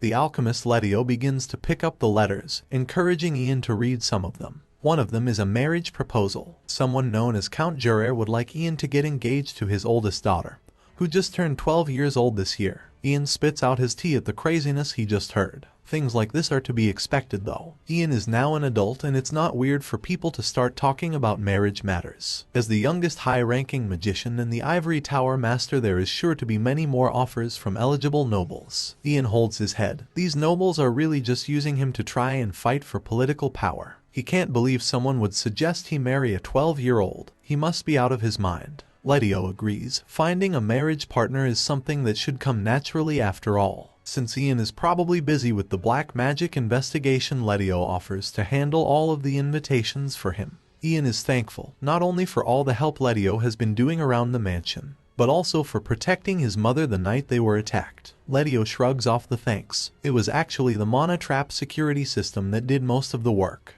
Plus Letio already promised a long time ago to protect Ian's mother, so there is no need to say anything more on the matter. In that case, Ian would like to ask him an important question. He wants to know who the magician was that injected mana into Letio's body all the way back in part 1. The one that caused him to get mana poisoning. If he can tell Ian anything about the person, like a name or their appearance, Ian promises to track that person down and punish them accordingly. Letio awkwardly scratches his cheek. It turns out he doesn't remember who the magician was. It was something that happened in the dark of the night, and there were numerous magicians who hated him. When he was young, he made a living as an alchemist in the capital, where he came into contact with a lot of magicians, so it could have been anyone. Letio smiles, remembering that after getting mana poisoning he actually developed a deep hatred and resentment towards magicians. However, after being saved by Ian when his village was attacked by bandits, it changed his views. Now that he is no longer dying from his condition, he has forgotten all of his hate and resentment, so it doesn't matter to him anymore. Ian rises from his seat and gets sentimental. He never saw his father's face as he left before he was even born. No one knew if he was even dead or alive. But after meeting and living with Letio, Ian now knows what it's like to have a father around. Letio almost breaks into tears from this comment. To think Ian really sees him as a father figure. With Letio around, Ian understands why Douglas is always so cheerful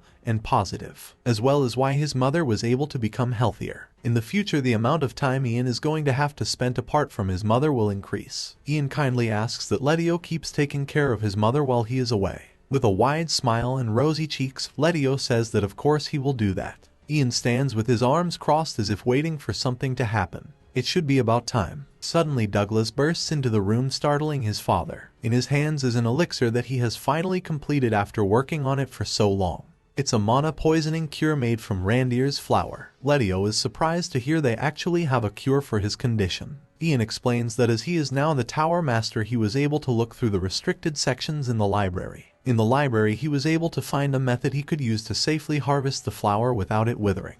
It involved using a high-rank magic that allows one to stop the flow of time for an object. Bursting into tears, Letio hugs his son tightly, thanking both him and Ian for their help. Ian watches the wholesome family moment, knowing that he has cured Letio's condition like he promised he would many years ago. Douglas turns to our protagonist with tears streaming down his cheeks. After helping his father, Douglas has decided to become an alchemist who specializes in treating incurable illnesses. That way no one can suffer in the way his father did. That night, Prince Ragnar is in his room when he notices something shocking. In front of him is an exact replica of his body, a perfect clone. The letter he received from Damphel said that someone was going to be sent to his room, but he had no idea it would be this. Ragnar circles his other body, wondering what they are supposed to do now. Outside are a bunch of magicians guarding the door. There's no way he is going to get past them without disguising himself. His clone begins speaking, telling him not to worry. Someone named the cult leader is going to help them, and they are a far more powerful magician than even our protagonists. He will find out more details when he meets with the cult leader in person. His clone holds a red book in his hands and summons a portal from it. The clone tells Ragnar to enter inside. It's a portal that leads out of the city. When Ragnar peers inside, he sees a familiar face. It's Damphel, his personal knight that is usually standing outside his door keeping watch. Ragnar trusts him and follows him inside.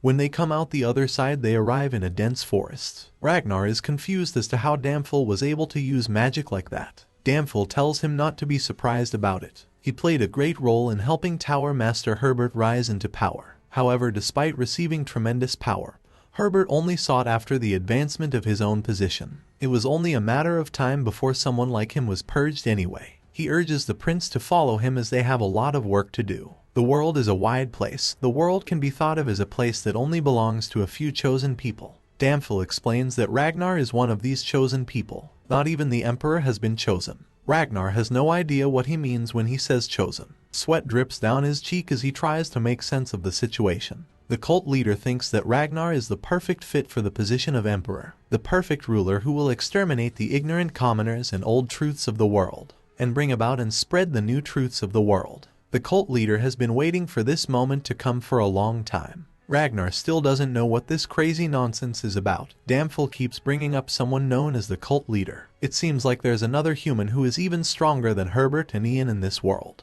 Ragnar has heard that there exists a cult which doesn't follow the Empire's religion. Whoever this cult leader is, it's clear that he wants to change how the Empire operates, and they intend on using Ragnar as a tool to make that happen since he is of royal blood. The prince thinks deeply about things while following Damphil. This could be an opportunity for him. In his current situation, Ragnar needs to grab onto any opportunity even if it's not a good one so that he can grow his forces. The two complete their trek through the forest and reach a tall Gothic building, with sharp pointed rooftops in dark gray stone. They enter inside and its interior is covered in the same cold brick, lit up by candlelight in various chandeliers. This castle is where the Dragonians used to live, the true descendants of the dragons. 300 years ago this place was erased from the earth during a battle between the Dragonians and the Ivory Tower. It was sealed up and locked away using barrier magic. It hasn't been long since that magic has deteriorated, and in turn many humans have discovered this place. At this point Ragnar starts to get more nervous, demanding to know why he has been brought to this place. In front of him stand a bunch of people in red cloaks. They all lower their hands and show respect to Prince Ragnar. He recognizes many of their familiar faces. They are nobles from the Empire. Since this is an important moment where the new world begins, Damphil has only gathered the top-ranking members of the Empire that he can trust. He tells Ragnar not to worry and not to ask too many questions.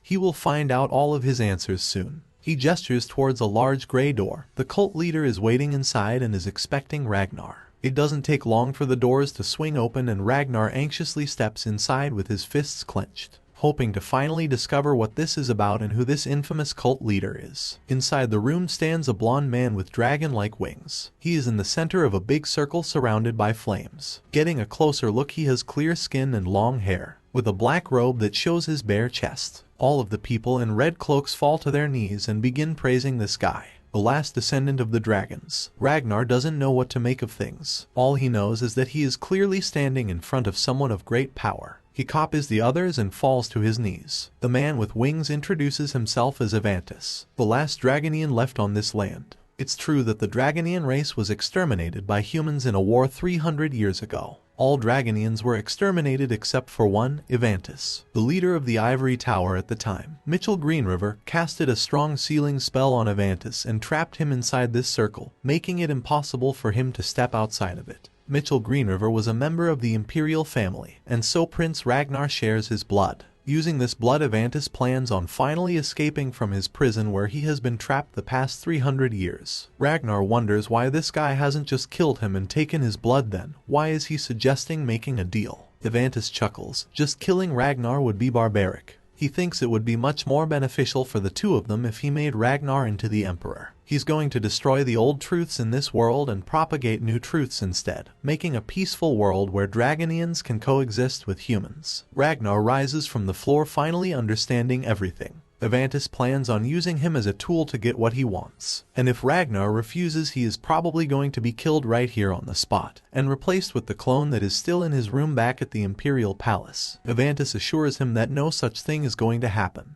If he refuses his offer, then he will just erase Ragnar's memories and send him back safely. However, he knows that Ragnar wouldn't refuse an opportunity as good as this. The prince grits his teeth and clenches his fist, asking the Dragonian to promise that he will make him emperor and that he won't betray him. Avantis promises, if Ragnar uses his blood to free him from this prison, he will make him emperor in exchange. Damphil appears behind the prince carrying a small dagger in his hands. Too desperate to lead the empire, Ragnar doesn't even think about his actions. He slices his hand open and drips his blood onto the magic circle that is trapping Avantis. The red stains land on the yellow ring and it begins to react. The magic rises into the air and fades slowly until it disappears completely. Avantis lets out a villainous laugh, showing his two fangs, completely overjoyed that he is about to be free after so much time. He steps out of the circle and magically changes his clothes into a dapper new suit, with a red jacket and black waistcoat. He approaches the prince, seeing that his eyes are filled with fear. Avantis tells him that there is no need to be scared.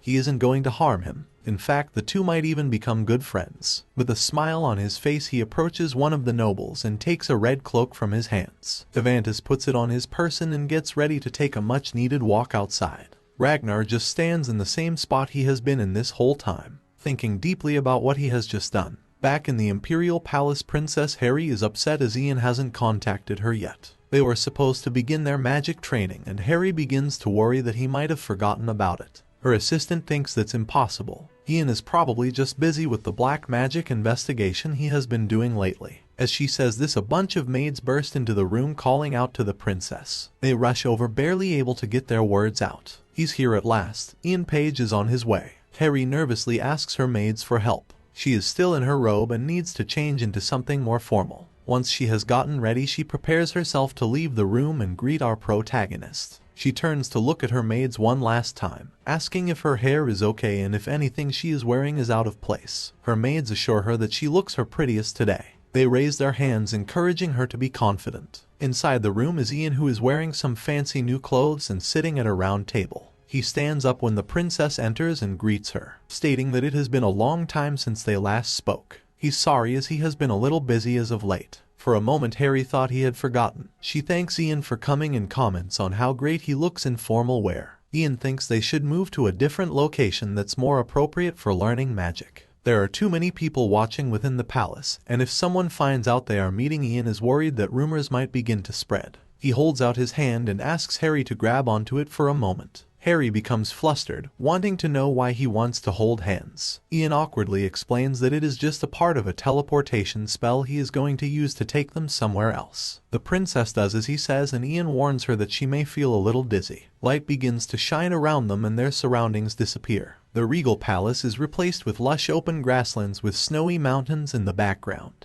Princess Harry can't believe it. This place looks beautiful. These are hills that are just on the outskirts of the capital. It's a place that people don't visit often. Ian's teleportation magic doesn't have a long range, so this is the best he could do. It's a wide open area, so it will be perfect for learning magic. The princess looks out into the distance as if lost in a trance. She has never been outside the palace before. This is something that has only been possible in her dreams so far. Yet simply by holding on to Ian's hands, all her dreams became reality within an instant. She turns to look at Ian with a face filled with joy, saying that magic truly is an amazing thing. Ian looks back at her and for a moment remembers what she was like in his previous life. She was always stuck in the palace and lonely. When Prince Haydn eventually died, she ended up taking her own life with no reason to keep going on. Now here she is in this life outside and having fun, secretly practicing magic and living her own life. Ian stares while the sunlight glows in her eyes and the wind blows through her hair. He says that magic is amazing indeed.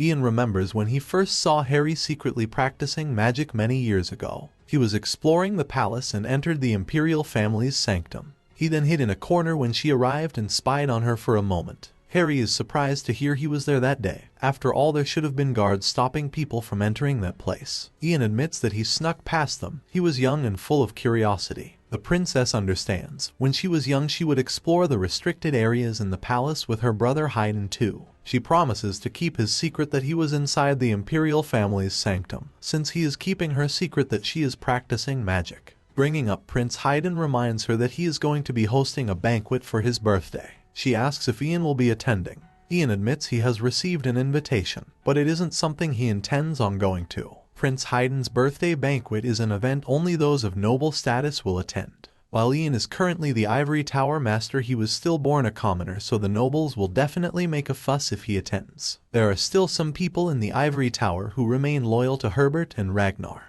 Ian believes it would be best if he focuses on his duties as the new Tower Master, at least until Prince Haydn wins over the favor of the remaining nobles. Harry understands. If Ian is fulfilling his role as Tower Master, then she will be sure to fulfill her role as princess too. She vows to ensure that all the nobles that are still against Prince Haydn won't be able to make any moves. And she is also going to work hard on studying her magic. She turns to Ian, asking him to take good care of her while she learns, and also asking if she can call him teacher while they are together. Ian is happy to see that Harry has her own goals and aims. He says she is free to call him whatever she wants. Back in the Imperial Palace, the dragon Ian and Ragnar are discussing their plan going forward. The two main people that could cause problems for them is our protagonist Ian, and the current heir to the throne, Prince Haydn. Ragnar thinks it would be best to deal with Prince Haydn first. While Ian has exceptional magic abilities, he's still just a young magician that only recently became an adult. Because he's lacking experience and was born a commoner, he doesn't have much influence within the political realm. Plus, there are already quite a lot of nobles who are unhappy with the fact he is the Ivory Tower Master. If they handle Prince Haydn first, Ian should be easy to take out. Damphel suggests that they use a puppet to execute these plans so they don't get caught. He knows just the right person who is suitable for this role and asks for the prince's permission to handle it. Ragnar knows he is right and that they need a puppet. He entrusts the recruitment of this puppet to Damphel and allows him to leave the room. When all the nobles exit, it is just Ragnar and Evantus. Ragnar has a question for him. With Evantus's power, he could easily take over the empire on his own. Ragnar wants to know why he is using him instead. Evantus reveals that there is someone he needs to find first. The last ancestor that remained in this land. The dragon that controls time, known as the Gold Dragon. He's someone the Dragonian race have been looking for forever. Ragnar thinks that dragons are just imaginary creatures that exist within myths and legends. While that's what most humans in this age think, Evantus is confident that dragons existed and that they still do. It's hard to find them because they live in places that can't be reached. However, if a great chaos descends upon the land, then the Gold Dragon will definitely show himself. And by great chaos he means war. 300 years ago the Dragonians started the war against the humans in hopes of drawing the Gold Dragon out. Unfortunately, when the dragon came, he said that the Dragonians were not the true descendants of the dragons. And so the Gold Dragon fought alongside the humans instead.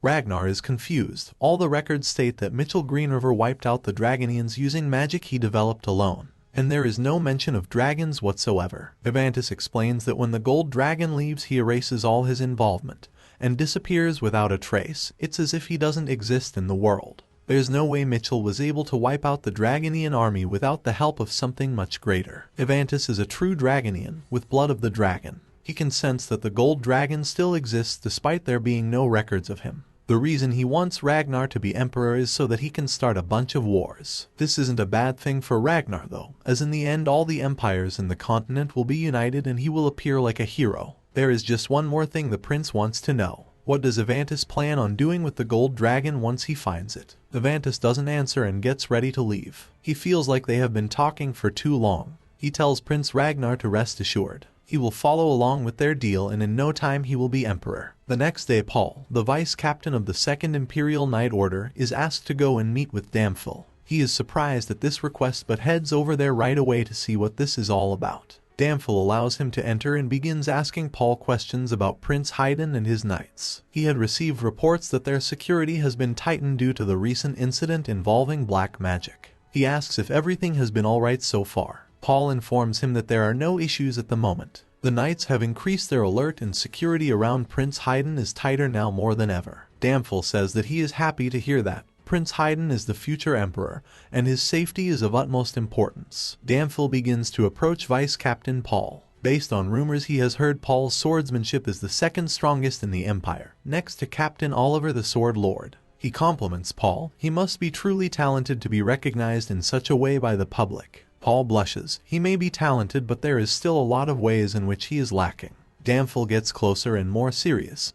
He remembers when Captain Oliver first recommended Paul to be promoted to vice captain. He thought he was crazy as Paul was an orphan and a commoner. He had no idea why he would choose someone from such a background to be a part of the Knight Order that is supposed to protect the Emperor. He couldn't believe that Oliver would let some random commoner into the noble and prestigious Imperial Knight Order. It's something that he couldn't bear to see. Paul begins to sweat, wondering where Damphel could be going with this. So far he has just insulted him. Damphel takes a step back and Evantus appears behind him as if out of nowhere. Paul immediately reaches for his sword, demanding to know who Evantus is and how he got into the room. However, the Dragonian casts a spell that makes it so the vice captain can't move. He tries as hard as he can, but it's no use. Damphel looks in his direction with a sinister stare. Paul may have been born a commoner, but now he is going to become a part of an even greater empire. The scene cuts to Prince Haydn and the Sword Lord Oliver, who are dueling together. Oliver is instructing the prince, giving him directions on maintaining his posture and balance. In the end, the duel is finished when Oliver knocks the sword out of Haydn's hands. Haydn falls to the floor from exhaustion, feeling disappointed in himself. Maybe he just isn't cut out for learning swords. Oliver doesn't think that that is true, stating that the prince is definitely better than most people, and that he is even improving faster than Ian. While no one can match up to Ian in magic, he had no talent for swords until Oliver taught him. Haydn bursts into laughter, unable to believe that there is something that the perfect Ian is bad at. This motivates him to keep training even harder from now on. Hopefully one day he may even be better with a sword than Ian. While he is talking with Oliver, he looks out in front of him and sees the Vice Captain Paul standing beneath some trees. His expression is vacant and he appears motionless. Hayden asks Oliver if everything is okay. Paul has been talking much less lately and seems down. This is something that Oliver has noticed too. He has asked Paul about it, but he just said that everything's alright. The two look over at the Vice Captain with eyes of concern. Clearly everything is not alright. They decide that they are going to keep an eye on him for a while. Bro has really just been standing under a tree all this time doing nothing.